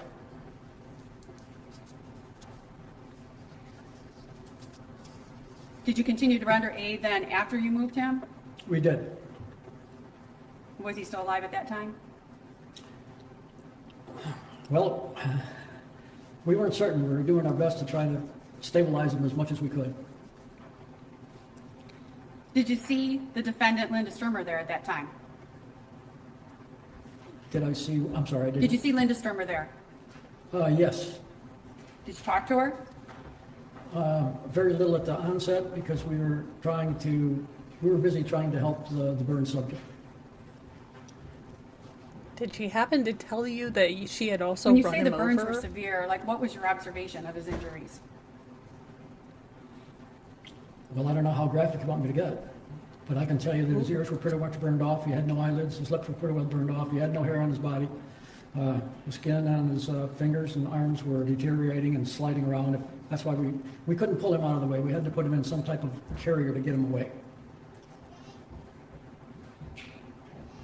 Do you recall how long it was that you continued to try to resuscitate Todd before then emergency and fire got there? Probably an hour.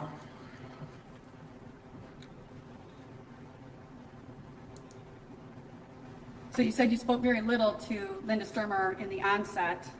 Do you recall what you had said in the beginning of the onset to her? We had, while we were working on the victim, I asked her if there was anybody else in the house, along with Deputy Evans asking her. We had asked her a couple of times. She said there was nobody else in the house other than a couple cats.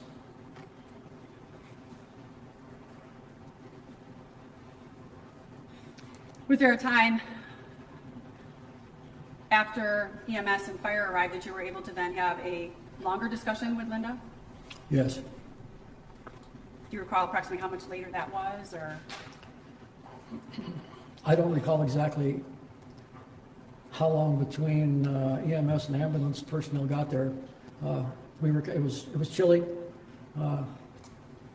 It was fairly cold, so we were concerned with her being hypothermic, so we put her in a pickup truck that was there. And I don't know whose pickup truck it was, but it was the closest vehicle in a safety situation. So I put her in there to calm her down and try to keep her warm. And I was sitting in there with her. So prior to you getting into the vehicle, how would you have described her demeanor at that point? I'm sorry? What was her demeanor Thank you. prior to getting into the vehicle? Her demeanor? Yes. I would say at times kind I'm guessing this is a habeas, so not heinous petition with the federal court. Okay, so the federal court did it. I mean, heinous sounds good too, but but it could be a heinous one. And thank you, Sticky Widget, for the 5 gifted memberships. And those went to Kim Farnham, Forever Not Me, Seeking Justice, Lady Star, and Morak 101. So I'm going to get those tickets written while you guys listen to hysterical, him. kind of confused, also kind of quiet at times. Was she crying? Whimpering maybe, on and off. So you said you got into the vehicle with her, Correct. and were you able to have a longer conversation with her at that time? I had asked her if she could tell me what happened, and started a conversation. A lot of the time she was looking at the floorboard of the truck. I had to ask her a couple times. Sometimes she'd answer a couple words, and then other times she'd just be quiet. Did she say where she was located when she first learned of the fire? She said she was down in the lower level of the laundry room doing laundry. Did she say where Todd was? She had mentioned that Todd was in the upper level in the bedroom. At that point, I think that's all she said. Did you talk to her about if there was a fireplace in the house? I did. I asked if you, there were guys. fireplaces in the residence, and she said there was 2 fireplaces. One was upstairs in the one bedroom in the upper level, and the other one was in the main part of the house. I then asked her if they were gas fireplaces or wood burner fireplaces, and she said there's no gas in the house. They were both wood burning fireplaces. Did she say what happened when she was downstairs doing laundry? She said she heard Todd hollering and screaming, so she ran upstairs to the main level of the house that was full of smoke. She then said she couldn't get upstairs because the doorway was black with flames and she couldn't get by there. So then she ran outside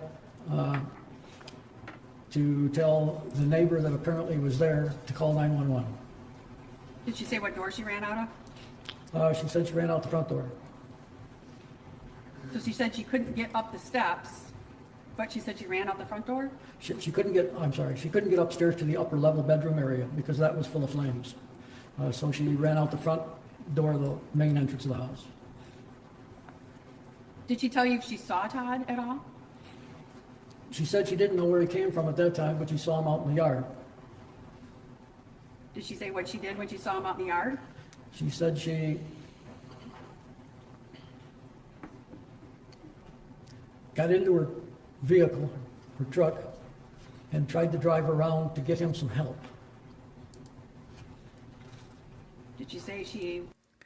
MLS, let me check to see if she has the same lawyers.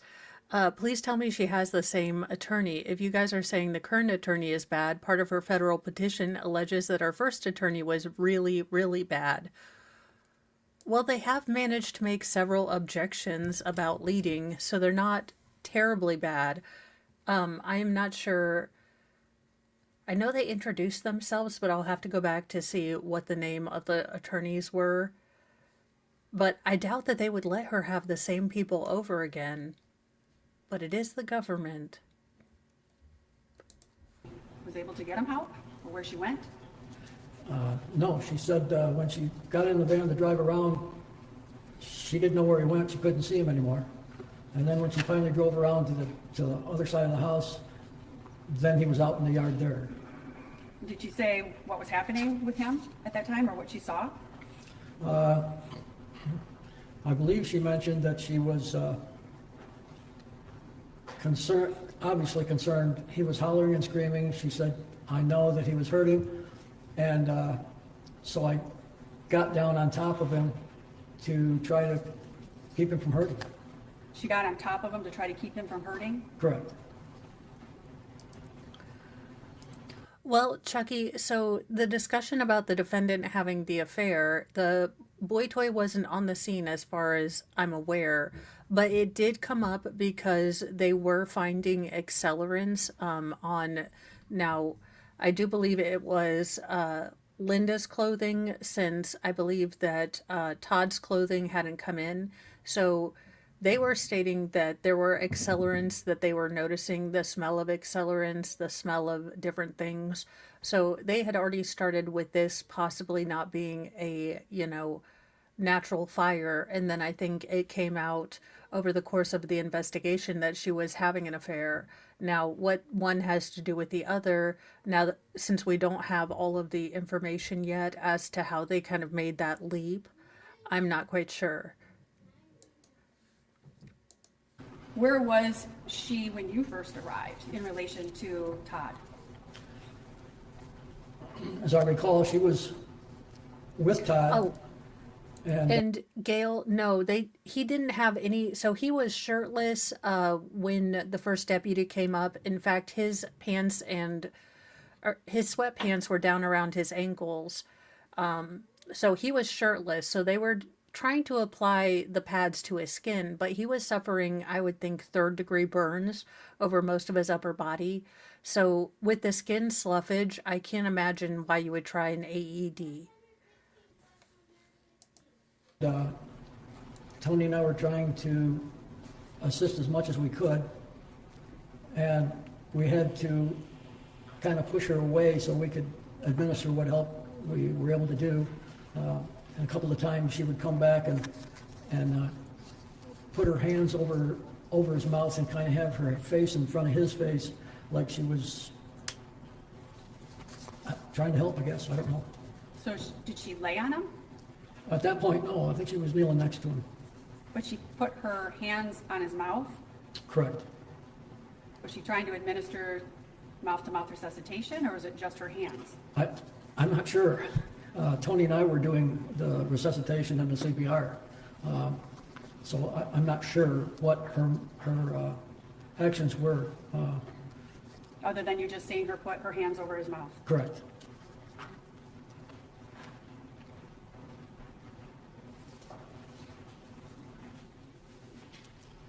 When Linda was talking to you in the car, did she mention if Todd was clothed or on fire at that time when she saw him in the yard?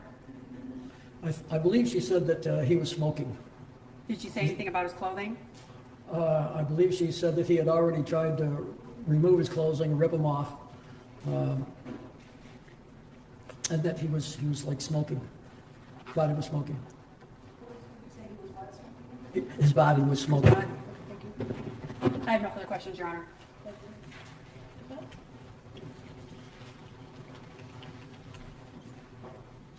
Afternoon, sir. Yes, sir. Now, did you say you're retired? Correct. How long have you been retired? 2013, And how long were you with the Van Buren County Sheriff? 22 years. Yeah. Let's go over some of your testimony, if we may. First of all, what did you do with the video of the vehicle? I did nothing with the video. You don't know what happened to it? During that time frame, whenever we drove in after our duty, it would automatically upload into a system, into the office. Okay. You don't know what happened to the video at all? I have no idea. So the fact that it's never been produced to us, you would know how that happened? No, sir. Okay. You showed 10 pictures, you were showing that, right, from your in-car video? Correct. 10 pictures from 15:33 and 51 seconds, so 3:33, 51. That's the first picture, right? Correct. To the last picture, number 10, 15:34 and 00. Correct. 10 pictures over 9 seconds. Okay? Can we agree that if you you were on scene for how long? Probably 2 hours, maybe 2.5. And during that 2 hours, is your in-car video running? Yes, it was. So if we had a video covering 2 hours, we'd be able to see the progression of the fire, wouldn't we, from your vehicle? I would assume you would. Okay. You're not a firefighter, right? No, sir. You're not a fire investigator, right? No, sir. Okay. You wouldn't know how to calculate the speed of a fire, right? No, sir. All right, when you said it was a fast-moving fire, fast is a relative term, isn't it? Based on the photo, Fast versus slow versus a normal fire. Fair? fair. Right. So that's your subjective observation or opinion. It was a Correct. fast-moving fire compared to other fires you've seen. I don't know. All right. I can't answer that question, sir, because all fires are different, so. That's correct. All fires are different, and you don't know what promotes a faster fire versus a slower fire, correct? I would think whatever's burning. You don't know all the factors that are involved, correct? No, I would, Okay, including the type of ventilation or the amount of ventilation that happens, right? correct, You do need oxygen, you do know you need a lot of oxygen to feed a fire, right? correct. All right. This person, or this Mr. Russ is not an expert, he's not a fire expert, we didn't admit him as an expert, so he's asking him expert testimony questions. Nope. It's beyond the scope of his knowledge. It darn right is, and he said it's a fast fire. I'm going to allow it as cross-examination to his comment about it being a Thank fast you. fire. Oh, we're getting spicy. And if we had the video, we'd be able to see from the time you got on the scene until the time you left, exactly how the fire was progressing, fair? Sure. Now, you've testified that Linda Stermer, when you saw her, she was, as you said, hysterical, correct? At times. Okay. And you've testified to that in past hearings, haven't you? I'm sorry? You've testified to that in past hearings, have you not? In this case, you've Yes. testified before, right? No, I'm sorry. I did not testify in the last hearing. May I approach? I only have one copy, Your Honor. Thanks.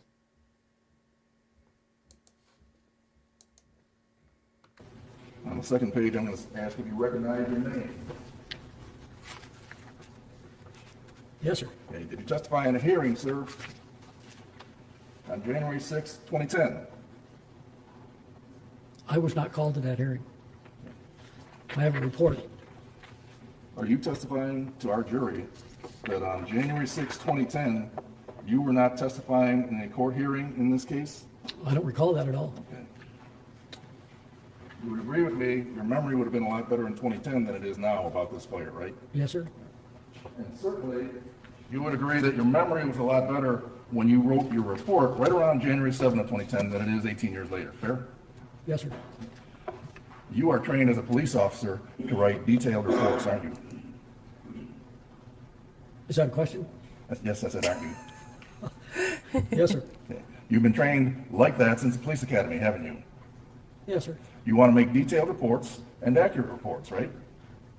As much as possible, yes, sir. Because many years later, you might not remember every detail, fair? Correct. So if we look at your report, and you're trained to include all the important details, am I right? Yes, sir. Okay. You would have had a better memory of the details of this incident then than you do now, fair?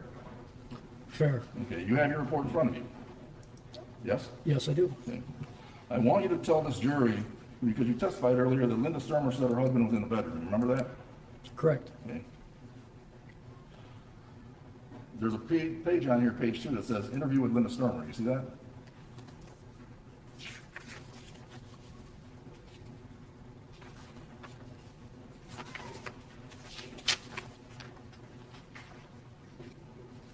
Yes, sir. Okay. I want you to tell our jury where in this report that you made that's accurate and detailed and when the memory was fresh, where it says Todd Stermer was in a bedroom.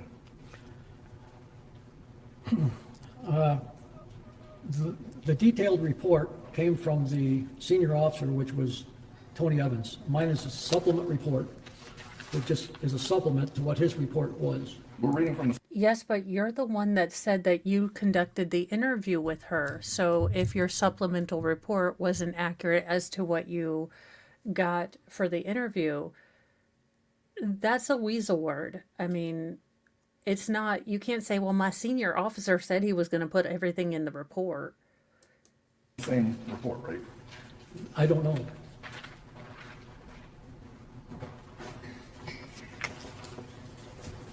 Serious?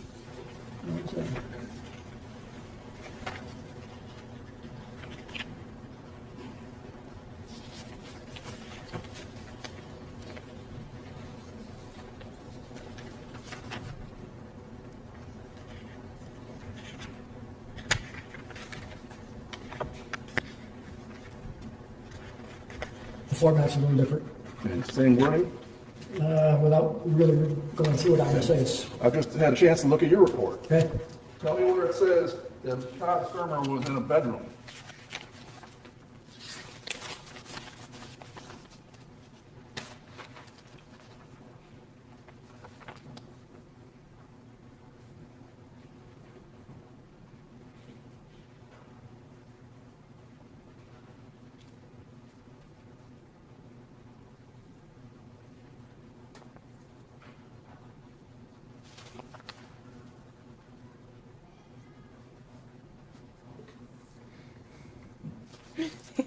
Thank you, Zach. It warms the cockles of my heart to see MLS right after it's, semi-behaving. It says that the interview with Linda Stermer says, I talked with Linda while sitting in the truck and asked her if she could tell me what happened. She said that she was downstairs doing laundry in the lower level of the house, and that Todd was in upstairs in the upper level with the fireplace. In the upper level with the fireplace. And just so we're clear, this is not a colonial house. It's got a lower level basement, right? Walk out. Okay, You know that or don't know that? yes, lower level, It has a main floor, first floor, and then it has a second story loft. All right? okay? So when you're saying upper level, what you mean is the first level, the main living room area. No, this is upper level. Okay. There's two fireplaces, one in the upper level where Todd was, and the other was in the main level of the house. All right. You believe that Todd was in the upper level in the loft area then? Yes, sir. Now, when you were taking this report, she told you she was doing laundry, correct? Correct, In the lower level basement, correct. and Todd was in the main level. No, What you're saying, the upper level. she said it was in the upper level. Okay. Do you know if there was a fireplace in the loft? I have no idea other than what she told me. She was doing laundry and she heard Todd scream, fair? Correct, While she's telling you this is 2 hours, within a couple hours of her husband being dead, right? yes, And her having her house on fire, right? correct, You said she's hysterical, right? correct, She's also, at times, confused, mumbling, shaking, and not making sense, is that right? correct, So she was, at times, incoherent because of what she'd been going through, fair? fair, The one main point she told you was where she was when the fire started, when she heard her husband scream, fair? yes, And that's in the lower level, yes, not on the same level as him, fair? correct.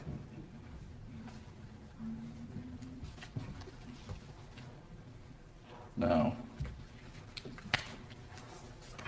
in this report, you talked about the information that you observed at the scene, fair?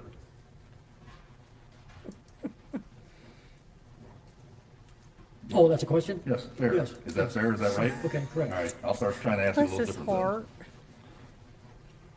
And you also talked about the object that you put the Mr. Todd Stermer in as you transferred him from near the fuel tank up by the house a little further away, right? Correct. How many serious injury accidents, fires, murders have you been involved in your career? Numerous. Probably over 1,000 in a 20-some year career, right? Yes, sir. And you have a great memory of every single one of those? No, the only memories I have are images that I like to keep locked in my head. Okay. You have testified in great detail about the object you said was a little sled, molded plastic, 3 to 4 inch size. Remember that? Yes, sir. Okay. That must have been an important detail for you to remember it 18 years later in the context of the whole thing with Todd Stermer. I don't know how to answer that. Was that an important detail for you, that it had 3 to 4 inch size and it was made of molded plastic? It would just depict what type of, My guess is that probably stuck out in his head. The lawyer that he is talking to is one of the defense attorneys. But my guess is that the putting him in a sled would obviously stick out to him, but it, you know, doesn't matter if it wasn't written down, you know. It kind of looks a bit interesting now that he can remember all of the sled facts if he didn't put it down in his report. Carrier we moved him in, that's all. Like you said, you had a lot better memory in 2007, right? It- January 2007 of this incident. Correct. When it was fresh in your mind. Yes? Yes? Okay. Tell us where in the report it describes this object as anything more than a little carrier. That's all that's on here. Okay.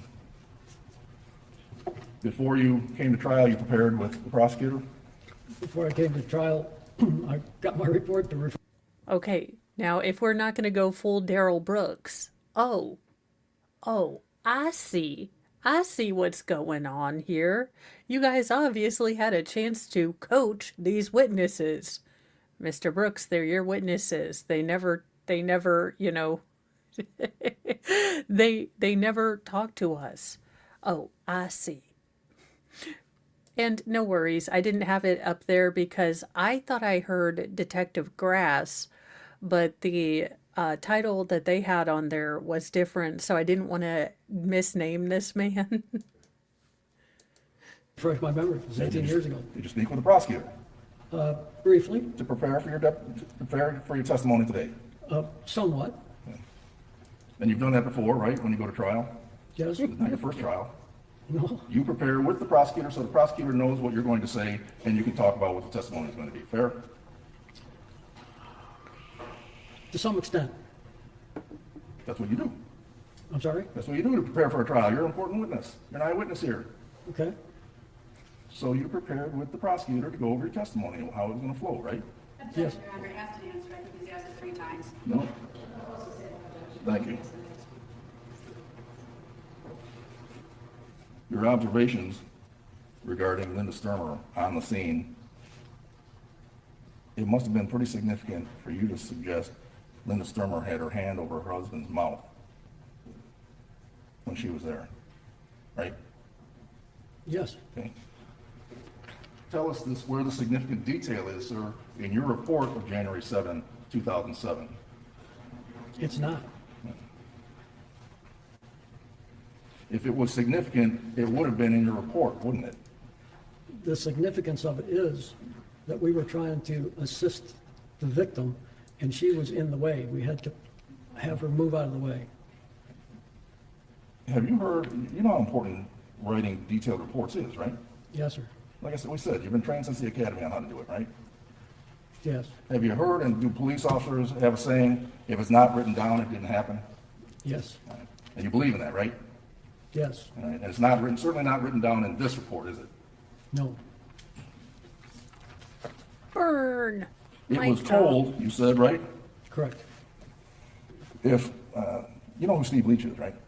I'm sorry? Steve Leach, you know who he is? I know who he is. He's the Lawrence Township Fire Department chief? Correct. Or was? And he's gonna be a witness here. If he had in his report that it was 32 degrees, you have any reason to quarrel with him? No? Okay. 32 degrees is the freezing mark, right? You know that. Correct. So Linda Stermer was outside. Do you recall the clothes she was wearing?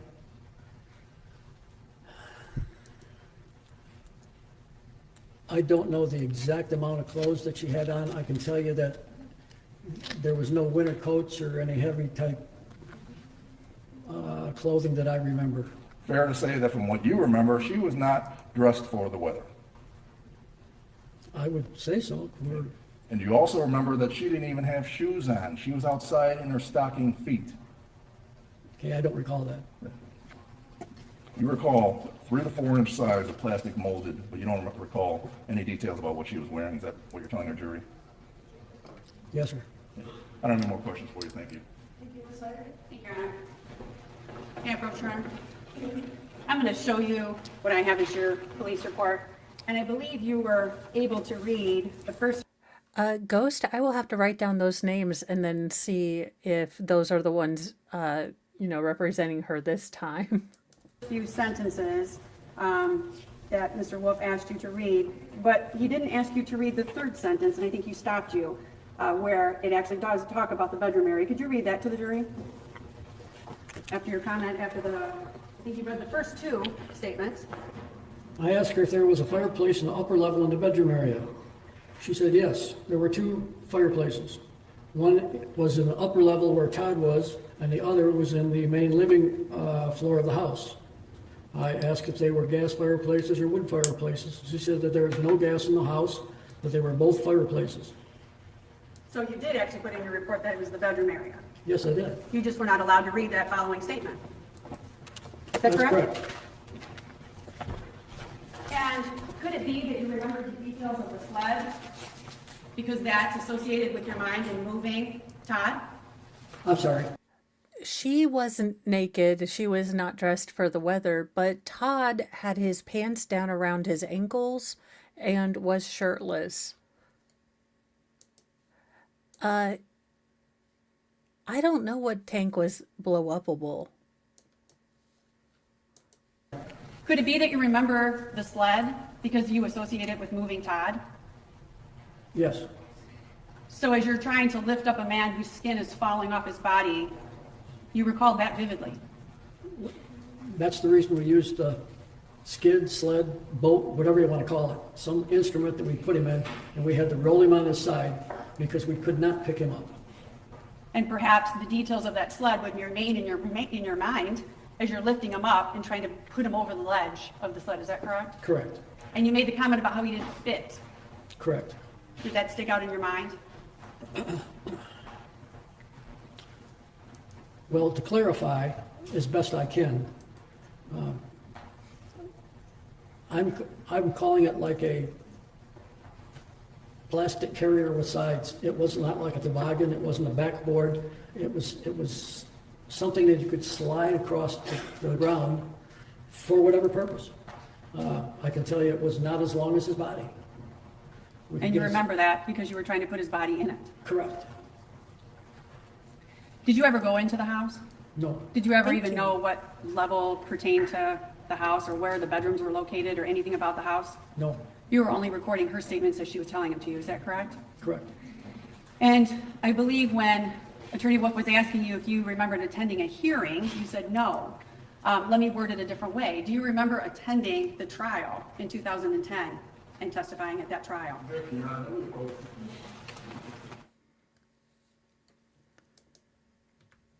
It's a sidebar. Everyone is arguing sidebar.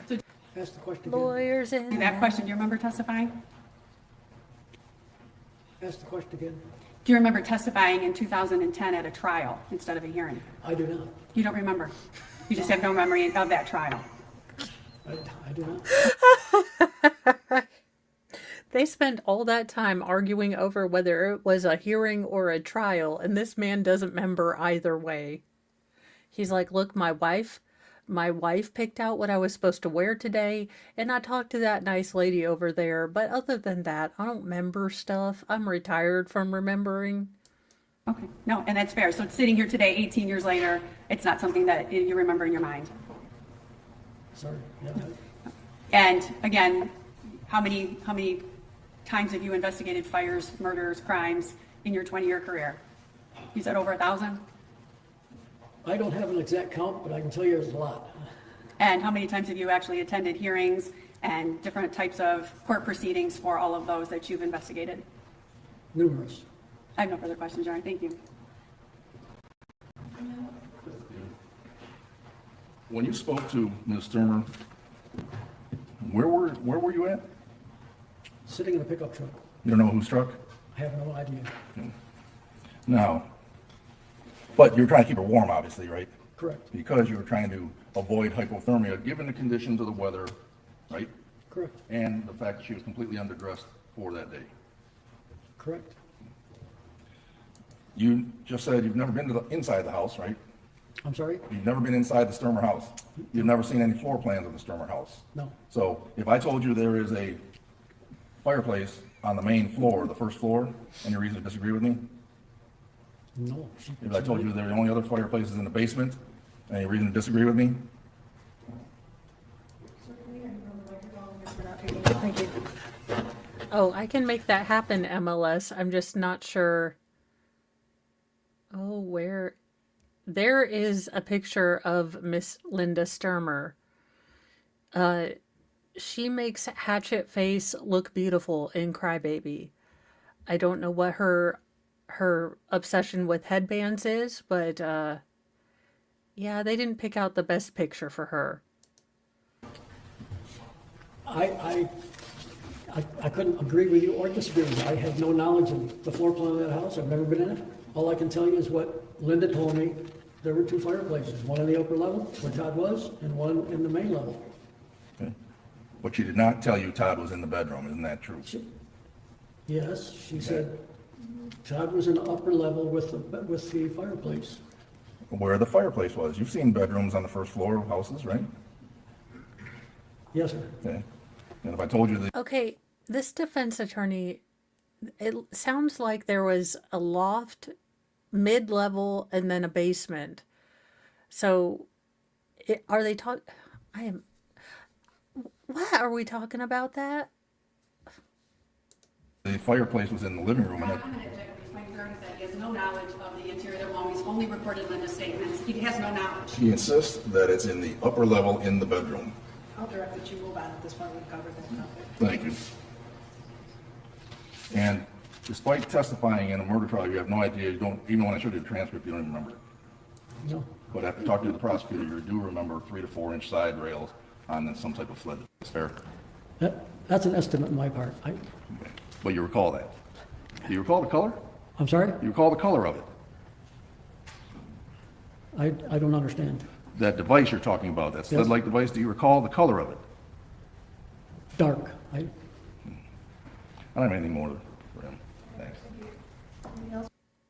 Why is he walking away like this man has irritated the ever-living snot out of him for being a moron? I mean, okay, you showed him. Presiding? We have no further questions, Your Honor. Thank you. Jury, do you have any questions of this witness? Anyone?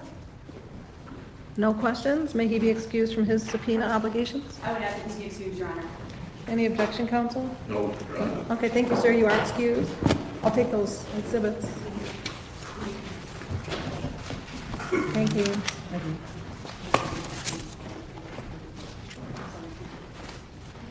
Ms. Siderby, you may call your next witness. Dr. Richard Mursali, Your Honor, thank you.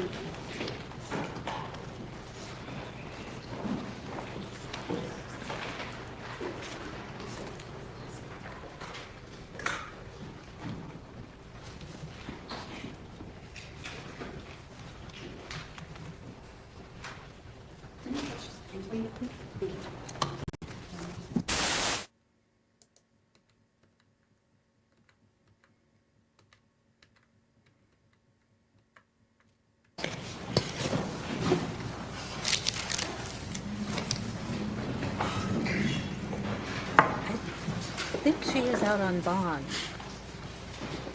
This way, sir. but I will have to double No, check. over here, thank you. Sir, before you have a seat, if you raise your right hand, please. Do you solemnly swear or affirm that the testimony you're about to give in this cause will be the truth, the whole truth, and nothing but the truth? Thank you. Please have a seat, and once you're comfortable, I'll have you first off move that microphone. It's easier to move the microphone than the chair, but make sure you keep that close to your mouth so the jury can hear your testimony. And if you could tell us your full name and spell the last, please. It's Richard Musali, and that's spelled Moussali. Thank you. Ms. Ida. Thank you, Your Honor.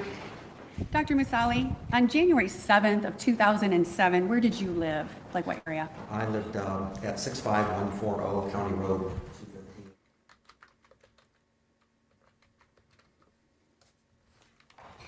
And you said it's immediately adjacent to their property? Yes, Okay, but quite a distance. quite a distance. Do you have acreage? Yeah. Okay. And on January 7th, did you become aware of either some sort of a fire or smoke at the Stermer residence? Yes. How did you first how were you first alerted to that? My sons and I were doing chores that afternoon, and we heard a strange noise we couldn't quite identify, and we saw smoke coming from the direction of their home. When you say you heard a strange noise, like what type of noise? We really weren't sure. My son and I talked about it. We said, "What is that?" We just weren't sure what it was. We wondered if it could be horses. We really didn't know what the noise could possibly be. So. And then you said you were able to then see their property? No, we were not able to see their property. We were able to see smoke coming from about where the house would be. There was almost a third of a mile between our houses, I would guess, and woodlands, so we were not able to see each other's homes. What did you do once you saw that smoke coming out? We decided that we should go over and see what was going on, and so we got in the truck and drove over. And did you drive out into the street? Yes, drove down the driveway and then out onto County Road 215 and headed in the direction of their home. And then did you drive down their driveway? Yes. Did you have any difficulties driving down that driveway? No. And what did you see when you arrived? The first emergency vehicle had arrived and was there, I guess, marking the driveway for vehicles that were to come. And as we pulled into the driveway, we could see that there were flames coming from the house. Did you see any people? Not until we drove back further. So did you and your son then continue to the house? Yes, I parked the car in the pasture land there, told my younger son to stay in the truck and my 16-year-old son to come with me as we went over to where we saw some people. Do you remember who you saw? Yes. I saw Mike Matheny and Connie Calhoun and Linda Stermer standing there, and then there was one person on the ground. Did you know who was on the ground? Not at first. I wasn't sure if it was Todd or possibly his son Trevor. What was the condition of the person you saw on the ground? He was unconscious, laying on his back, and he had obviously been burned. He had all hair was gone, which made it more difficult to tell his age. His skin, it wasn't blackened as you might have imagined, but burned, and so weeping serous fluid, perhaps a little swollen and puffy, and then also making it a little harder to determine his age, based on facial appearance, no wrinkles. So that was the general appearance. Did you see anything to help you identify who it actually was? Yeah, it occurred to me to look at his left hand, and I saw his wedding band, and then I realized it was Todd for sure. Was anyone attempting to administer aid at that time? No, not yet. Actually, I did ask if anyone had called 911, and I think it was Mike Matheny that said that 911 had been called. So when you arrived, was everybody just kind of around Todd? Yes, they were standing beside him. Was he conscious at that time? No. Did you hear him say anything? No, he was not responsive. And at that point, what did you do, or how did you assist? Well, I just started going through initial assessment, determined that he was not responsive, checked if 911 had been called, and then tried to, I could see that he was breathing somewhat irregularly. I tried to feel for a pulse and spent a little time feeling for a pulse, couldn't really get a very distinct pulse at all. And then determined that we were just not in a safe situation. And why was it not safe? We were about 20 yards from the building itself, and between us and the building was their home, I think it was their home heating oil tank, or some type of fuel tank, a green tank. It was about 5 yards from the building and about 15 yards from us. We were just right next to it. And so what did you do based on that So observation? I felt we needed to move him. I just couldn't imagine dragging a burn victim across a horse pasture. And I said, we've got to find something flat to transport him on. And so Mike and my 16-year-old son, Luke, ran off and found something we could put him on and transport him on. Do you remember what they found? It looked like a kind of a mini plastic John boat. John boat. So for those of us who A don't John know, boat is kind of like a flat bottom boat, not a V-hulled boat. And it was like about half the length of a normal John boat. So it's probably about 8 feet long, or 6 or 7 feet long maybe. So when you say a John boat, I'm picturing an actual boat in my mind. Yeah, a boat, a little boat. And it was made out of what? I think it was plastic. It was green, and I think it was plastic. Did it have edges on it?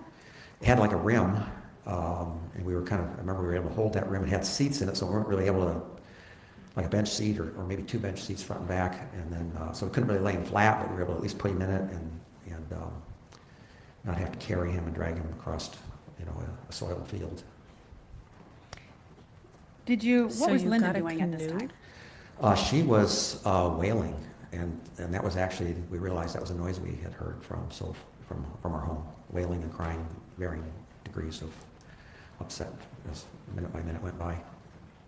Did you ever see her on top of Todd or by his facial area? No.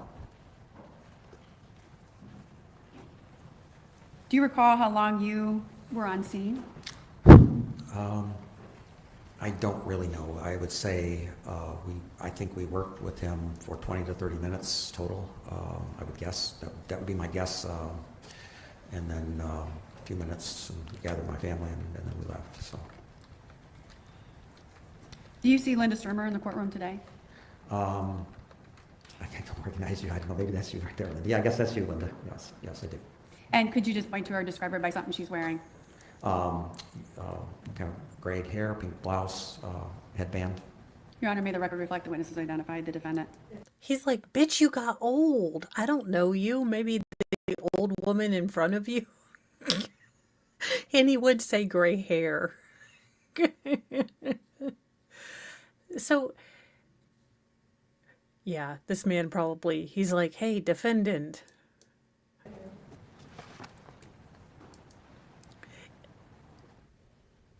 That makes more sense. I have no further questions, Your Honor. Thank you.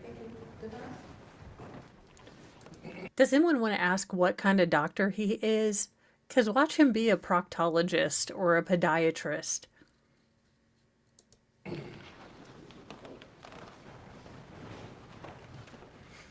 Good afternoon, Doctor. Excuse me, Doctor, I understand you are a dentist, right? Correct. All right. Prior to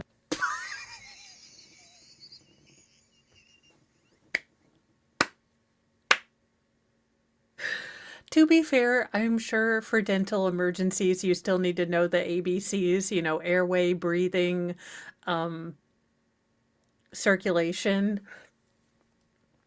I mean, at least he didn't say I'm a doctor of education.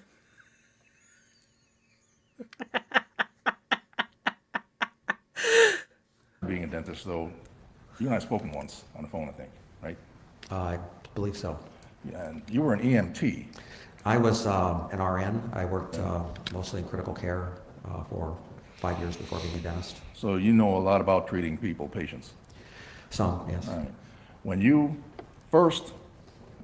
As opposed to non-people patients, he's not a vet for darn's sake. I mean, I'm pretty sure he treats human mouths, he's not like a pet dentist. You know a lot about human patients there. And he was an RN, and they, are always there during that terrible part of the doctor's appointment where they ask you what your weight is and they won't just let you lie. We're outside and you noticed smoke first or heard a wailing first? Strange sound. We heard the sound first. Okay. It wasn't just a faint sound, right? You could actually notice and look around. What the heck is that? We could hear the sound clearly. And you live a third of a mile away? Approximately. I'd say a third to a fourth of a mile in a straight line. To the north of Todd's and Linda Stermer? Yeah, they would be to the southeast. I would be to the northwest. Okay. So you go Don't over you be to the bringing in house. your fancy directions. And ultimately, you realize that the strange sound you heard was Linda screaming and wailing hysterically. Is that right? Yes. Did you also notice what she was wearing? I don't recall at all what she was wearing. Do you remember that she wasn't wearing any shoes? No. You got to what you ultimately learned was Todd Stermer, right? Correct. Did you start to try to do care, given you had a nursing background, a medical background? Sorry, Did you try to do care for him, to treat him? Yes. I was evaluating him and preparing to do CPR, but we felt we had to move him first. Okay. I'm going to talk about when you moved him, but Your Honor, I'm going to grab this easel. Oh, did they bring... Ooh, we're gonna do Pictionary. Ooh, okay. Hangman, but you always get the E, the I, the A, and the U, so... We have props, everyone, we have props. You, if I heard you right, you and your son Luke Yes. and Mr. Matheny are the ones who found the 6 to 8 foot, did you call it a John boat? No, just my son and Mike. Okay, Mike. They found it, they brought it over to you, right? Yes. And Where is the Sharpie? Give this man the Sharpie. just here's the house. This is to the north, right? If this is the front of the house, Yes, you're to the north. You live out here, right, to the north? roughly. Okay. Todd Stermer is somewhere, and here's a fuel tank. Remember a green fuel tank? Yes, Todd Stermer is somewhere closer to the fuel tank. about 15 yards from the fuel tank. I can't see anything you're doing. I'm just gonna put, not to scale, obviously. I can't see anything's doing. Council can move around. Do you want to? I don't know how I, Oh. Well, it seems like councils are getting snippy with each other.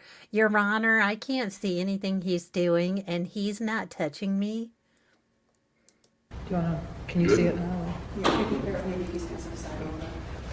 I'll hold it up for you, Doctor. Or I can decide see. even if you want to come up to a spot where you can see it better. So, you decide, the three of you or more, decide we need to move him because there's a risk of fire from this fuel tank, right? Correct. And the house is on fire, as you see, right? Yes. When you came up, mostly from the upper floor. Oh no, we are not bringing out different markers for the fire. Oh my gosh, no. 2 can play at this game, mother effer. 2 can play at this game. Oh hell no, you will not be beating me with Pictionary. I have all the colors. I can in fact paint with all the colors of the wind. So let's see here. We've got a house. This is so dumb. This is not real life. Again, who let Joe Rogan plug in and unplug the Matrix today? Bloop.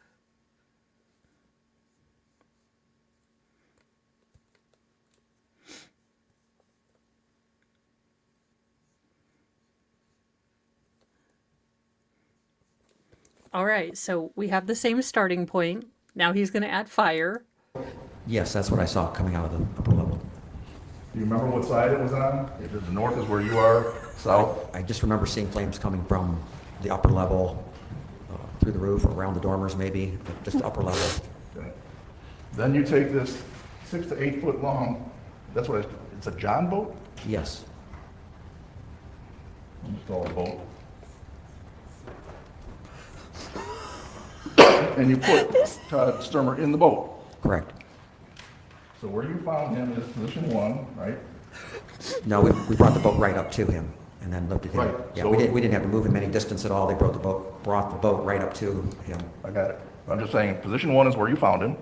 You brought the boat to him, and then you moved him to a position somewhere about how far away? I would guess it was maybe 50 to 75 yards towards the road, away from the house. So that would be 50 to 75 yards to the northeast.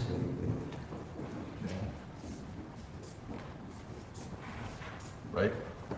So this way, Yeah. right? Not to scale, but 50 to 75 yards. Yes? Yeah. And then Where are you we take him out of going the with boat, this? Right? Correct. And this is where, at position 2,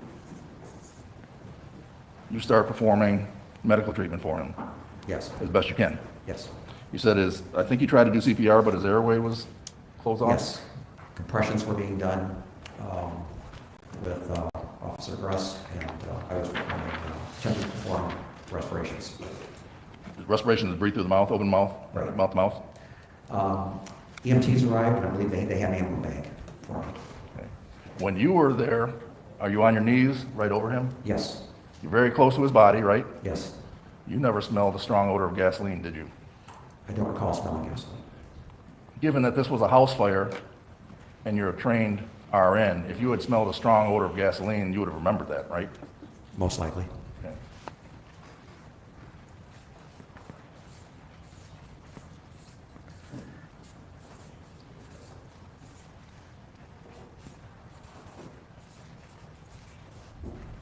I don't want to butcher it. Mousali? Two S's. Two S's, my fault. Sorry, sir. No problem. So you didn't smell an odor of gasoline. You did end up smelling, though, an odor of bowels, right? Correct. And that was a strong odor. I wouldn't say strong, but I thought I could smell it all. What does a bowel smell to somebody in your position as a trained RN? What does that indicate in terms of death? I was concerned that perhaps he had already passed. What happens that would cause someone to emit a bowel smell? Just a relaxation of muscle that would then allow some bowel to pass. Not bowel. It would allow some fecal matter to pass. If you were passing your bowel when you had a bowel movement, then well, look, if you see intestines when you poo, go to the doctor because you're not supposed to pass those.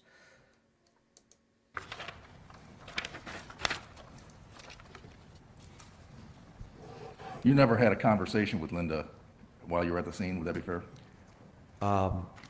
She asked me a couple times if I thought he was alive. That was the only conversation we had.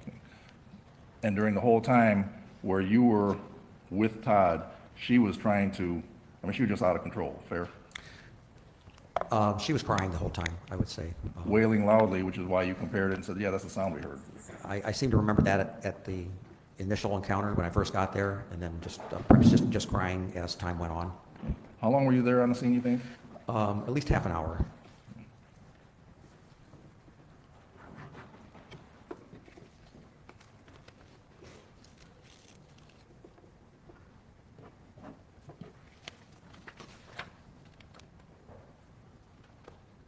Can you give me 1 second, Your Honor?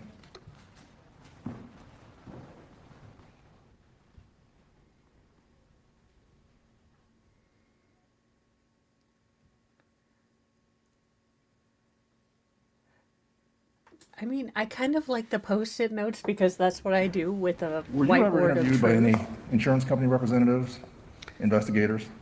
Yes.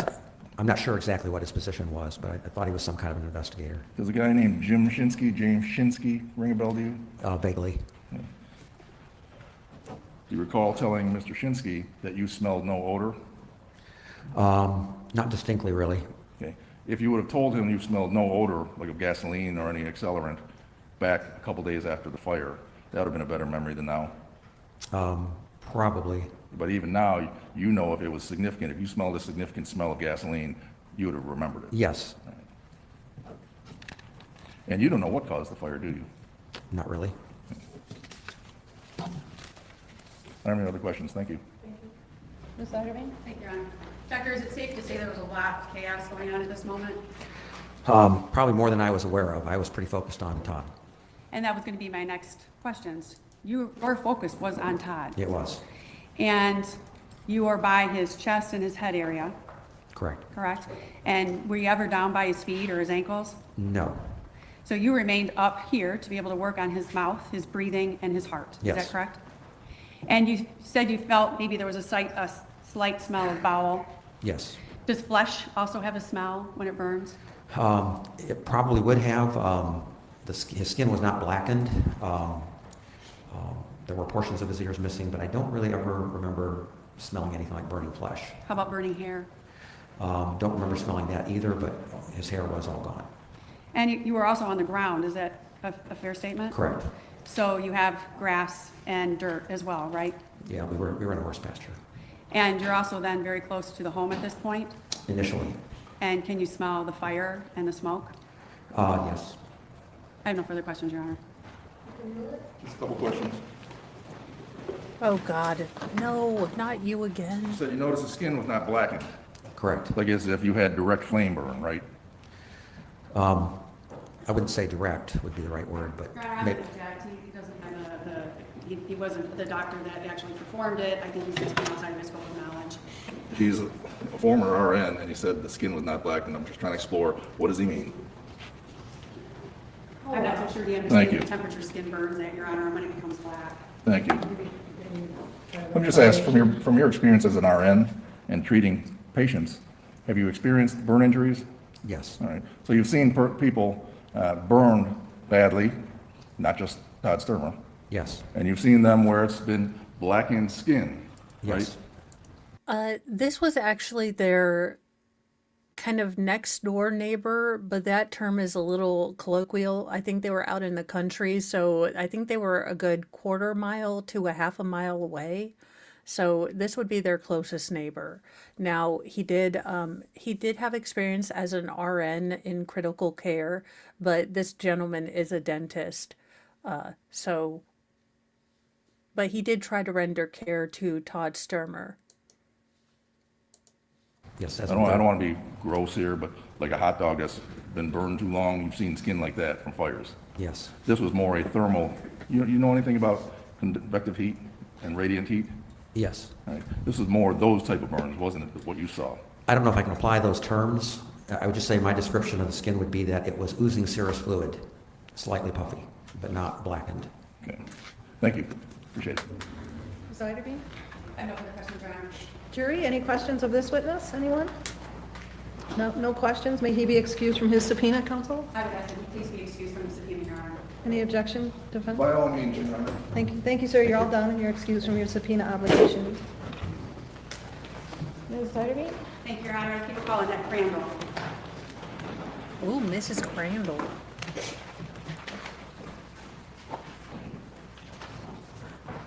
Puddletown? Possibly.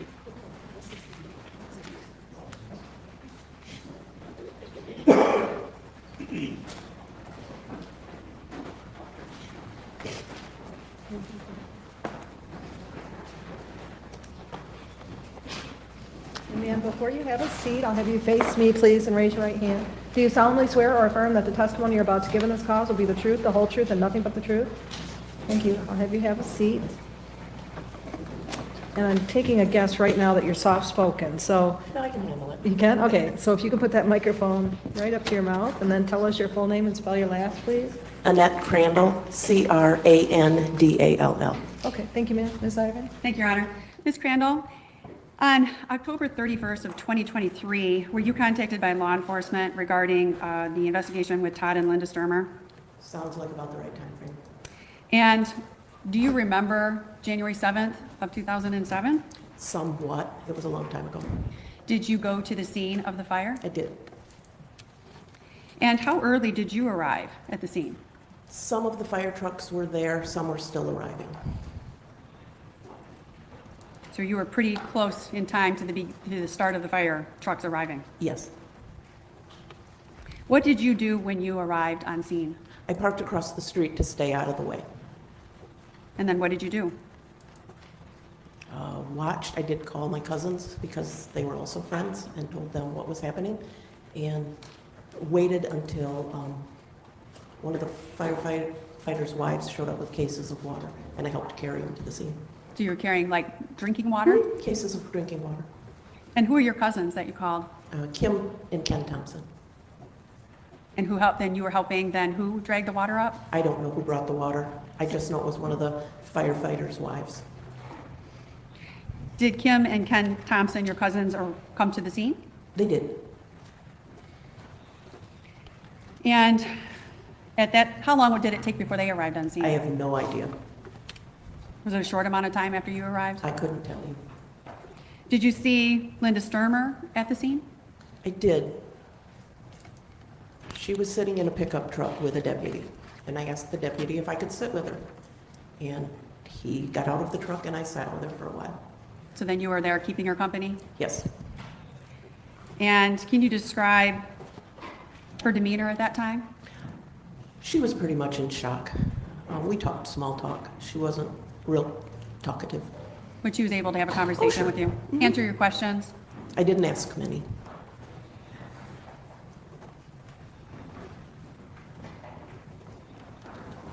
And at some point, did you call your mother, Gail? Yes, I did. Why did you call Gail? Because Linda's clothes were wet and Holy goodness, this woman has called more people than the daggone dispatcher at 911. Miss Crandall is the woman you want to have on your side. She has the phone tree, like she's like, look, I called my mama, I called the church and them, I called the, VFW, I called the lady down at the Higgledy Piggledy. I mean, this woman has just let everybody know in the entire county. messy, and she needed dry clothes, and my mom's about the same size, so I called her and asked her to bring Linda some clothes. Did you ask her to bring anything else? I think I said shoes, but I can't tell you that for sure. Did you see if Linda had shoes on? She did not. Was she in her bare feet? Socks.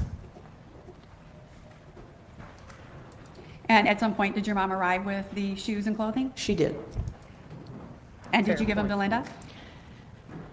I don't remember, yes, I don't remember the exact order of things. Were you with her when she changed? No, Did you see her after she changed?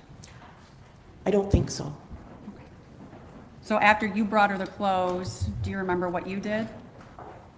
Mom brought her the clothes, and then Mom sat with her, I can't tell you where, and I think I left. You left? So how long do you think you were there? A couple hours. A couple hours. And when you left, where was Linda at the time you left? I think she was in the ambulance. Did you ever say anything to Linda about why there was blood on the van? I didn't say, I had no way of knowing that. I didn't say anything to Linda about that. Did you have any conversations after that day about the blood on the van? No, she made a comment about the van, that she had tried to pick Todd up and leaned him against the van to open the door. So she was the one telling you that? Yes, I didn't ask her anything. She told me that. Because you didn't know about the van, you didn't know about blood, you didn't know no, about any of that? I had not been behind the house. I knew none of that. So she told you she picked Todd up and leaned him against the van? Yes. And that's why there was blood on the Yes. van? Did she make any other comments about Todd? No. Do you see Linda Stermer in the courtroom today? Yes. And could you just point to her and describe her by something she's wearing? Black jacket, peach shirt. Person that was there on January the 7th, 2007, that met with Ms. Crandall. Okay, thank you. Thank you. So recognized. Thank you. I have no further questions. Thank you, ma'am. The defense counsel may. Thank you.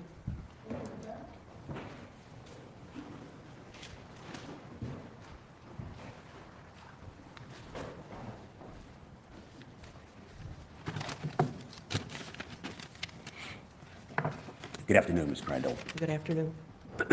How long have you known the Stermer family? I've known Linda for a long time. I can't tell you when I met her. I didn't know the whole family. I knew Linda. Okay. And from your house to their property, was it within walking distance? Oh, no. So all of my wigs are currently in a Tupperware thing, but I do have a fluffy wig and I could use it. But you know what I'll just do? I'll just get my hair wet and let it air dry, and then you guys can see how puffy it gets, and then I'll just put a headband on. I have a rat comb. I'm sure I can wrap my hair back enough. 2 or 3 miles. 2 or 3 miles. What was it that gave you indication that there was some disaster that had occurred at her house? The fire department went by my house, and I had a nudge that said, go to the fire. I don't know. That was all that, so I went. Okay. Do you know? I didn't know where it was. Oh, so you didn't know where it was? No idea. So after the fire department came by your property, did you just decide to get in your car and drive through the, it would be the neighborhood or the area? The area. The area, okay. I mean, to be fair, y'all, if the fire department and a bunch of deputies came to my next door neighbor's house, I would be vacuuming. I would be running my Dyson in the front yard. I'd be over here, using scissors to cut my, everything.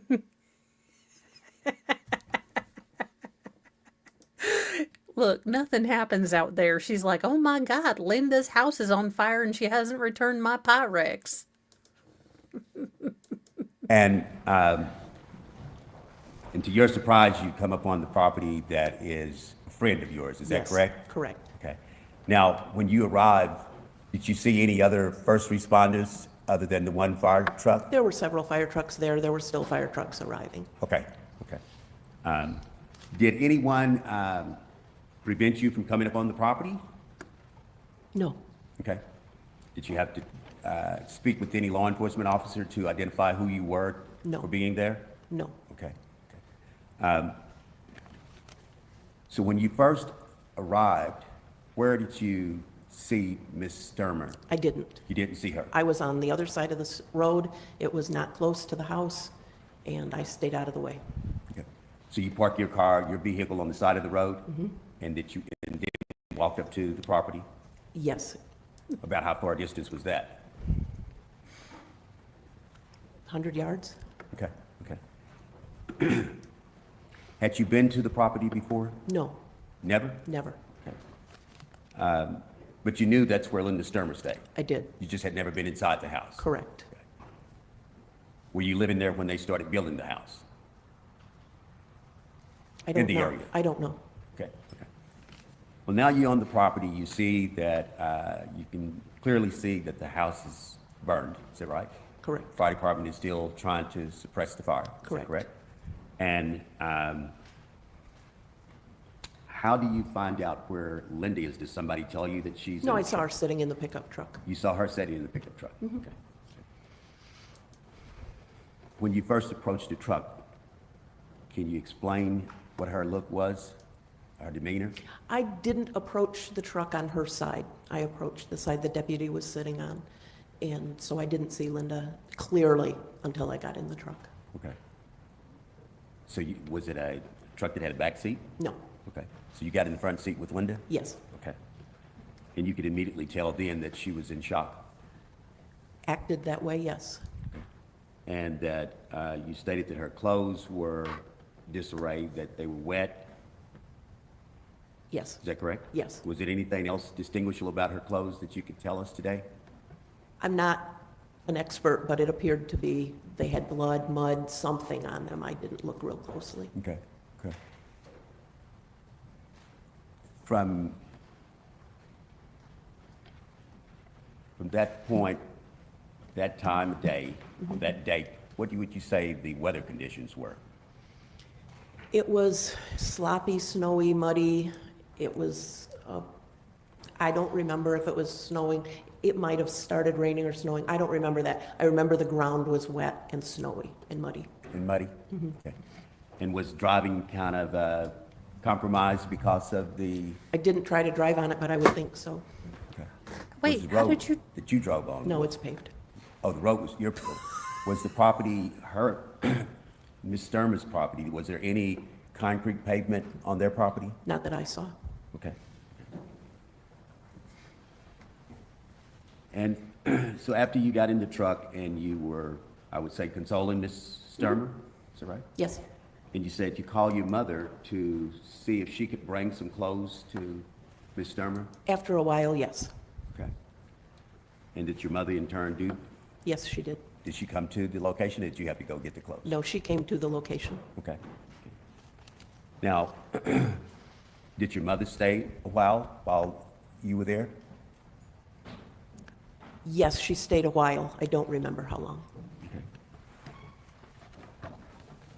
And your mother's name is Gail? Miss Gail Crandall? Yes. Okay. Now, when your mother arrives with the clothes, how does Miss Stermer change clothes? In an ambulance? In the ambulance? Yes, Do you know what items was brought to her? I do not. Okay. Did you go to the ambulance with her? No, I did not. Do you know how she was escorted to the ambulance? I don't remember. Okay. Did you stay there until she changed clothes, though? I don't know that I did. Okay. I don't know. Okay. But based on some information, you knew that she was able to change clothes in the ambulance? That was my I don't know why, but I hate his tie. Like with a passion of 1,000 suns. And normally anything with teal you can sell me on, but I hate his tie. My understanding. Okay.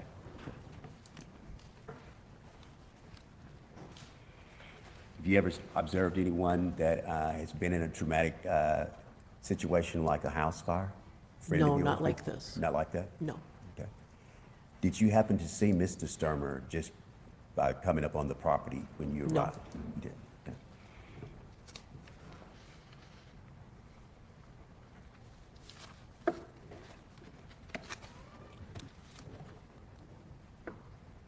Have you had to give any interviews to any insurance investigators or any other law enforcement agencies since Just a deputy. I was interviewed by a deputy. that night? No. This was 18 months ago-ish. Oh, in preparation of Yes. the trial? Okay. Can I have just a second? I think I'll be finished, Your Honor.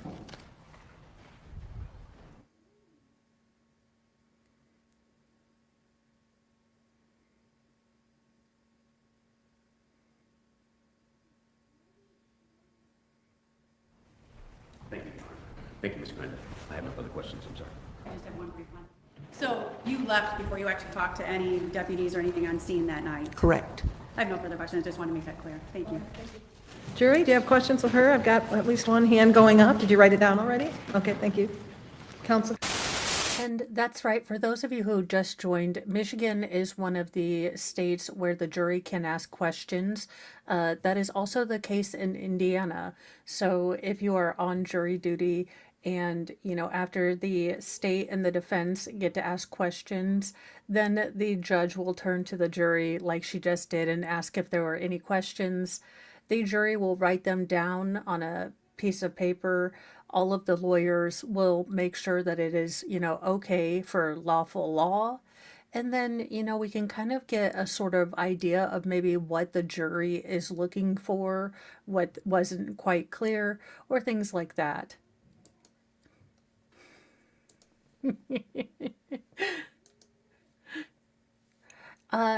Gull probably did. I know that when I was listening, I know that Defense Diaries and Andrea Burkhart commented on some of the questions that the jury brought up.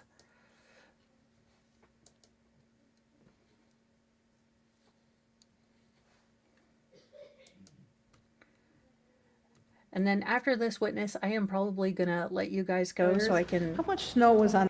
get food ready for the ferals.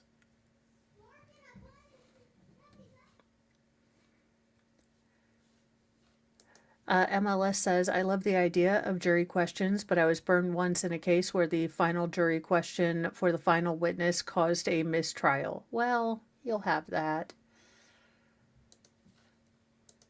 On the ground at the time at the event at the Stermer house? Obviously, you would only know from when you got there, but It wasn't a lot. I would say 3 to 4 inches, enough to be sloppy.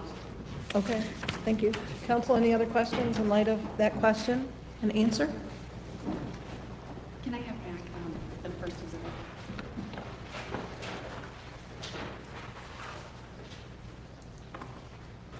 I'm going to show you what we've already admitted is People's Exhibit number 1.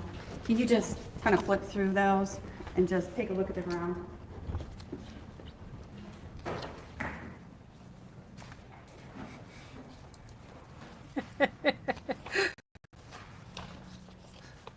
Well, they've been working hard, playing roadblocks.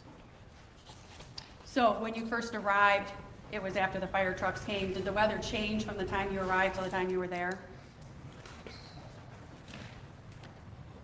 I don't know that the weather changed, but there was a lot of traffic, and there wasn't enough snow that it couldn't have been affected by the traffic and the heat. I'm sorry, there wasn't enough snow that... There wasn't a huge amount of snow. It was enough to be sloppy and messy, was what I remember. Okay, and you remembered, I think you said something about rain too, is that Yes. right?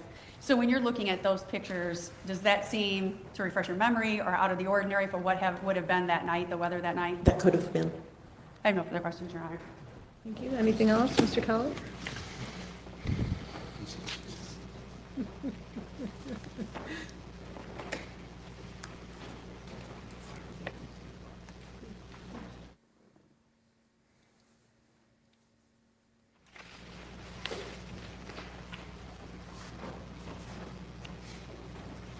And this is exactly what my skin complexion does a lot, which is why I hate being a natural blonde. Now, in her case, if she didn't want to go, full redhead, which paradoxically, if you have this sort of complexion, actually makes your complexion looks less red, which is odd, but it does for me. She could ask for some low lights, some dimension, and actually bring in some warm tones that would, again, paradoxically, you know, take some of the warmth away from her face. That being said, let's continue. Ms. Crandall, Mel Pritchard. Sure. Would it be fair to say that based upon your observation when you arrived at the location, approximately what time was it you think you arrived? I have no idea. Was it dark? I don't believe so. Was it dark? It was close. Okay. But those pictures look as if it's in the dark though, right? Correct. Right. And it wasn't dark when you arrived there? It was close, but no, it was not dark. Right. Okay. I have no further questions. Anything else, Ms. Seiderman? Jury, any other questions of her? No questions? May she be excused from her subpoena? I would ask that she please be excused from subpoena. Any objection, counsel? No objections, Your Honor. Okay. Thank you. You're done, and you're excused from your subpoena obligation. Ms. Seiderman? All right, you guys, we will finish up day 1 and go into day 2 tomorrow on the Petty Express. Puddletown, I am going to be just putting in the defense's opening. I am going to be making a separate video of just that because he Morgan Freeman / William Shatner's the shit out of this. I have never in my life had more dramatic pauses in my entire life. I will be sending you guys over to Recovery Attic. I don't think he's covering this. Tomorrow is Friday, I think. Unless it's next Friday, because I don't know. That defense opening was nuts. So it will probably be a more delayed start since, I'll go over to Shizzy's and we will be doing the weekly roundup where we try to find, the craziest stories to break each other that we found during the week. So if you want, your Mornings with Mo experience, head on over to Shizzy's tomorrow morning because we will be doing the weekly roundup and I will be over there with him. I will see you guys later. Remember, be kind to yourself. Be kind to others, but have a sassy mouth and a can of bitch fire, because kindness no longer equals doormats. Bye, you guys, and tell Recovery Addict I sent you. I am going to go feed the feral children, because I have starved them to death.